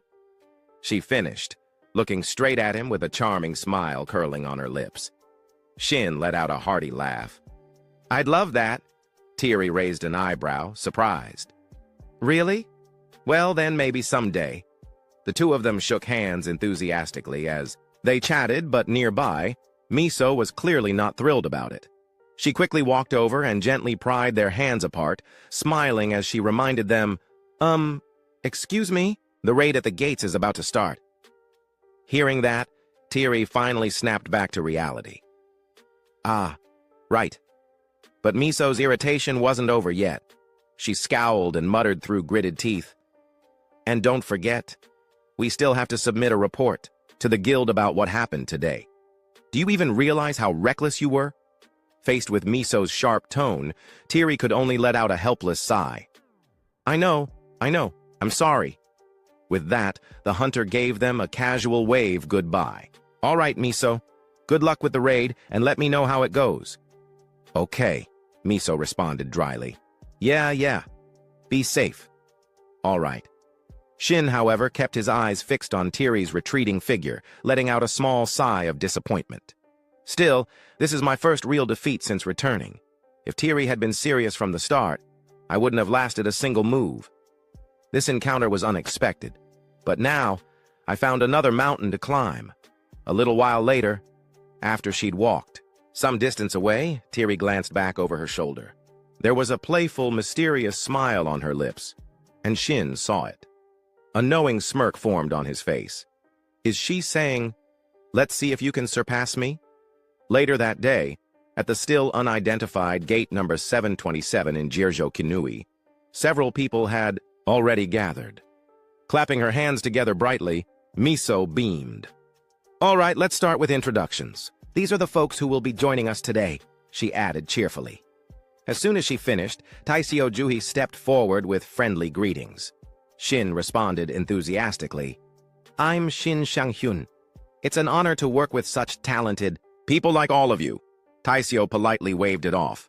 "Oh, don't mention it. I actually just read an article about you, Shin." "Super impressive, really?" He then introduced himself properly. "Ah, I'm Park Taisio. I'm a mage-type player specializing in the blaze skill." His current level was 120, rank A. The moment Shin heard the name of his skill, he looked curious. "Blaze? That's a fire-type skill, right?" Taisio nodded with a grin. "Exactly. Same kind of skill Choi Yong-chol used in that recent incident." But his voice trailed off a bit as he raised both arms, and an enormous blue flame erupted in front of them. "I've poured almost all my playtime into developing my fire magic, so my firepower should be way stronger than his." Everyone's eyes widened at the overwhelming pressure radiating from the flame. After a few seconds of showing off, Taisio quickly extinguished it. "But I've only reached the blue flame tier so far. Still got a long way to go." Shin chuckled. "Trust me, you already seem plenty reliable." Internally, he was thinking, smart move. Focusing on one thing until your skills stabilize is definitely the better approach. The only reason I handled Choi Yong-chol so easily was because instead of specializing, that guy spread himself thin across multiple elements. Classic jack-of-all-trades, master-of-none player. Suddenly, Miso spoke up, snapping him out of his thoughts. She gestured to the girl with greenish-blue hair standing next to Taisio. "And this here is Kang Juhi. She's a mage-type player specializing in spatial magic. Her main skill is Special Link." Juhi shyly chimed in. "Yes, just like Miso said. Since Taisio already showed off his skill, I'll show you mine too." But before she could start, Miso frantically tried to stop her. "Juhi, wait!" Her warning fell on deaf ears. Juhi's spell had already been activated. A gust of wind whipped up, sending things flying everywhere. Shin let out a heavy sigh, already exhausted by the scene unfolding. Miso couldn't hold back her frustration anymore and yelled, "Juhi, how many times have I told you not to do that?" Looking embarrassed, Juhi quickly apologized. But Shin's focus was elsewhere now, on the strange wind swirling around him. "What is this wind?" didn't she say? She's a spatial magic user? The wind intensified, growing stronger, until finally, a circular portal resembling a giant mirror materialized in front of him. Inside, the image of a distant city flickered to life, leaving Shin stunned. Juhi spoke up timidly. "Anyway, that's my ability. Please take care of me, everyone." She gave a deep, clumsy bow. Faced with her overflowing enthusiasm, Shin was caught off guard. No, I should be the one saying that to you." At that moment, Shin couldn't help but marvel inwardly. Kim Miso really pulled together a perfectly balanced team. I handle close combat, Kim Miso covers long range, Park Taisio fills the firepower gap, and Kang Juhi adds the strategic flexibility with her spatial magic. Aside from not having a dedicated healer, this squad is pretty much flawless. But the most important thing is our teamwork clicks naturally. It's obvious they've practiced together more than a few times. Honestly, in survival situations, that kind of chemistry is more valuable than any elaborate strategy. I used to have that too. His eyes lingered on the group and memories of his old teammates came flooding back. A faint smile curled at the corner of his lips. Suddenly, Miso appeared in front of him, snapping him out of his thoughts. She asked with genuine concern. Shin, you good? Did you get hurt earlier when you were sparring with Tiri? The unexpected question caught him off guard for a second, but Shin quickly brushed it off with a cheerful grin. I'm fine. Just spaced out a little, that's all. He reminded himself silently. Enough dwelling on the past. Stay in the present. Less thinking, more focus. The next moment, he looked toward the looming gate ahead and asked the group, "Shall we head in?" The moment they stepped through that unidentified gate, a frozen hellscape awaited them. Thick snow fell relentlessly, but the four of them strolled forward without hesitation. Suddenly, Shin's voice called out from behind. "Oh, by the way, thanks a ton, Taisyo." Hearing that, the fire mage looked a little puzzled. Shin chuckled as he added, "If it wasn't for your buffs, we'd all be popsicles by now." Right now, the entire group was protected by Blessing of the Flame, a spell that wrapped them in comforting warmth and significantly boosted their resistance to the biting cold. Miso, walking behind them, completely agreed with the hunter's words. Seriously, it wasn't even half this cold on our last expedition? Oh, by the way, Shin, do you carry any other weapons besides that greatsword? Why didn't you use them last time? Shin glanced over at her and replied casually, "For this raid, I figured we'd need a more flexible approach. That's why I brought this." As he spoke, his hand naturally rested on the sword at his side. Hearing that, Miso let out an impressed, "Oh, so you already know how to use multiple weapons, huh?" Her comment made the hunter stiffen slightly. His gaze drifted away as he muttered, "Yeah, I kind of planned that out beforehand, but deep down," Shin couldn't help but feel a little fed up. This is probably the only annoying side effect of regression. I've gotten so lazy, I can't even be bothered to come up with excuses anymore. Suddenly, Miso called out from behind to their mage, "Hey, Juhi!" The girl perked up immediately. "Yes, Miso?" Right at that moment, a vicious demon appeared behind Shin and Miso, its menacing presence making the air tense. Miso, ever the quick-thinking archer, barked out orders. "Execute Plan C!" Without hesitation, Jui kicked into action. "On it!" Both her hands began to glow as she concentrated her magic. The demon, spotting its prey, lunged toward them like a starving beast. It raised its weapon and slammed it down with brutal force, sending snow flying in all directions. But Miso and Shin had already anticipated its move, quickly dodging out of harm's way. Now, the two of them hovered just above the demon's head, ready to strike. Miso called out loudly, "You give the order, Shin." With no time to hesitate, Shin responded, "All right then, fire support, now!" A confident grin spread across his face as he launched himself toward the demon. The demon quickly caught sight of his approach, whipping its head around with a snarl. Shin froze for a split second, surprised that he'd been spotted so quickly. But he wasn't alone. Miso had his back. The moment the demon turned, her sharp voice rang out. She raised her bow and drew an arrow, calling out loudly, "Taisyo!" The mage didn't need to be told twice. The moment he heard his name, he conjured a large, blazing blue fireball. "Got it!" he shouted, ready to unleash hell. The moment Miso's sharp arrow was released, Taisyo's blazing fireball engulfed it, fusing the two into a single, devastating projectile that shot straight toward the demon. At the same time, Shin charged in with his sword drawn, turning their coordinated assault into an unstoppable barrage. The demon froze, unable to react to the perfectly timed attack. With the arrow burying itself into its head, the creature let out an agonized, ear-splitting scream. Before it could regain its senses, Shin was already there, his blade flashing through the air. With a single clean strike, his sword sliced through the demon's body like paper, splitting it into pieces as blood sprayed in every direction. Without wasting a second, Shin called out, "Kang Juhi!" The moment her name was called, Juhi responded sharply to it. She immediately activated her magic circle. The demon, battered and unable to fight back, finally saw a fleeting opportunity to retaliate. In an instant, it twisted its massive body, lunging its arm towards Shin in a desperate attempt to grab him. Its clawed hand slammed into the snowy ground, sending a violent tremor across the area. But all it managed to clutch was snow and stone. Shin was nowhere to be found. Only his greatsword remained, buried upright in the frozen earth. The demon, oblivious to reality, allowed a smug, victorious grin to spread across its face, convinced it had turned the fight around. But its moment of triumph was short-lived. A familiar voice sounded directly behind it, cool and mocking. "What's wrong? Thought you had me, didn't you?" The demon's eyes widened in shock.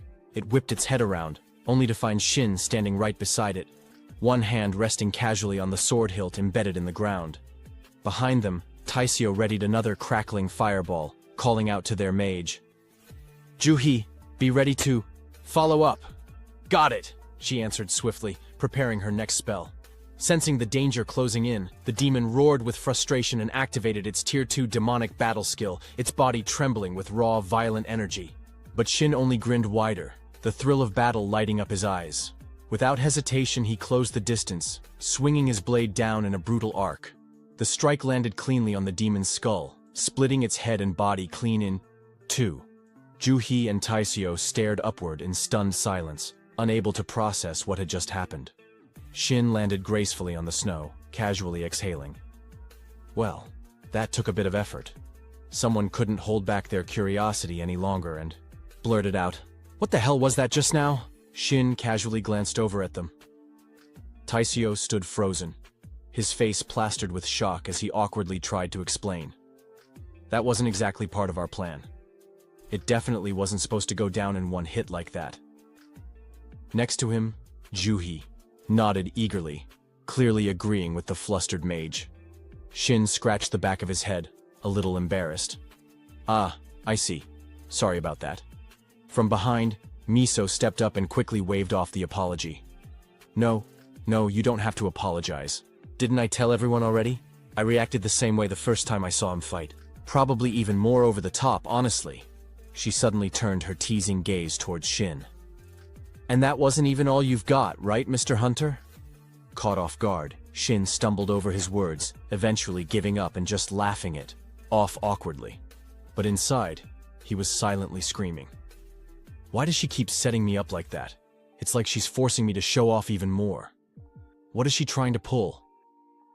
Whatever. Still, for a first-time party run, we're working together surprisingly well. So, this is what experienced players feel like, huh? It's promising. After exchanging a few more jokes and laughs, Shin slung his sword over his shoulder, looking at the group. Well then, ready for round 2?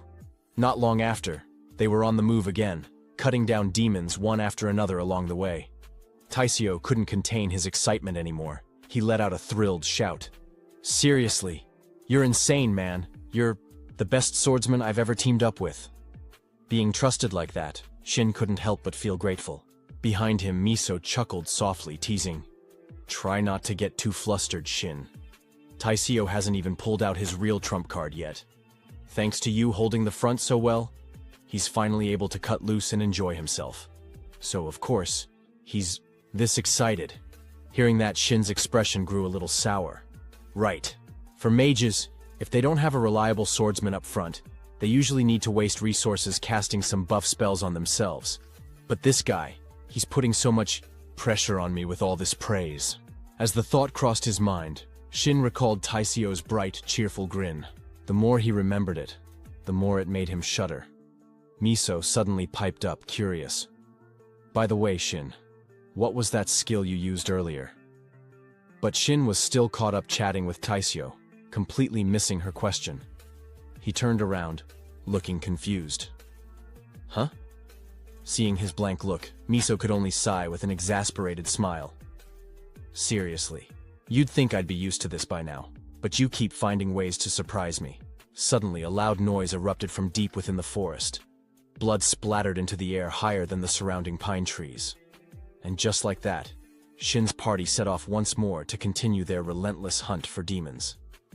Suddenly, Miso's eyes widened, as if she had just noticed something. In the distance, a group of demons was charging toward them, snarling and growling like wild beasts. Miso panicked and shouted a warning. "Armored orcs incoming!" The moment they heard that, Taisio's face darkened with concern. "What do we do? This timing couldn't be worse." The archer completely agreed, her expression tense. "Exactly. We've got to hit them with everything we've got. First, we need to keep our distance." But before Miso could finish her sentence, someone else's voice, Cut in. Miss Kang Juhee, can you open a portal that leads directly in front of those things, right in front of me? Shin's reckless suggestion made everyone freeze in shock. Shin, those monsters have insanely high defense. There's no way. But she stopped mid-sentence, stunned by Shin's actions. Huh? What is he planning? But in moments like this, trusting him just this once might not be such a bad idea. Making up her mind, Miso quickly called over to the mage. Juhee, do as Shin says. Juhee hesitated for just a second, then nodded. I'm opening the portal now. The moment the spatial gateway materialized, the armored orc stood right in front of Shin, completely unaware of the ambush waiting for it. Shin planted his foot firmly on the ground and launched himself toward the portal, vanishing through it, at blinding speed as his full-powered movement skill activated. The sheer force of his takeoff kicked up a fierce gust of wind behind him. On the other side of the portal, the armored orc barely had time to register what was happening. Its monstrous face twisted in surprise as Shin came flying out of nowhere. Without hesitation, Shin delivered a devastating sword strike, splitting the creature clean in half before it could even process the situation. Back on the other side, Miso and Taisio were left completely speechless, eyes wide, jaws hanging open. Taisio looked as if he couldn't believe what he'd just seen. Staring at Shin's calm, confident figure, he muttered under his breath, "Is that for real?" After landing gracefully, the group resumed their journey. Miso walked alongside the hunter, still trying to wrap her head around it. "That's a movement skill, right? But I've never seen one with that kind of raw power before," Shin responded, casually. "Well, it's because I trust you all. That's what gives me the confidence to use it." Just then, Juhee's expression shifted dramatically. She suddenly gestured frantically, eyes filled with alarm. "Everyone quiet!" The entire group froze in place, confusion written across their faces. The young mage gathered everyone together, gesturing for them to take a look at what had made her react so suddenly. "Looks like we've arrived." Down below the cliff, resting, motionless, was a large beast covered in thick green fur. Juhee tilted her head in curiosity. Is it asleep? This was the mid-tier boss of the frozen hell, the Frostfang Hellhound. Taisio's eyes lit up with excitement as he spotted the creature. "Perfect.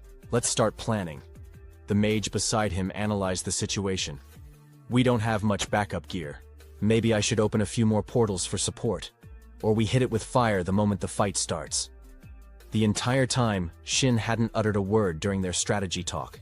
He simply sat there grinning with excitement. "Finally, there you are, my personal punching bag." Without wasting another moment, Shin activated Twilight Convergence, a unique dungeon effect with no cooldown. The moment the moon appeared within the dungeon, players' HP and wound recovery rates increased by 5%, but that wasn't all.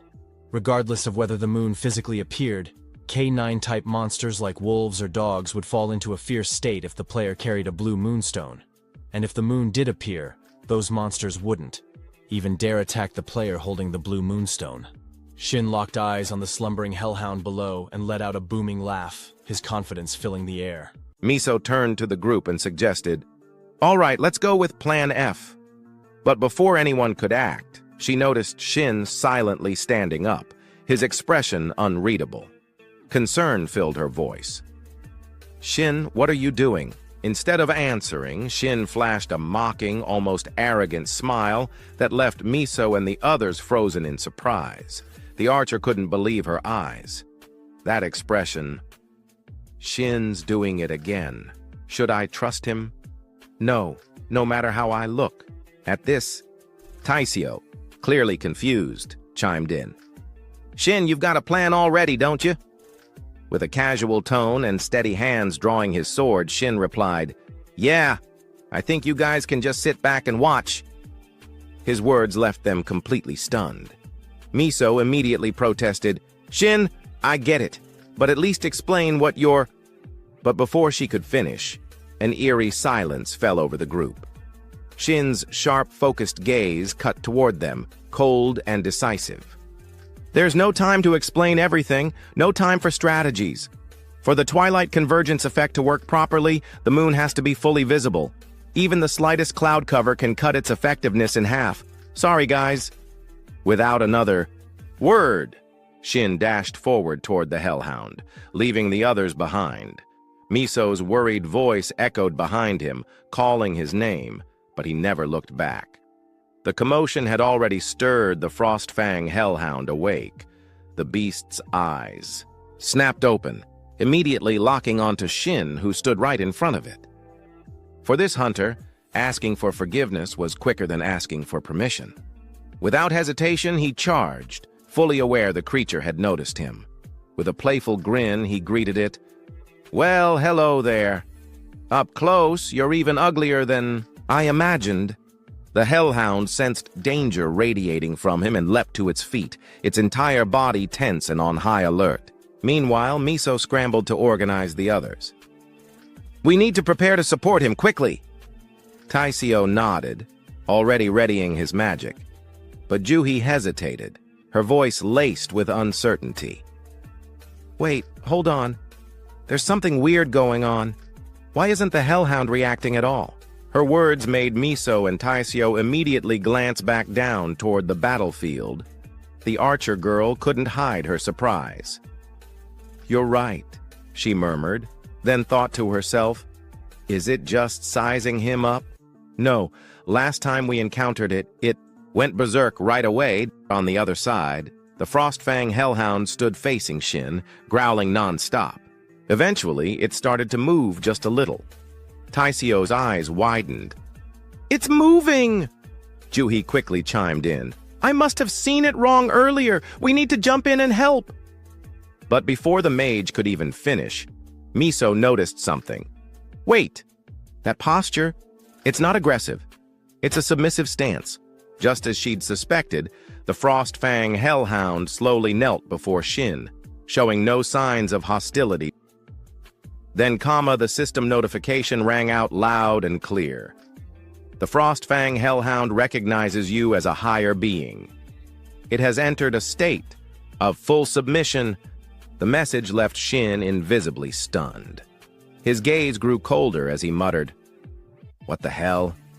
You're cuter than I thought. Let's wrap this up quick." A short while later, it didn't take much effort for the hunter to bring down the mid-tier boss, Frostfang hellhound. Standing before its body as it slowly faded into the void, Shin let out a quiet sigh. Putting down something that obedient feels a bit wrong. But if I didn't, the plan couldn't move forward. The system chimed in once again. "You have earned the title Halver, rank C."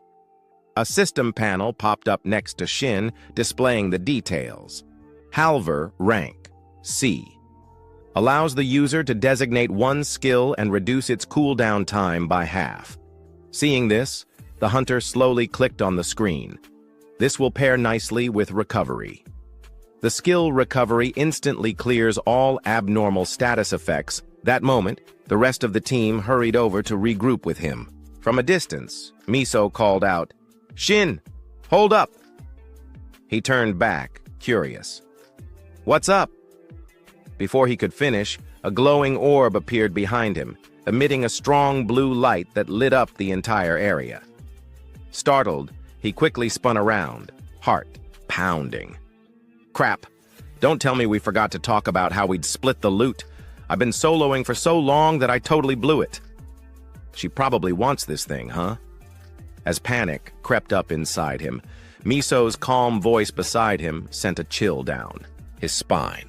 "Shin," she said flatly. "No way she's not going to say what I think she's going to say, right?" Contrary to Shin's worries, the archer girl spoke softly. "You handled the Frostfang hellhound all by yourself, so go ahead and take everything." Shin could only let out an awkward chuckle. "That's a relief. I mean, thank you. But are the others okay with that?" Miso glanced back at the two mages and fumbled with her words. "Okay with it? Well, look for yourself. Seems like we all agree, right?" Looking over, Shin immediately noticed the eager expressions on both Juhi and Taisio's faces, practically urging him to take the reward. Faced with their generosity, Shin couldn't help but feel a little embarrassed. "Thanks, everyone." At the same time, A thought crept into his mind. I really need to get better at clarifying loot rules beforehand. Once she was done talking, Miso quickly turned to walk away. All right, we'll give you some space. Just do your thing like always. Her words left Shin a bit confused.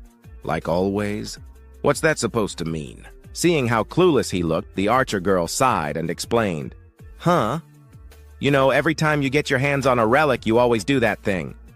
Hearing that, a realization hit Shin like a brick. He hurriedly questioned her. That thing? You mean? Miso smiled knowingly. Yeah, honestly, I've known for a while now. Right after we cleared that quest zone, I was getting ready to leave first, but I turned around curious about what you were doing. And I saw your little secret, Shin. The more Miso spoke, the tighter Shin's brows furrowed, a heavy feeling settling in his chest. So, that day has come. Damn it. A unique skill is as good as a player's life. And now it's been exposed, hence. Shin called out, Kim Miso, my skill is... But before he could finish, Miso cut him off. You're just doing some kind of player ritual, right? There are players who do that sometimes, so don't stress about it. Just relax. If it were me, I'd keep that kind of thing secret too. It seemed Miso had completely misunderstood him. Every word out of her mouth only left Shin more baffled. After finishing her rant to the hunter, Miso slung an arm around Juhi's shoulders and walked off. Unable to hold back her curiosity, the young mage looked up and asked, Sis, is Shin really that kind of person? Miso answered calmly, Yeah, but it's something we need to keep between us. Watching the two girls walk away, caught up in what was clearly a massive misunderstanding about him, Shin could only stand there completely frozen. This is turning into a pretty major misunderstanding, but honestly, it's still better than the truth getting out. If my unique skill gets exposed, it's going to be a huge mess. Putting that aside, Shin turned his attention back to the Frost Heart, a support item with a special freezing effect. It harbored the brutal cold of the frozen hell, a chill so intense it longed to freeze the entire world. After that, the group of four continued on their journey. Juhi was now in the middle of casting her spatial magic. All right, this should be the last one. Miso stepped up beside her with encouragement. You've done great, Juhi. We wouldn't have made it this far without you. Shin agreed, his tone warm. Yeah, we owe it all to you, Juhi. Hearing that, the mage girl pouted a bit as she glanced at him. Shin, but are you really sure this is going to work? I only tried it because you said so. You really think piling up the corpses of those armored ogres we just killed is going to attract the real boss? Shin let out a quiet breath. Don't worry. The boss we're after this time goes wild for any kind of meat. Juhi raised an eyebrow. How do you even know that? To her question, Shin just gave a half smile and shifted his gaze upward. Suddenly, he pointed toward the sky and shouted, Taisio, light it up! We need that boss to catch the scent! Without missing a beat, Taisio sprang into action. Miso, on the other hand, grumbled from the side. He's ignoring me again. The ogre corpses began to catch fire under Taisio's blue flames. Smoke and the strong scent of roasted meat began to drift deep into the cave. The group remained posted just outside, watching for any signs of movement. Taisio couldn't hide his nerves. It's been 20 minutes. Shin calmly reminded him, it could bite any second now. And just as he finished speaking, a thunderous roar echoed from deep inside the cave. From the shadows, a massive bear began to emerge, low, deliberate, and terrifying. Shin instinctively dropped into a fighting stance, reaching for the great sword, strapped to his back. All right, everyone, get ready. After all their effort and patience, the time had finally come. The final boss, the titanic gray bear, had arrived. Kim Miso shifted into a battle-ready stance, drawing her bow and preparing to strike. With sharp, focused eyes, she thought to herself that it was true. thanks to Shin's plan, everything had gone smoothly so far. But as she watched Shin struggle against the titanic gray bear, a flicker of doubt crossed her mind. Still, in the freezing air, with snowflakes drifting softly around them, the beast let out a thunderous roar, baring its crimson eyes and massive claws. Shin gritted his teeth, trying to endure the crushing pressure of its killing intent. Despite the danger, he remained steadfast in his thoughts, believing that no matter what this situation was, the more he was backed into a corner, the more exhilarated he became. He smirked slightly and muttered to himself, "This whole setup," then immediately followed it with, "is way too damn dangerous." His mind briefly flashed back to just a few minutes ago when the team had been huddled together discussing strategy. With a worried look on her face, Miso had asked, "Huh? What did you just say, Shin?" He responded calmly with exactly what she had just heard. She blinked, clearly shaken, and exclaimed, "You're seriously going to act as bait by yourself?" But Shin remained composed, stating there was no other option, and that if they wanted to clear this stage quickly and safely as a team, this was the best route. In order to help them all understand the nature of the enemy they were facing, he explained patiently that most giant monsters tend to have one thing in common. When they lose a certain amount of health, a special condition is triggered. He paused for emphasis and called it Devour mode.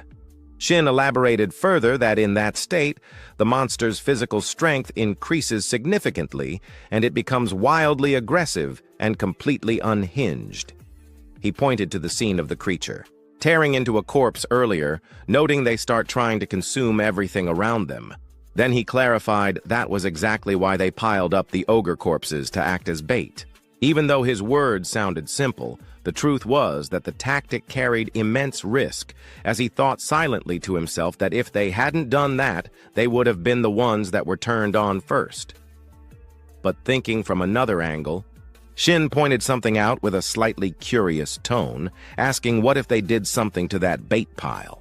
Immediately after, Shin, Miso, and Park Taiseo began gathering dry firewood. As they worked, Shin elaborated, building on that idea, that while Kung Ju-hee was stacking the ogre corpses through the teleportation gate, they had secretly mixed in pine wood infused with a powerful sedative effect into the bait pile. That was when a new concern popped up as Park Taiseo furrowed his brows and asked hesitantly, "But there's still a big issue. How are we supposed to drain enough of its health to trigger Devour mode?" he asked, clearly anxious. Miso's expression flickered with surprise, but she stayed quiet and listened. Shin smiled and addressed Taiseo's concern calmly, agreeing that was exactly why they needed to create the right environment so everyone could hit it hard right off the bat. Hearing that only left Park Taiseo more confused, but then Shin beamed and said with excitement that that was where he came in. He thumped his chest proudly and declared that just this once, they should trust him. Back to the current moment, Shin was on the defensive, constantly dodging attacks from the giant gray bear, and he found himself worrying over the very decision he had been so confident in earlier, wondering how the hell he was supposed to pull this off. His heart pounded in his chest as he thought he was seriously about to cross over to the next world at this rate. With every close call, he had no choice but to grit his teeth and narrowly avoid getting crushed, and under that relentless pressure, he cursed himself, thinking he hadn't gotten way stronger than he used to be.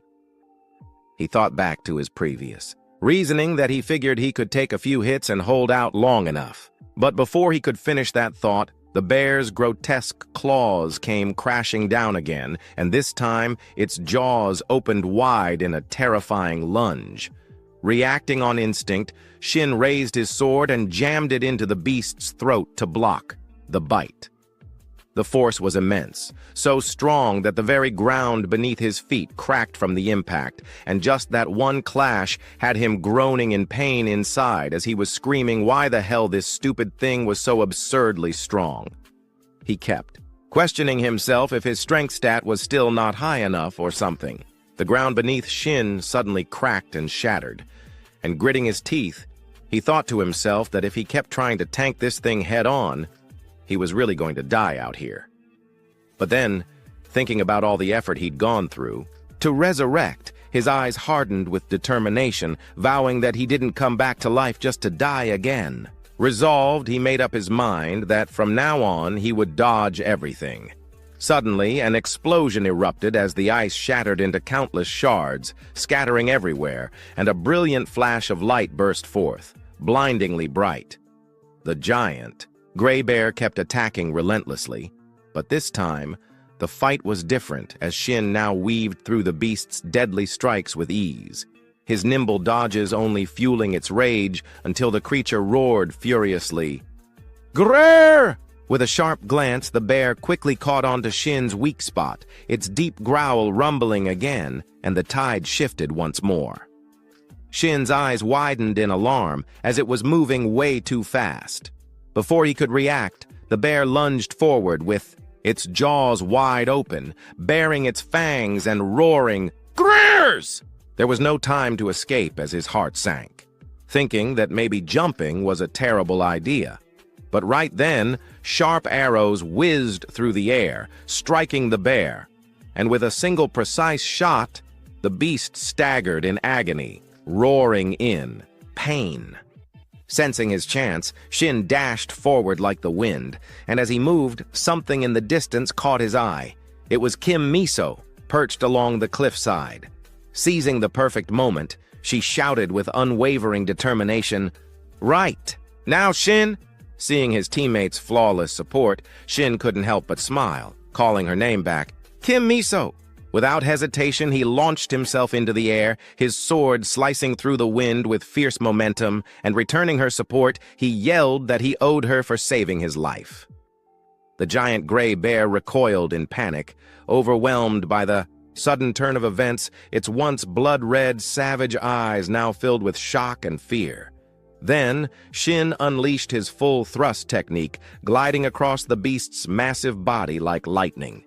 His strike shattered through its thick ice armor, sending shards flying everywhere, and wherever he moved, frost followed.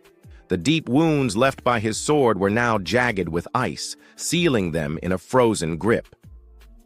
Shin explained his technique aloud, stating the giant gray bear was frozen for 1 second thanks to his full thrust skill.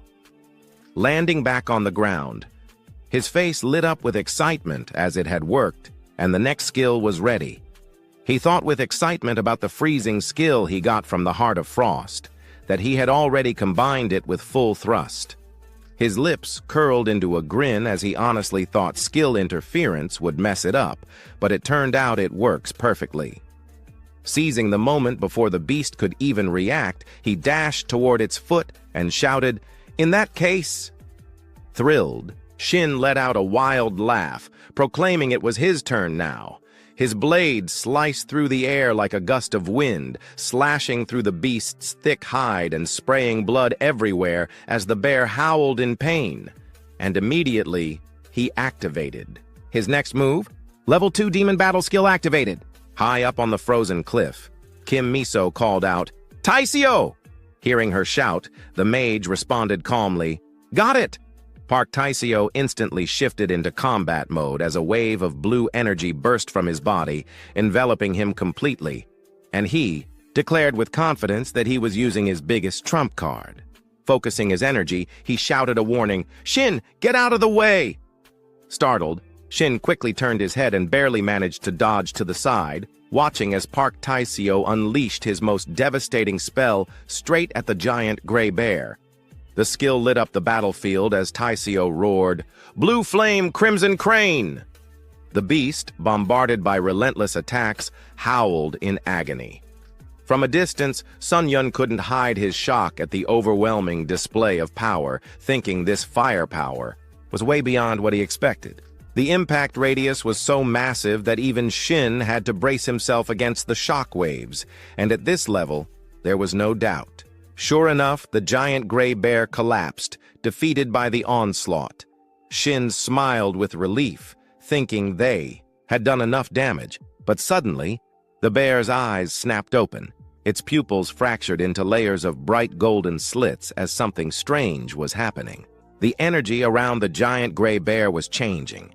Its fangs rapidly multiplied, becoming long and razor-sharp, and the creature let out a terrifying roar. Just as planned, Shin smirked.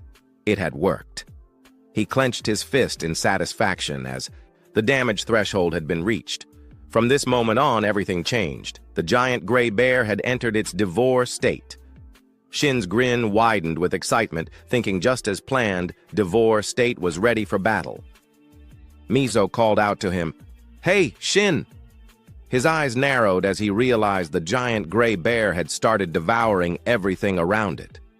With its newly transformed, more savage appearance, it locked its hungry gaze straight onto Shin, and his face, now filled with visible anxiety as Shin thought to himself, "Huh? Is the Devour state always this brutal?"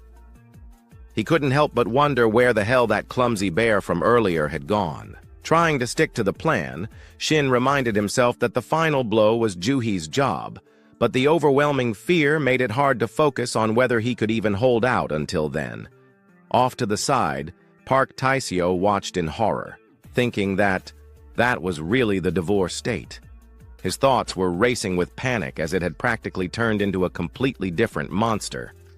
Suddenly, from above, Miso descended, her voice sharp with urgency, asking, "Taisio, how's Juhi?" Surprised, he called out, "Miso!" And glancing toward Juhi, he quickly answered that she was still preparing. In the sky, Juhi floated steadily, as a swirl of green energy surrounded her. Her eyes glowed a deep emerald, her face calm but laser-focused in intense concentration. Seeing this, Miso hesitated, her expression worried, asking if she was going to make it in time. Pale as a ghost, Taisio replied bluntly that now was not the time to be worrying about that. Back on the ground, Shin was still desperately dodging the beast's razor-sharp fangs, screaming in panic, "Aha!" As he sprinted for his life, his mind raced, noting that Kang Juhi was not done yet. The fear for his life crept in, thinking that, if this kept up, forget the ambush, he would be the one lying dead on the ground there. His eyes widened, completely horrified by the scene in front of him as the beast had accelerated, closing the distance in the blink of an eye. Now Shin was face to face with imminent danger, and with no other options, he whipped his sword behind him, ready to defend, realizing there was no way he could dodge this one. Gritting his teeth, Shin shouted, "Damn it! If it's come to this!" He couldn't afford to play it safe any longer. Blue lightning sparked fiercely in his eyes as he declared with grim resolve that then he had no choice but to charge in head first. The next skill readied for activation. Illusion skill activated. And finally, it was time as Juhi made her move. A massive green vortex of energy erupted into existence, swirling violently under her control. Blood poured from the giant gray bear's mouth as its wide, trembling eyes stared in agony. Suddenly, it sprang to its feet from the pool of blood, gripping the rocky cliff with its claws as it let out a ferocious roar. The three of them froze, stunned by the beast's current state as it pressed a paw tightly against its previous wound. Suddenly, its eyes bulged unnaturally, and it let out a painful guttural growl. Then, a system notification popped up. "Congratulations! You have defeated the final boss, Giant Gray Bear." The blood-soaked creature collapsed, its massive weight smashing through the frozen ground, sending shards of ice flying everywhere as Shin and Miso instinctively raised their arms to shield their faces. Another notification appeared. "Congratulations! You have cleared the unidentified gate, prison table." Miso chuckled softly and said, "Nice work, Shin." He laughed and let out a deep breath, adding, "Ha ha, no big deal. I'm the one who insisted on doing this in the first place." Yet another notification flashed. Level up. After all the struggles they'd endured, Shin forced a wry smile, his face a little pale, as he thought to himself that the dungeon had been seriously tough. More than that, he recalled, there were so many moments they were on the brink. From the teleportation gate, Juhi finally emerged, looking exhausted but offering genuine praise by saying, "You guys were amazing," before she awkwardly added, "Sorry I couldn't do much to help." Seeing her appear, Shin was momentarily surprised. Miso, noticing Juhi blaming herself, gently reassured her, "It's okay." And with a teasing smile, Shin added, "Nah, thanks for being part of my reckless little plan." Hearing that, Juhi sighed in defeat and said, "Thanks to you, I think I've officially found my limits." But Shin just chuckled warmly and replied, "Haha, well, I'll be counting on you again then." Deep down, though, his feelings were sincere and grateful, as he thought, "Honestly, I'm truly thankful my teammates trusted me enough to go along with such a ridiculous plan." But that didn't erase the lingering conflict within him, and still, he imagined an alternate scenario where even if no one had followed him, he would have gone ahead alone anyway. Suddenly, an image surfaced in his mind, memories from a gate he once faced. He pictured the terrified civilians running in every direction while someone's voice rang out in panic. "Over here! We need a medic!" Shin's expression darkened as he thought about the gates he faced in his previous life, and his voice dropped cold and heavy as he reflected that they always ended in tragedy. He remembered the moment his body had been badly wounded, the time when others had to care for him for a change, and the memory of someone rushing over, worried, echoing in his mind, asking, "Are you okay?" Shin's thoughts drifted to the survival rate for the gates he used to aim for, the ones with attractive rewards, which was always ridiculously low. Though he quickly added to himself that when the raid team is made up of people who actually know what they're doing, your odds of making it out alive go up significantly. He could still vividly recall being carried off, completely drained, while desperate voices shouted, "Check over here too!" His eyes darkened with helplessness. But still, in that raid, he hadn't made it. And the image of that girl's tear-streaked face haunted him as she was devastated, barely able to speak, saying, "How? How could this happen?" Shin clenched his fists as he remembered that there's always a 10% death rate, and it usually falls on the weak links in the team. But this time, his eyes sharpened with resolve as he determined that this time, that person wouldn't be him. The bitter truth loomed over him like a shadow that death lurks right beside every player, every second of every day. Returning to reality, Shin thought to himself that sure, growing stronger is important, but his expression softened slightly as a new thought emerged that if there's one more purpose he needed to chase in this life, a faint chuckle escaping him, it was to prevent the meaningless deaths of his comrades. The group was still laughing and joking among themselves when Juhi, still pale, groaned softly and said, I'm so dizzy." Immediately, both Miso and Taisio called out with worry, "Juhi!" Shin's face lit up with excitement as he approached them and said, "All right." Then, and with a playful grin, he continued, "The reward we worked so hard to earn." A brilliant crimson flame erupted before them, crackling fiercely as it burned, and Shin smirked as he spoke. "Let's see what it's got in store for us." A system notification chimed. The final reward of the gate. "First-time special reward has appeared." Surprised, Shin chuckled to himself, "Finally, I get to face it for real." The first-time special reward. The notification continued. "When you place your hand on the first-time special reward, each corresponding reward will be granted." Slowly, Shin reached out his hand, but suddenly another hand gently grasped his. Startled, he turned to look. Standing beside him was the goddess of luck, who said, "You're about to witness her true power." A playful grin spread across Shin's face at the thought. Her true power? With all that dramatic flair, his hand moved toward the reward as excitement bubbled within him, thinking, "Still, I can't lie. I'm really looking forward to seeing what shows up." A new interface appeared before his eyes, making him pause in surprise as a system message popped up. Player Shin has acquired a unique grade relic. The system followed up immediately. You may choose one item from the list of relics. Shin's eyes widened in disbelief at the word unique. Behind him, the goddess of luck stood with a satisfied, smug expression. Even though he had expected this possibility, Shin couldn't help but marvel to himself that he knew it was coming. But the feeling of seeing unique grade with his own eyes really hit different, and he thought it must be because unique is considered the fourth highest tier. The goddess of luck chuckled proudly while Shin remained frozen in awe, thinking, huh?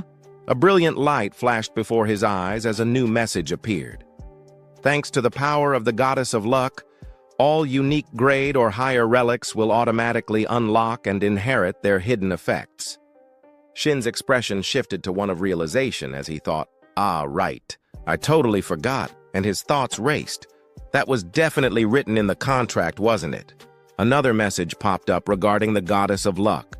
The goddess of luck requests that you sincerely call her Nuna, big sister. Hearing that, the goddess giggled in delight while Shin practically panicked and said, Nuna, goddess Nuna. A sly grin crept onto his face as he thought, I could call her that 100 times if this keeps up. Looking around, he let out a soft sigh, thinking, perfect. Looks like my teammates are all too busy checking their own rewards to notice anything.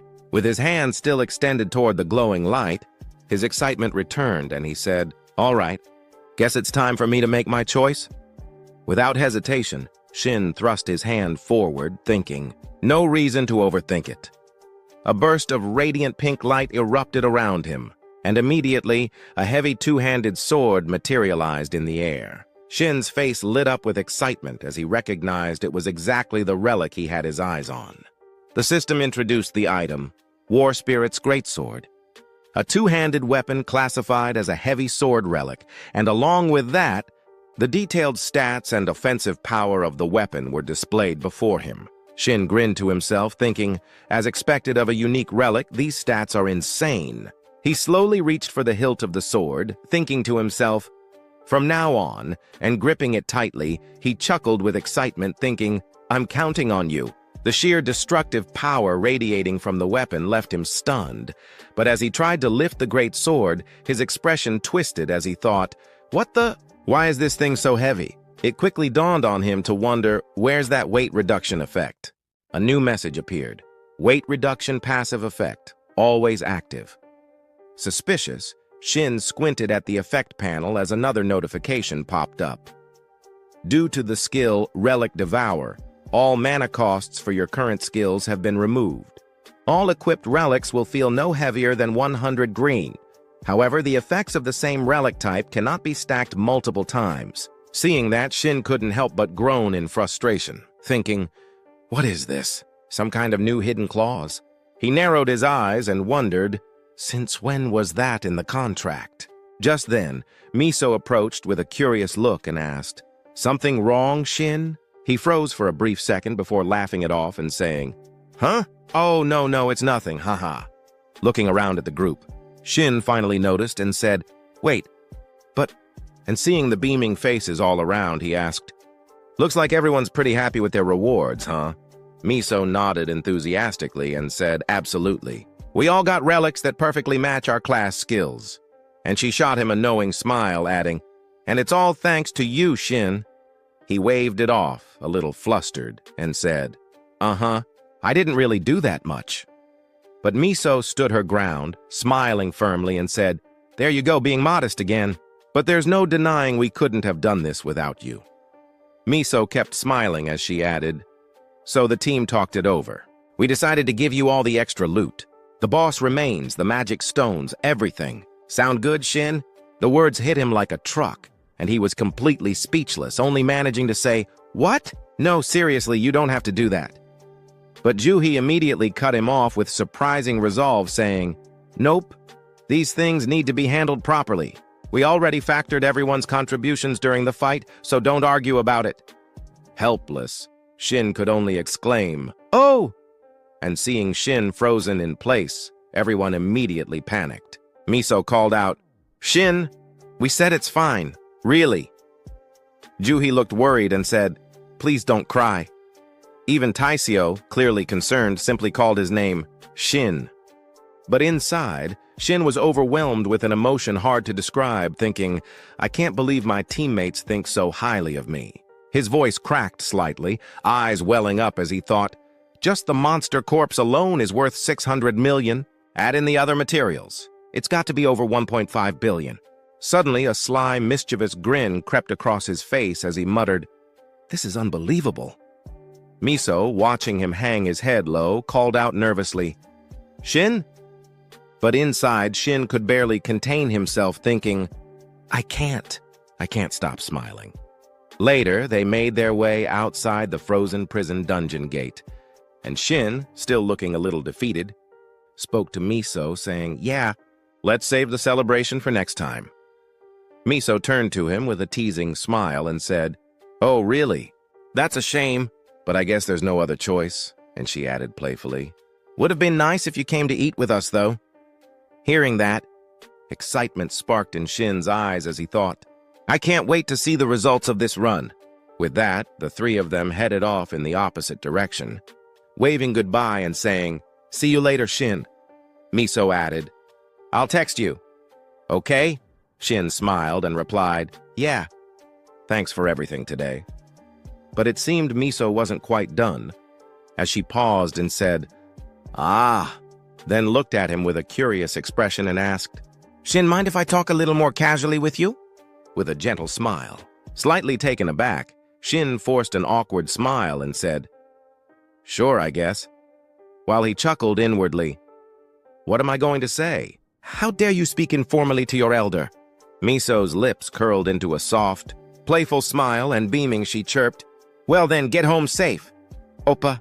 Shin froze for a moment, completely blank, but then a faint smile crossed his face as he replied softly, Yeah, you get home safe too. Inside, a nostalgic feeling crept up on him as he thought, Oppa, how long has it been since someone called me that? Maybe, just maybe, things between them would get a little sweeter from now on. Meanwhile, Juhi and Taiseo off to the side exchanged glances, their expressions unreadable, but deep down both of them were quietly reacting to that one word, Appa. A subtle warmth lingered in the air as Juhi and Taiseo silently processed what they had just heard, sensing that something just got a little sweeter between their teammates. After a while, in a narrow alley behind Chunui Station's gate, Shin set down the massive sword before him and began channeling his mana. And immediately the system chimed in with a notification. You have absorbed Rusty Greatsword. The conditions for the effect Light and Burden have been met. The effect has been activated. As the sword slowly dissolved into fragments of light, he watched it vanish and let out a faint, awkward chuckle, thinking, Just as I thought. Since it didn't come with any bonus stats, I couldn't draw much from it. Still, considering it was my favorite spicy tuna gimbap, I guess I'm pretty happy about it. Shin then slowly lifted his hand and triggered the system once more, saying, All right then, everything's set. Now let's check the results so far. And he tapped the OK button with anticipation, his grin wide and brimming with excitement, his whole face practically glowing with the thrill of it all as the player information window popped up right away, showing his current level was now 51, that his strength stat had been boosted by 150, and his agility had climbed by 50, and that he also possessed a few skills, one of which was Knockback Burst, a technique that repelled enemies backward at the cost of 27 mana, on top of having earned the title Wise Hunter, which allowed him to recover 1 HP whenever he killed a monster by draining its life force. Surveying the fruits of his progress, Shin broke into a deeply satisfied smile, unable to believe it, thinking, Just switching over to a new sword raised my stats this much. Plus, I've picked up 2 titles and a skill. This gate really is a treasure trove. And then he had the thought, if I raise my luck stat even higher. And acting on it right away, Shin tapped the screen, prompting the system to announce, the player's luck stat has exceeded 200. Critical strike range has been recalculated, approximately 120% to 600%. Seeing those staggering numbers, the young hunter's eyes widened in disbelief as he realized, up to 600% critical damage? So if I'm lucky, I could land 6 times the normal hit. I've come so much farther than in my previous life in just 2 weeks. I've reached level 50, something that took Yun Daegun years to accomplish, and in the end, Shin could only laugh quietly to himself before stating, All right then, and still brimming with joy. He clenched his fists and declared, I need to keep up this pace. Just wait, Demon Sword Dukyungsu. This time I'll catch up to you. But as he reveled in his progress, an unsettling surge of mana began to creep closer from behind him, causing the system to urgently warn. The atmosphere around you is growing increasingly unsettling. Yet Shin seemed oblivious. casually muttering, "Now then, I should go track down Shin Tiri and settle that score," until mid-sentence. The crimson glow of the ominous aura flared so brightly it finally caught his attention, and the moment his eyes locked onto it, the smile froze on his face as he uttered, "What?" "This familiar feeling." The system's voice then rang out again, announcing, "3 new constellations are approaching you. Lion King has taken an interest in your swordsmanship. Bringer of Beauty and Flame acknowledges the ferocity of your fighting spirit. Shadowhunter questions your very existence in this world, claiming you don't belong here." And when the 3 constellations suddenly manifested before him all at once, Shin couldn't hide his shock, which was followed by another update. Goddess of Luck remarks that some rather decent constellations have shown up this time, and your Shin coins are skyrocketing. At which the hunter let out a weary groan, saying, "Where on earth did you even learn to talk like that?" And for a moment he stood frozen, staring at the newly arrived constellations, forcing a stiff smile as his heart struggled to process the surreal sight. Thinking, "I didn't expect the next wave of constellations to appear this quickly. It must be because my growth rate is ridiculously abnormal. The friendliness and networking of the Goddess of Luck are probably the biggest reasons."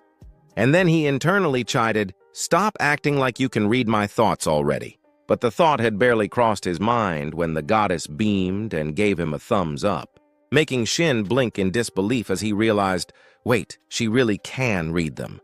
So he lifted his gaze and muttered, "All right, let's see who's shown up this time. The Lion King and the Bringer of Beauty and Flame," noting that both were legends, real-life heroes who had ascended into divinity, and he felt a flicker of doubt, wondering, could it be they see the makings of a warrior in me? But as he thought, but maybe the real reason is? His eyes inadvertently met those of the Lion King and the Bringer of Beauty and Flame, causing both constellations to flinch and furrow their brows, their expressions darkening in outrage almost instantly, which prompted the system to immediately follow with another notification. "Lion King scolds you for casting sidelong glances before your elders." Bringer of Beauty and Flame roars that if this were back when he was still a general, your head would already be rolling and witnessing their anger spike. The young hunter could only laugh awkwardly and offer a half-hearted apology, though inside he cursed his situation, thinking, this is exactly why former heroes are such a pain. If I were to form a contract with them, I can already imagine how much they'd nag and lecture me non-stop. And then he noted, and now one incredibly dangerous presence has appeared. And as that thought crossed his mind, Shin cautiously shifted his gaze elsewhere toward the shadow hunter, who was watching him with a mocking smile. And of all the constellations he could have run into, she was the very last one he ever wanted to meet, because she constantly monitored the dimensional strips in real time, endlessly moving from place to place in pursuit of players who had gained excessive benefits from system glitches. Being a bounty hunter specialist in taking down cheaters who had crossed the line, which suddenly made Shin recall something from his past life, remembering there was a similar incident back then. Except for rare cases like the Goddess of Luck, one ranker had signed a dual contract, and she hounded them relentlessly until they were utterly destroyed. It was terrifying. And the more he thought about those horrors, the more his fear escalated, his face draining of color as he thought, damn it, not a single constellation here is a good match for me. But the Lion King would boost my stamina, and the Bringer of Beauty and Flame would increase my strength. Of course, forming a contract with a constellation is crucial. It's a choice that can change a player's entire life. But for now, having the Goddess of Luck is enough. I think if I wait a little longer, maybe I'll be offered something even greater. And out of nowhere, his thoughts turned to the throne gods, beings so legendary that throughout history, only a handful of players had ever forged contracts with them. And while Shin wasn't the gambling type, right now he had no other option. So slowly, he lifted his eyes back to the constellations and gave his answer outright. I'm sorry, but I don't think I'll be choosing anyone today, which left the constellations utterly stunned, prompting the system to chime in at once with, Lion King is taken aback, declaring he has never been treated this way before. Bringer of Beauty and Flame departs, saying he may visit you 3 times more as though bound by sworn brotherhood, and Shin stood still, watching them leave one by one. And upon hearing the system's message, he could only force a wry smile, saying, "Even if you come back 3 more times, my answer won't change." But then something caught his eye, and his expression shifted, his eyes widening slightly as he saw the shadow hunter stepping into the dimensional gate. And just before she disappeared completely, she turned her head back for one final look at Shin, her eyes burning with hunger, locked firmly on him, her lips curling into a sharp, predatory smile, at which moment the system announced, "Shadowhunter warns that one day she will expose the secret you are hiding." And the words paired with that piercing gaze sent a chill through Shin, leaving him momentarily shaken, with the whole ordeal leaving him exasperated as he said, "God, I'm so tired." And for a moment, the hunter looked helpless, thinking, "I really do want to stay out of trouble, but I guess there's no helping it. From now on, I'll have to be extra careful around those constellations," before he let out a long breath and said, "Well, things should be fine now, right?" And with that, Shin pulled out his phone and switched it on. And after the tense standoff with the constellations, he finally noticed the time was almost 11:30. So muttering to himself, he said, "Perfect. If I leave now, I won't be late." And glancing over the information on his phone, Shin smirked, noting, "The monsters that'll spawn in the next rift are a pack of kobolds. Just like Cerberus earlier, they'll also be influenced by the transition between day and night. I can't afford to miss this target." And with no hesitation, he slung his sword over his shoulder and left the alleyway, thinking, 3 runs in a single day, huh? It won't be easy, but let's go for it. At least until one of the throne gods takes an interest in me." And just the thought brought a grin to his face, his mood lifting with excitement. Meanwhile, over at the mission zone near Jamsil Station, inside the Rift B4 management office of the Korean Players Association, staff members were working at full tilt, and at that moment, a female staffer picked up a phone call saying, "Yes, this is the Rift Management Division of the Korean Players Association. We're listening." But whatever was said on the other end made her expression twist into horror, her eyes widening as she shouted, "What?" as the information hit her like a thunderbolt, causing her to spin around to face the others, her voice trembling in disbelief as she said, "Impossible! A rift has opened at Exit 1 of Bukyang Station. All combat personnel prepare to deploy immediately." And she quickly spoke back into the phone, saying, "Confirmed. We'll request nearby players for assistance." But before she could finish, the caller cut her off, saying, "But here, someone's already fighting," which made the staffer freeze, her voice cracking in shock as she asked, "What? What did you just say?" And the caller repeated herself, "I said there's already a player here." So the staffer snapped back to her senses, asking, "What? How did they even get there?" And the girl on the other end replied, "I don't know, but he's fighting the monsters alone," which made the staffer grow frantic, saying, "Alone? That's way too dangerous. Get him to evacuate immediately." And the girl hurried to answer, "Understood. But, her voice wavering as her eyes fell on Shin, who was tearing into the monsters with unrestrained enthusiasm. And after a brief pause, she said awkwardly, "Actually, it doesn't look all that dangerous," leaving the staffer completely thrown off as she stared at the phone in disbelief, as if she couldn't trust her own ears, asking, "What did you just say?" From within the fissure, monsters began to emerge, crawling out one after another. Rifts, in reality, first appeared 11 years ago after the initial dungeon outbreak.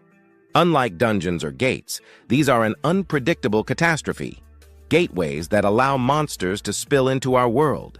A sound like shattering glass rang out, and a jagged rift tore open, and from the crack, the heads of creatures began to push through, stepping into reality. One of the beasts froze as if it had noticed something and widened its eyes in shock. For standing before it with his sword slung over his shoulder was Shin, his face radiating confidence as he met the monster's gaze.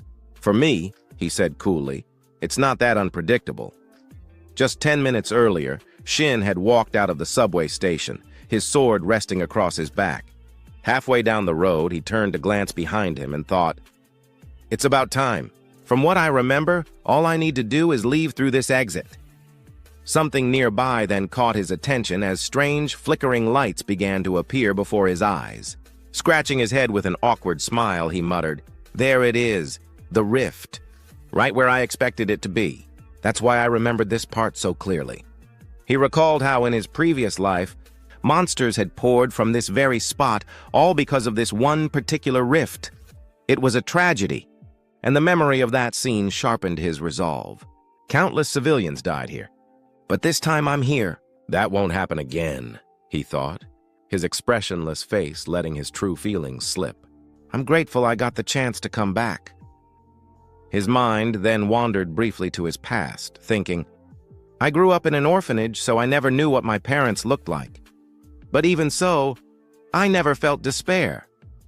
He remembered a photograph he once took with the other children at the orphanage, now shattered and gone. Still, I know what it feels like to lose someone. The image of monsters mercilessly slaughtering civilians burned once more in his memory. That's why I'll never forget. At that moment, a girl's silhouette appeared nearby and, without turning to face him, simply asked, You okay? Shin's confidence never wavered. With sword in hand, he stepped forward to face the monsters alone, confronting the hulking creatures emerging from the rift. Their snarls and guttural growls filled the air, their feral eyes gleaming with hostility.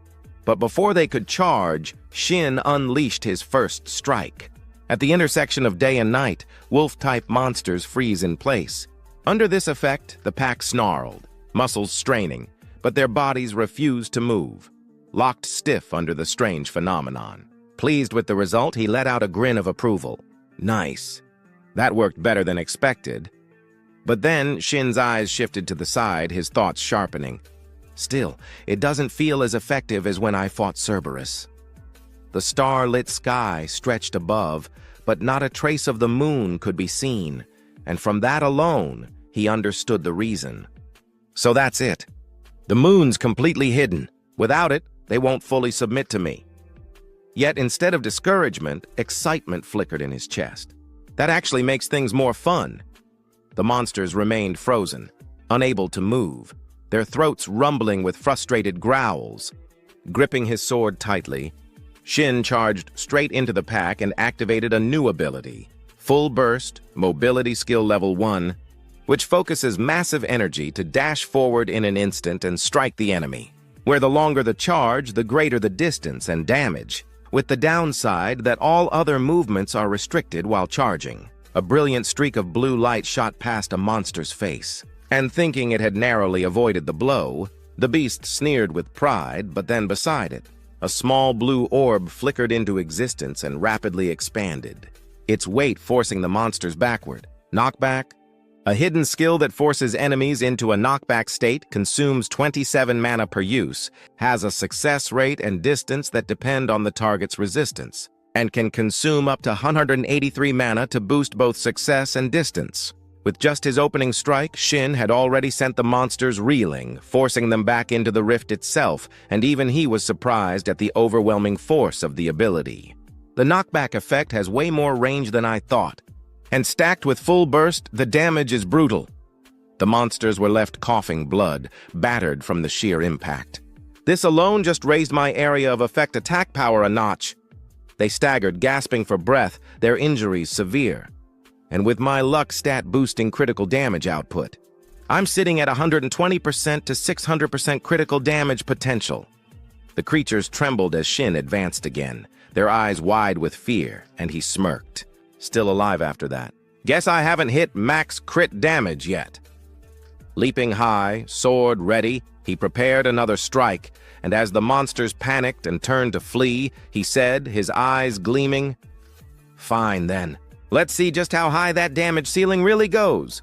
Meanwhile, a car sped down the road at breakneck speed, racing toward the rift, its driver's eyes locked on the glowing fracture. There it is. Found it. The car screeched to a halt just a few steps from the rift, drawing curious stares from bystanders. Lee Hun was the first to step out, introducing himself with a steady voice.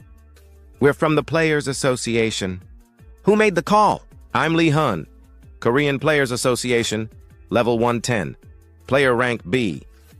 A young woman quickly raised her hand and stepped forward, pointing toward the battlefield. That was me. The monsters are over there. After taking in her report, Li Han nodded firmly.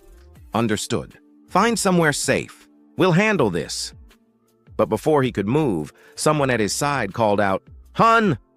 It was Li Jiang, his eyes sharp as he spoke up. "I think we should scout ahead first. Lee Jung Korean Players Association, level 90, player rank B." The two men turned their gaze toward the rift where Shin was already locked in combat, facing the monsters alone, and the sight left them both stunned. "The hell?" they muttered, unable to hide their disbelief. Just then, one of the beasts roared and swung a massive fist straight at Shin. With weapons already drawn, Li Han and Li Jung stepped forward to assist. But then Li Han caught sight of the creature and froze for a second. A Cobalt warrior, so this rift is a Cobalt type. "Quick, let's take it down first." "Got it," Li Jung replied, but before they could charge, Shin's voice rang out from the battlefield, calm and commanding. "I'm fine. Don't come any closer." His confidence unmistakable as he declared, "I'll take them down myself." Li Han almost couldn't believe what he was hearing. "Wait, are you saying—" But Shin had already activated his powers. Title: Face-Off activated. Condition: Isolation. Targeted Cobalt Warrior has no allies within 5 meters except you. Effect: all skills boosted by 20%. Now then, let's stack it with body enhancement activated. Physical stats amplified. Speed increased. The Cobalt Warrior snarled and raised its blade, ready to strike. But Shin wasn't about to yield, and channeling the energy he had been building, he steadied his sword. Knockback stored all this time. Let's see what happens now. Two forces of immense power clashed head-on, the air trembling with the impact, but the Cobalt Warrior was no match for him. Overwhelmed, it was blasted off its feet, sent flying across the battlefield by Shin's strike. Shin led the charge, cutting down monsters to clear the path, while Li Han and Li Jung followed closely behind in the Papyang Station Rift's intermediate arena. With just a swift, casual strike, Shin split a monster in half, sending its body crashing to the ground. Behind him, Li Han and Li Jung ran hard, panting heavily. Li Jung couldn't help but complain between breaths. "Why the hell is he running so fast? Is he really supposed to be a low-level player? Forget his level, just keeping up with him. You saw how he fought outside the rift earlier." Exhaustion weighed on them, but Li Han was determined not to fall behind. There's something different about his combat sense. Or maybe something else entirely. We need to watch closely and learn as much as we can.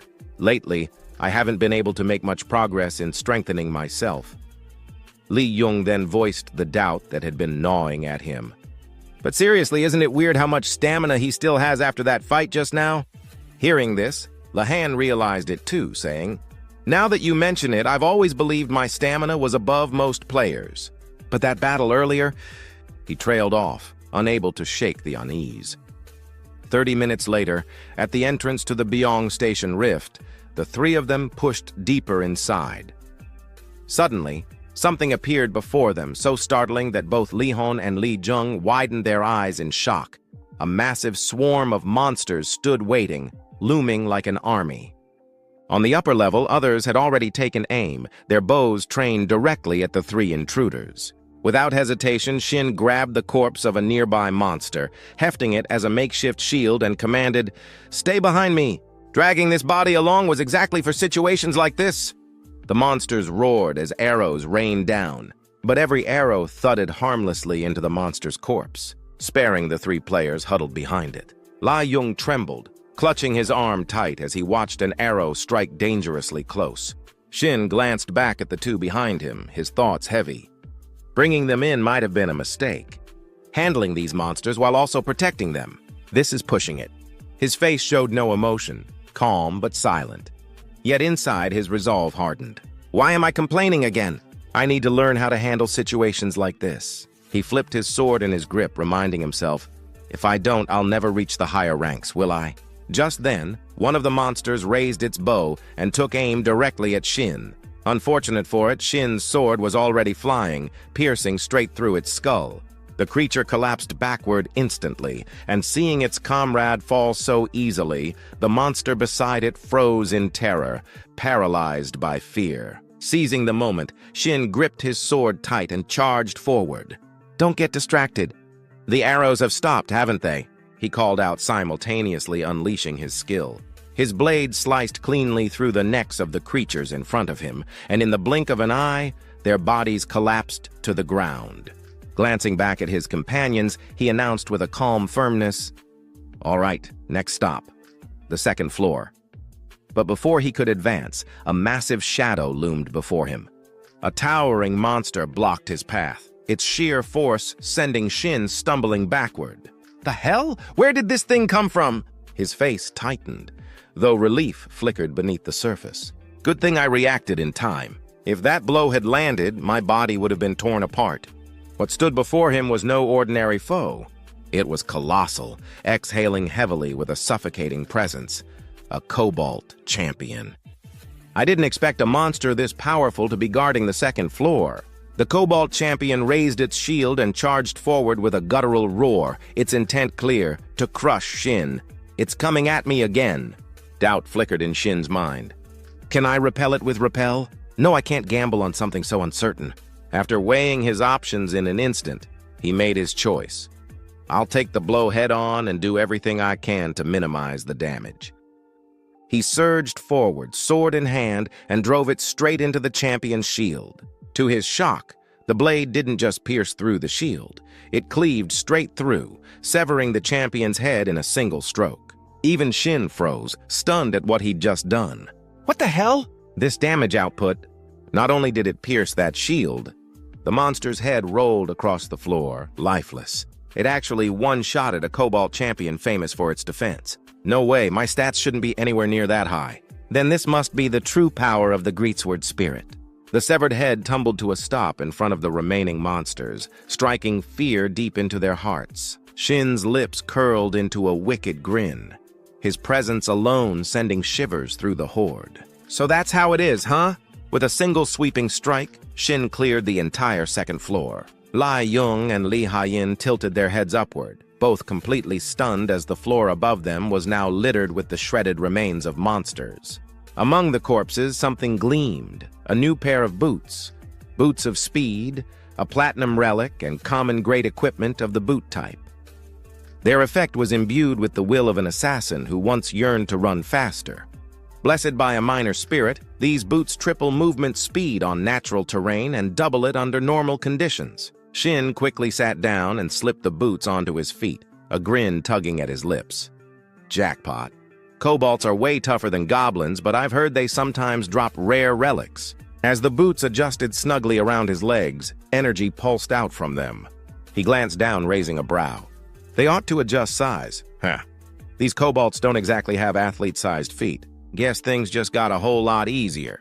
Rising, Shin stepped to the railing of the second floor and looked down.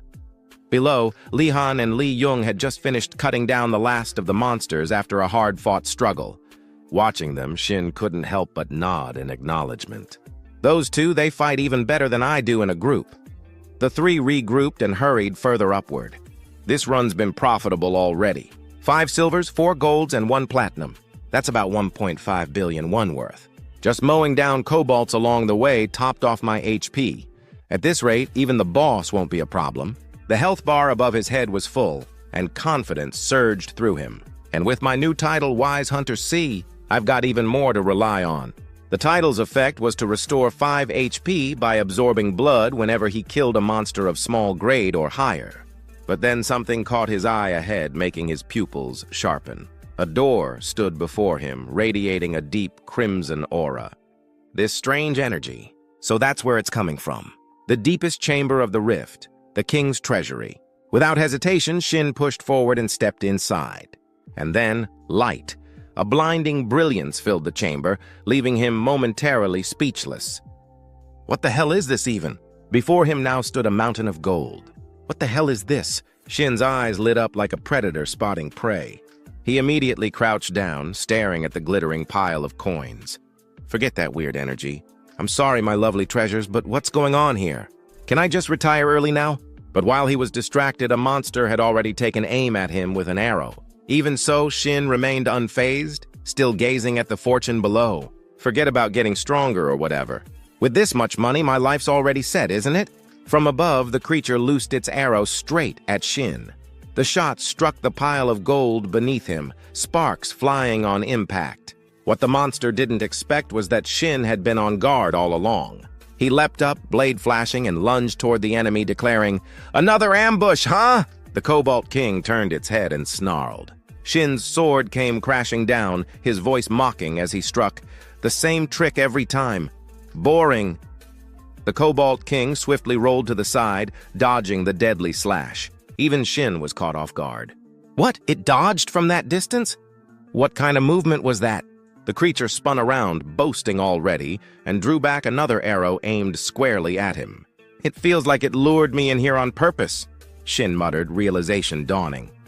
The final enemy standing in his way was none other than the boss itself, the Cobalt King. The Cobalt King drew back its bow, the arrowhead gleaming as it aimed straight at Shin, and with a guttural snarl it loosed the shot directly toward him. Luckily, Shin sensed the danger just in time, whipping his head around as the arrow flew. The Cobalt King's shot screamed through the air, but Shin managed to evade it at the very last second using the move Total Evasion. Seeing the arrow buried deep into the stone floor, Shin exhaled in relief, thinking that if he hadn't used Total Evasion in time, that thing would have pierced straight through him. Both he and the Cobalt King stomped down at once, the ground, trembling beneath their feet, and Shin narrowed his eyes at the beast before him, which gave him no room to breathe as it plucked a single hair from the back of its neck, transforming that strand in an instant into a deadly arrow brimming with power. Shin's expression darkened as he muttered, "Troublesome. This one's going to be a problem." Meanwhile, Li Hun and Li Jiang had finally reached the rift's door, noting, "It's already started," before rushing inside and shouting, "Shin, sorry we're late!" The moment they entered, the Cobalt King turned on them with a thunderous roar, its body swelling to tower larger than before, and with fangs bared in a murderous glare, it unleashed its skill, Emperor's Gaze, as a voice echoed in there, minds announcing, "Status effect, immobilize activated." Li Hun's face twisted in fear as he wondered what kind of boss this thing was, finally realizing something was terribly wrong when he found he could not move his body. But in that very moment, Shin had already slipped behind the Cobalt King, with his sword raised high, ready to strike, a triumphant grin spreading across his face as he taunted, "You dare take your eyes off me?" A system message declared, "Recovery. Level 1 activated. Immobilize negated through healing," and the Cobalt King's gaze snapped upward, snarling as Shin's blade came down and connected, slicing into the beast's arm, causing it to howl in pain and clutch its wounded limb until an unexpected message appeared. Skill, War Demon failed. Target's resistance too high. Shin clicked his tongue in frustration, thinking he got the opening thanks to recovery, but with resistance that high, he couldn't even land a stun, which was a waste, and he then glanced toward Li Hun and Li Jiang, who were both crouched helplessly under the pressure of the intimidation aura with faces pale with dread, though Shin just smirked, thinking that if 2 level 100 players were reacting like that, then this thing was definitely stronger than the Goblin Lord he had fought before. Shin's lips curved into a confident smile as if he had already decided on his next move, recalling that last time he couldn't take it. But fortunately, now he gripped his sword and charged straight at the Cobalt King with a face radiating absolute confidence, determined to make sure he got intimidation this time. The Cobalt King was not about to be outdone, materializing arrows from behind its back one after another to form a deadly barrage, but Shin showed no fear, his movements unwavering and his stance as steady as an unshakable ice wall as he dashed forward with unrelenting momentum. The Cobalt King raised the stakes by using multi-shot, sending out countless arrows in a relentless wave, but Shin dodged every single one and even swung his sword to deflect them mid-air, sparks flashing as steel met magic before he muttered, "Damn thing," under his breath. Then all of a sudden, the Cobalt King leapt high into the air as more arrows erupted from behind it. Dozens, maybe hundreds, filling the space above like a storm of death, causing even Shin to widen his eyes in surprise, thinking it was too smart and unlike any monster he had ever seen before. And he wondered if its arrows were infinite, which was insane, as it kept its distance to turn the fight into a war of attrition. Analyzing the flow of the battle, Shin clenched his teeth, knowing the Cobalt King's cooldowns reset faster than his. And though he remembered its intimidation ability had a longer cooldown than his recovery, he swallowed hard at the thought that if it ever figured out his weakness, he would only have one outcome: death. So he couldn't let it drag him into a drawn-out fight. From below, he stared up at the Cobalt King suspended in the air with a grimace spreading across his face, thinking, "Damn it! If only I had some kind of long-range attack, this would be so much easier." And that was when his gaze fell on the pile of gold coins glittering beneath his feet, an idea sparking in his mind as his eyes lit up with the thought, "That's it." Meanwhile, Liajang turned to check on his companion, saying, "Yun, you okay? I've never been hit with an effect like that before. It freaked me out, but I'm starting to feel better now."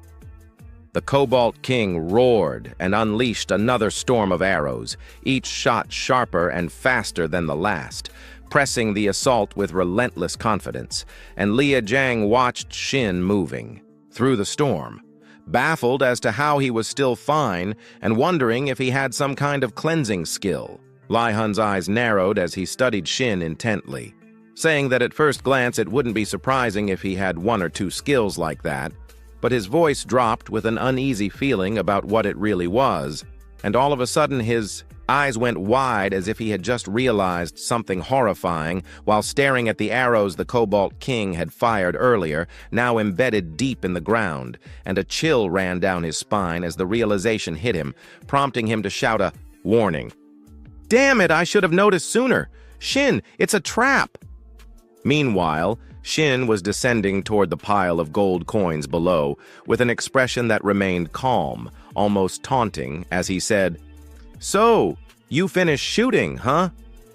His boots touched down on the glittering mound of treasure, and in that instant, the coins tightened around his ankles like shackles, locking him in place, while the Cobalt King's lips twisted into a sinister grin as it raised its crossbow, pouring every ounce of strength into a single shot aimed at the immobilized Shin, releasing the arrow with a crackling burst. Shin couldn't move, his legs trapped, and his eyes fixed on the incoming strike as the arrow pierced clean through his stomach, and the Cobalt King landed on the pile of coins with a thunderous crash, laughter rumbling in its throat as it relished the sight of its prey impaled. But the moment was short-lived as a voice cut through the air. "You fool!" Shin stood upright with the arrow sticking out of his body, his expression utterly unfazed and without a trace of injury as he declared, "You think you're the only one. Who knows how to set traps? Thanks to the effect of sacrifice, your attack was nullified. My HP is fully restored." The hunter slammed his sword into the ground, glaring at the Cobalt King with mocking eyes and saying, "You really should have wondered why I was so easy to hit." Then his eyes shifted, the irises turning pitch black, and radiating a menacing aura as he announced, "Now illusion has been activated. My body's enhanced. My movement speed has skyrocketed." Gripping his sword with renewed strength, Shin charged forward, his face alight with fierce confidence as he yelled, "Your turn to take the beating!" A brand new skill, knockback burst, erupted from his blade, causing the golden coins scattered across the ground to shoot up and blast toward the Cobalt King like a storm of bullets, burying themselves into its flesh and tearing through its hide as the beast roared in agony, its howl shaking the cavern. Outside the fray, Li Jiang's eyes widened in shock as the strategy clicked in his mind, and he exclaimed, "The coins! They're like shotgun pellets! Damn, just how strong is his knockback burst?" Li Hun's face froze in disbelief at the sight before him, stating that wasn't what mattered and that he had faced countless players before. But the Cobalt King's body was wrapped in gleaming gold coins, bound so tightly that its movements were restricted, leaving Li Hun stunned by Shin's display of power and thinking he had never seen anyone with combat instincts developed to this level. The coins clung stubbornly to the Cobalt King's frame. Yet the creature still forced itself upright, unwilling to fall, and even wounded, it bared its fangs in defiance, prompting Shin to remark, "You really are as tenacious as a leech, aren't you?" In response, Shin only curved his lips into a sinister, almost demonic smile as he gathered energy into his sword, his presence radiating killing intent, and declared, "All right then, let me put an end to this." The Cobalt King roared, a thunderous bellow that shook the cavern. But before the beast could launch its counterattack, Shin moved with a clean strike, severing the king's weapon, then blurred forward, his body splitting into afterimages. As he closed the distance in an assault so fast, the Cobalt King didn't even have the chance to register what had happened. And by the time it realized, Shin's blade had already cleaved straight through its body. The system's voice echoed coldly, "Congratulations, you have defeated the Cobalt King." As the Cobalt King's essence was absorbed, system messages flooded Shin's vision. His level had increased significantly. A new title, "Before the Drink Cools," had been granted. A brilliant golden aura erupted around him as he felt the surge of new power.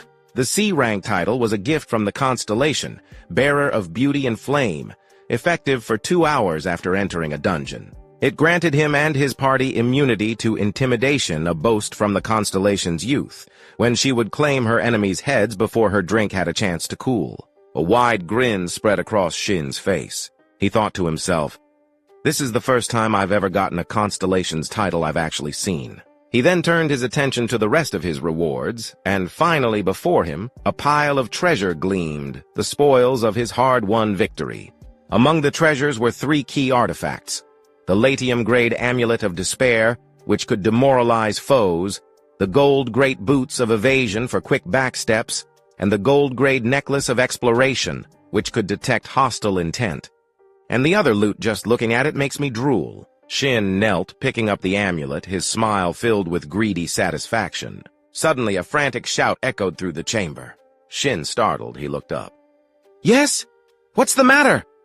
All of a sudden, Lai-hyun and his partner rushed towards him, their faces pale with panic. "You need to get out now. The rift is starting to close." Shin was confused. "What? Oh, that! Everyone knows rifts close as soon as they're cleared." But then a horrifying realization struck him. "Huh? Wait, hold on. That means if the rift closed, all the treasure would vanish with it." And no, he screamed as the 2 agents grabbed his arms, trying to drag him toward the exit. "Let's drag him out! You need to leave now!" Outside the Bupyong rift, a blinding flash of pink light erupted from the portal's entrance. Shin and the 2 agents were violently ejected onto the pavement, tumbling in a heap. The crowd of onlookers erupted in cheers. "Looks like they finally cleared it," one shouted, while another pointed excitedly, "Look over there, the rift is closing too!" But their excitement quickly turned to confusion. Huh? The triumphant atmosphere vanished, replaced by a tense silence as they stared at the scene. Why is the atmosphere like that? Burdened by his armful of loot and supported by the 2 agents, Shin looked up, bewildered by the quiet crowd staring at him. Suddenly, a reporter shoved a microphone in his face. "Hello, Shin. We're from Player Magazine. As the hero who saved Bupyong Station, please say a few words." Shin's mind went blank. "Hero? What are you talking about?" he stammered, managing only a strained, awkward laugh. Meanwhile, in an advanced training room in Player Town, a B+ rank summoner named Jo Ih-hyun stood ready. "Free B-rank golems summoned, then starting now simulation battle begin." As the stone golems lumbered forward, a figure stood calmly before them.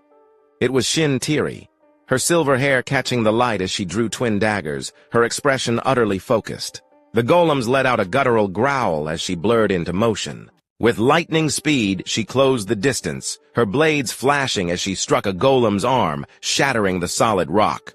She let out a sharp breath, spinning her daggers.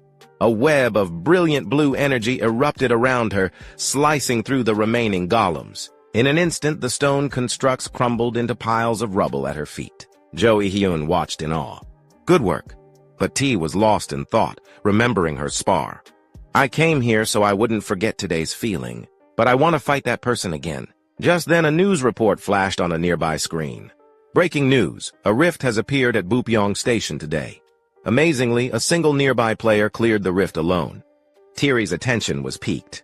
Rift. Her eyes widened as the interview began, revealing a flustered Shin. Oh well, I just did what I had to do. Tiri stared, a small smile playing on her lips. I didn't expect to see him again like this. The reporter pressed on. Your level is still low compared to the estimated level 150 monster, isn't it? Shin's expression hardened with confidence. Yes, levels are an important factor, but I don't believe it's an absolute factor that decides victory or defeat. Watching him speak, Tiri was impressed.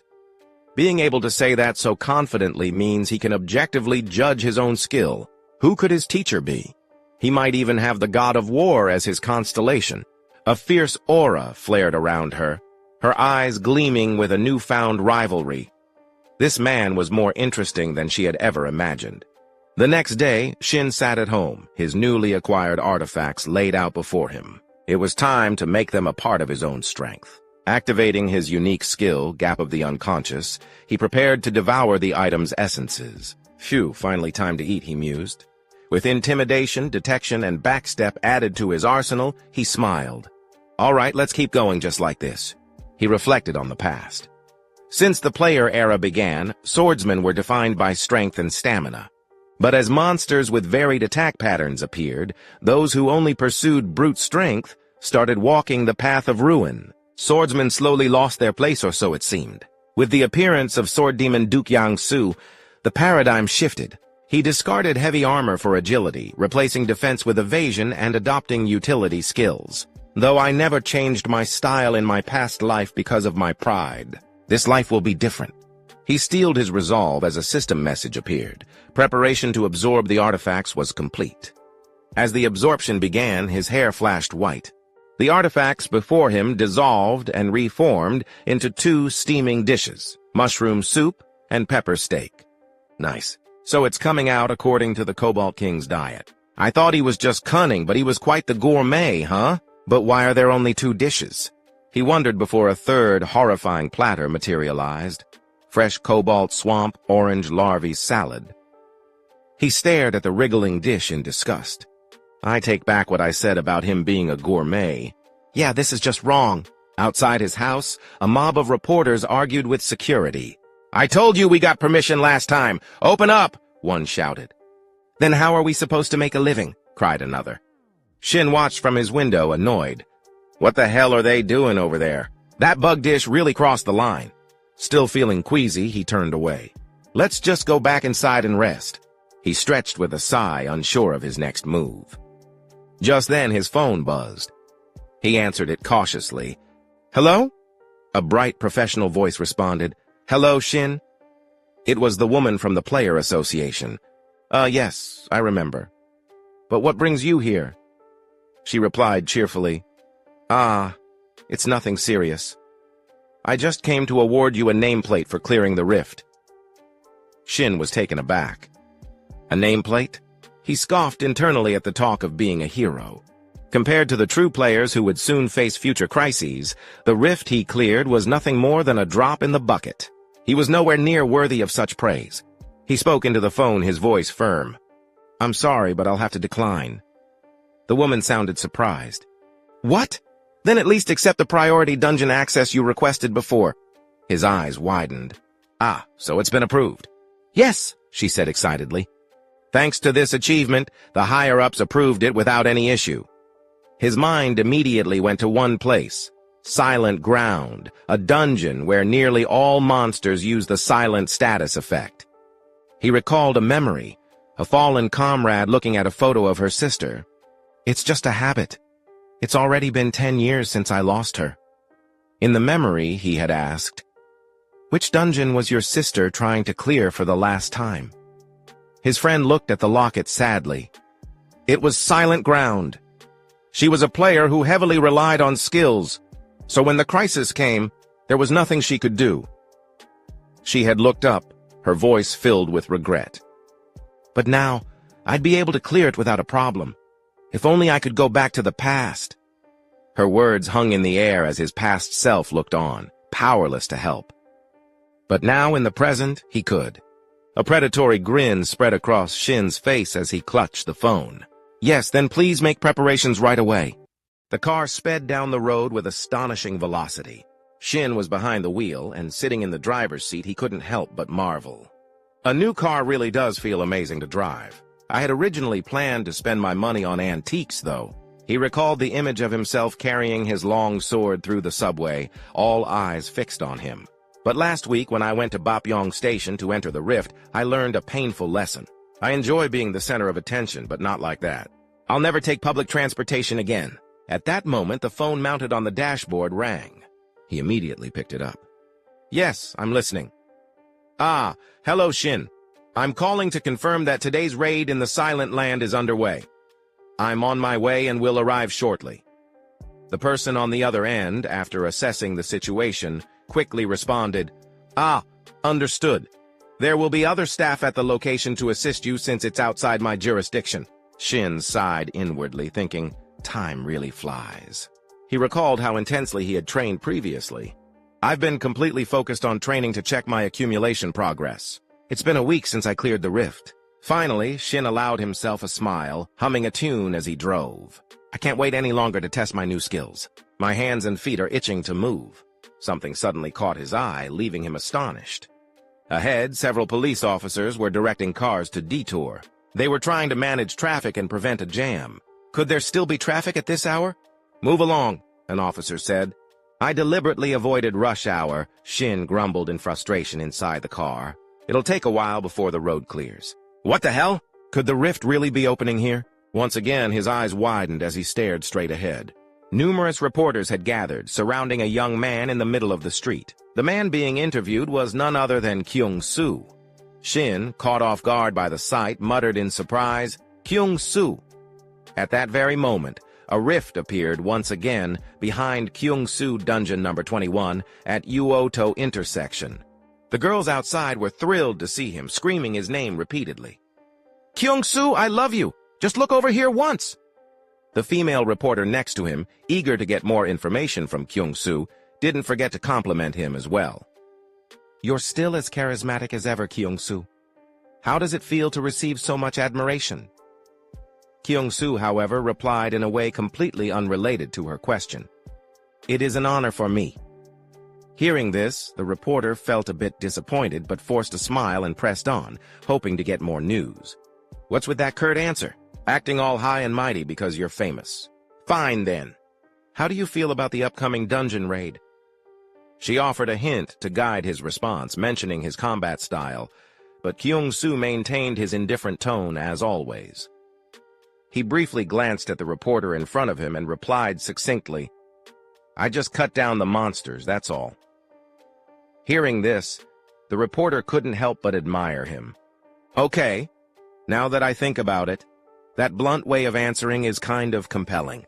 At that moment, the cameraman beside her reminded her sharply, Focus! Somehow Shin had already leaned forward out of his car, watching them. Look at that, he muttered. The crowd outside immediately started whispering among themselves. That's Shin. He's watching Kyung-soo. He's been staring for so long I didn't even notice him driving here. Guess even he's easy to spot. Other reporters quickly turned their cameras towards Shin's presence. Breaking news. The encounter between the god and the man. He's challenging the king of the demon sword. The bodyguard beside Kyung-soo leaned in and whispered to him. That's the person who recently soloed in the rift. I heard he's a swordsman with a style similar to yours. Kyung-soo, upon hearing this, didn't get angry. Instead, he gave a rare smile. Yes, I know. My apologies. Meanwhile, Shin got out of his car to face the reporters, who immediately began bombarding him with questions. Shin, why have you come all the way here? Was it just coincidence, or are you here to challenge Kyung-soo? The rapid-fire questions left him momentarily flustered. Why are you asking about my car? It's fully loaded. Can I reveal how expensive it is? It's just coincidence. No, I mean it's full option. Damn it. I don't want Kyung-soo to notice me like this. From a distance, Kyung-soo was also looking towards Shin, which made him even more nervous. Kyung-soo gave him a rare, fleeting smile, but it was a sarcastic one, laced with subtle mockery. Seeing him smile at him, Shin was instantly stunned, unable to believe his own eyes. Did he just smile? That was a smirk, wasn't it? So, did he borrow money to buy that car, or did he pay for it himself? A reporter asked. At this point, Shin no longer cared about the reporter's questions. His mind was entirely focused on Kyung-soo's smile. I don't know what that smile meant. But no matter what, I'm genuinely happy to see it. For a brief moment, their eyes met, and in that gaze, both of them felt an unspoken understanding. Seeing him like this reminds me how long the road ahead still is. Finally, Kyung-soo turned and walked away, calling his bodyguard. All right, we should be going now. Yes, sir. Yet for a fleeting moment, he let out a quiet sigh, thinking to himself, I've met many promising players before, but this one, he's different. He recalled the look Shin had given him and realized, he isn't looking at me with admiration.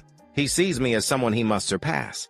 As the demon sword Kyung-soo walked away, his mind held on to Shin's name. Shin, isn't it? I'll remember that. Wait for me. We will meet again for sure. Meanwhile, at dungeon number 6061, Matt Dan in the Silent Land, another rift opened. A figure stepped out of the vehicle and stopped at the sight. Shin closed the car door. Yet his thoughts lingered. Kyung-soo is truly remarkable. He just stood there. Yet, I couldn't detect any weakness. That presence, it's still here. His face now shone with unwavering determination. The bigger the goal, the more thrilling the chase. Just wait. I'll catch up to him soon. Suddenly, a voice rang out beside him. Hey, are you serious? What do you mean by that? Outside, two people were arguing with GI, clearly furious at being denied entry. Today was clearly our turn to raid the Silent Land. Please calm down. Why should it all go to Shin? At that moment, Shin stepped forward to assess the commotion. Is there a problem? Shin! Perfect timing. The red-haired girl who had been arguing earlier now turned to scold him as well. Just because you're famous doesn't mean you can act like this. Even as a player, you have to follow the basic rules. Has this ever happened before? Seeing the red-haired girl, Shin seemed to recognize her faintly. Thank heavens it really is her. I am not entirely sure. My memory is a bit hazy. The girl standing before him was none other than the red-haired sister of the blonde-haired man he had fought alongside in his previous life. Today marks the day your sister died in the Silent Land. Hey, are you even listening to me? Recalling her gentle older brother, Shin couldn't help but compare the two. I didn't expect her to be so wild and reckless. She's the complete opposite of him. No wonder he must have had a hard time with her. The red-haired girl, unable to contain her anger, shouted loudly, Enough! In a situation like this, there's no need to hold back. Hey, Shin! Shin looked down at her from above, his tone teasing. So what? Sometimes you need to be firm with others. He immediately took the opportunity to teach her a lesson she wouldn't forget. Even if you're angry, don't take it out on me. I'm just following the schedule arranged by the guild. Is there a problem? After delivering his reprimand, he turned, waved, and prepared to leave. Well then, I'm heading into the dungeon. I don't have much time. All right, stay put! The red-haired girl fumed, steam practically rising from her ears, and threatened him relentlessly. Do you think I'll let this go? Watch yourself, Shin. Be careful tonight. Got it. I should have just taken the day off. So annoying. Meanwhile, at the entrance to the Silent Land, everything had grown old and worn with time. Shin stepped through the rift into the Silent Land, immediately wrinkling his nose at the foul stench. The smell hits you the moment you enter. Well, makes sense since most of the monsters here are... Suddenly, a mysterious light glimmered beneath his feet. From the ground, two hands emerged, grasping at Shin's legs. A monster with a gaping mouth crawled upward, growling incessantly, a living corpse. It seized Shin's legs, preventing him from retreating. Shin drew his sword from his back, ready to strike. A system notification rang out. You've been afflicted with the silent status by the Eastern Windal. Skills cannot be used for 0.5 seconds. Just touched it and you're silenced. Even under silence, his hands and feet moved as usual. He raised his sword high. With a single swing, he cleaved the ghoul in two. But there wasn't just one. More emerged, crawling up from beneath the ground. The ghoul's hands reached towards Shin, eager to strike. So, in short, don't get hit even once and try to limit skill usage. The undead hands nearly reached him, but Shin remained unfazed. Seriously, sounds like I have to play by the basics. If there's one thing I'm confident in, it's this. In the Korea Player Association Scout Team 4 strategy meeting room, a group of suited individuals gathers around a long table, while one person stands at the head, presenting information on a screen. The female presenter announces to the team that the next player they need to discuss is Shin, whose image appears on the large screen behind her. An older man at the table reacts, noting that Shin is the infamous child who reminds people of Kyuk-soo and who has made quite an impression. He then expresses surprise that Shin only awakened his abilities a month ago after previously working as a porter. Ani Hyun, the Scout Team 4 team leader for the Korean Player Association, crosses his arms and observes that Shin is the player whom the brothers Lee Jong and Lee Hyun constantly praise. A team member with glasses confirms this, stating that Shin has recently been garnering public attention. Ani Hyun remarks that while Shin's growth rate is clearly unparalleled compared to other players, he doubts Shin should be considered a special case given the existence of individuals like Kim Miso, Shin Tae-ri, and Kyuk-soo. Shin Min-jae, the deputy team leader for the Korean Player Association Scout Team, agrees. He clarifies that while some players display incredible growth rates and Shin's solo handling of the recent rift should be recognized highly, they must remain conservative in assessing his accomplishments without knowing the true danger of the situation. Shin Min-jae suggests Shin might simply be skilled at manipulating the media.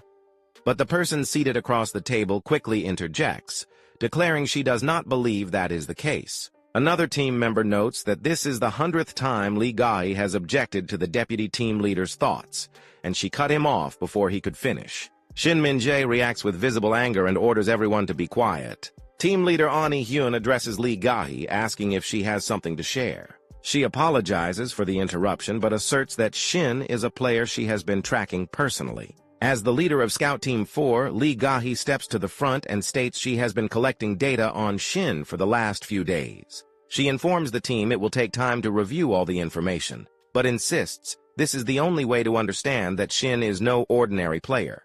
Lee Gahi directs the team's attention to the screen, explaining that the current display shows the typical growth chart of an ordinary player, with parameters set to the level they assume Shin has reached. She then changes the display to Shin's projected growth chart, which reveals a vastly more dramatic rate of increase, visibly shocking everyone.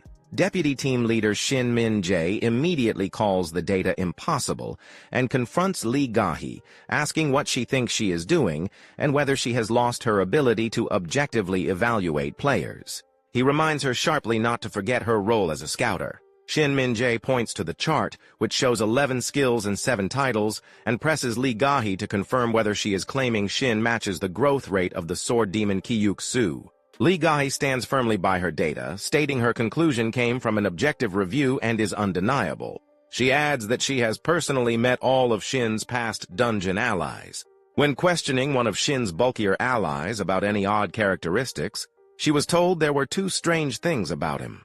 Lee Gahi asked the ally to focus on Shin's skills, battle sense, and presence. The ally enthusiastically replied that Shin's skills were incredible. He had never seen anyone use stun like that before. He added that if skills were all that mattered, Shin wouldn't be special. What makes him exceptional is his natural combat sense. As an image of Shin effortlessly fighting shadowy figures flashes into the narration, Lee Gahi questions 2 of Shin's younger, more energetic allies about his combat sense. The male ally immediately states that Shin's basic training is incredible, which the female ally echoes. Lee Gahi asks if they mean Shin is only incredible compared to players of a similar level. The female ally denies this emphatically, saying if that were the case, they wouldn't even be talking about him. The male ally elaborates that it's hard to explain fully, but Shin feels like a combat veteran with years of experience. Lee Gahi asks for more detail. The male ally wonders if it's as if Shin already knows what will happen, concluding that his ability to predict an opponent's next move is incredible, shown in the image of Shin maneuvering and striking shadowy figures. He notes that most people show weakness at times, and Lee Gahi agrees, stating that without ample experience, openings are bound to appear. The young ally continues, saying Shin isn't like that. His body moves on its own before he even thinks. Lee Gahi summarizes by asking if it seems Shin has a delicate sense for combat. The male ally enthusiastically confirms this phrasing, adding that no matter the situation, Shin already has a solution. Returning to the meeting, Lee Gahi summarizes her findings. The trait that differentiates Shin is an instinct that rivals foresight. She asserts that Shin's battle sense rivals most A+ ranked players, and with this instinctual foresight included, he has grounds to be considered S rank. As Shin finishes fighting the beasts, he scoffs at their numbers. Deputy Team Leader Shin Min-jae, still reeling, questions whether Lee Gahi truly understands what S rank means. She confirms she does. He demands clarification, asking if she is suggesting Shin possesses foresight and knew a rift would open, allowing him to acquire 7 titles that way. Escalating his disbelief, he sarcastically asks why she doesn't just claim Shin has come back in time and regressed. She takes the suggestion seriously, finding regression a convincing theory, but the deputy team leader sharply cuts her off. Team leader Ani-hyun silences the room.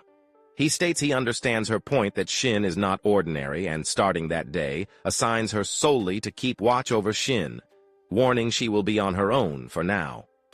She agrees immediately and promises to do her best. Inside the silent ground dungeon, Shin walks through desolate, snow-dusted land, thinking how much he hates the smell of monster blood, especially ghoul blood, which might be worse. He reflects that this is why he bought new clothes, noting monsters that appear out of nowhere are hard to deal with. Shin pauses, realizing he might have a skill for this situation, then breaks into a wide smirk, thinking he should have used it from the beginning.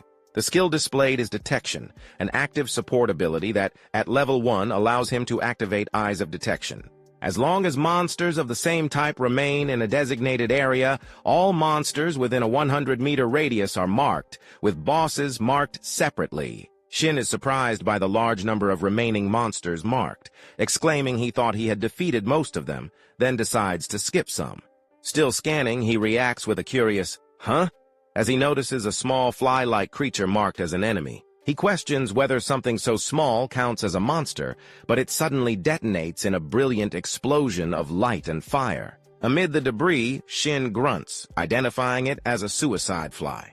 He is thankful he reacted in time, escaping with only burns, otherwise his whole arm would have been torn off. Now on guard, he realizes that if suicide flies are present, a magician-type monster is likely nearby. If he doesn't get away, he'll be in trouble.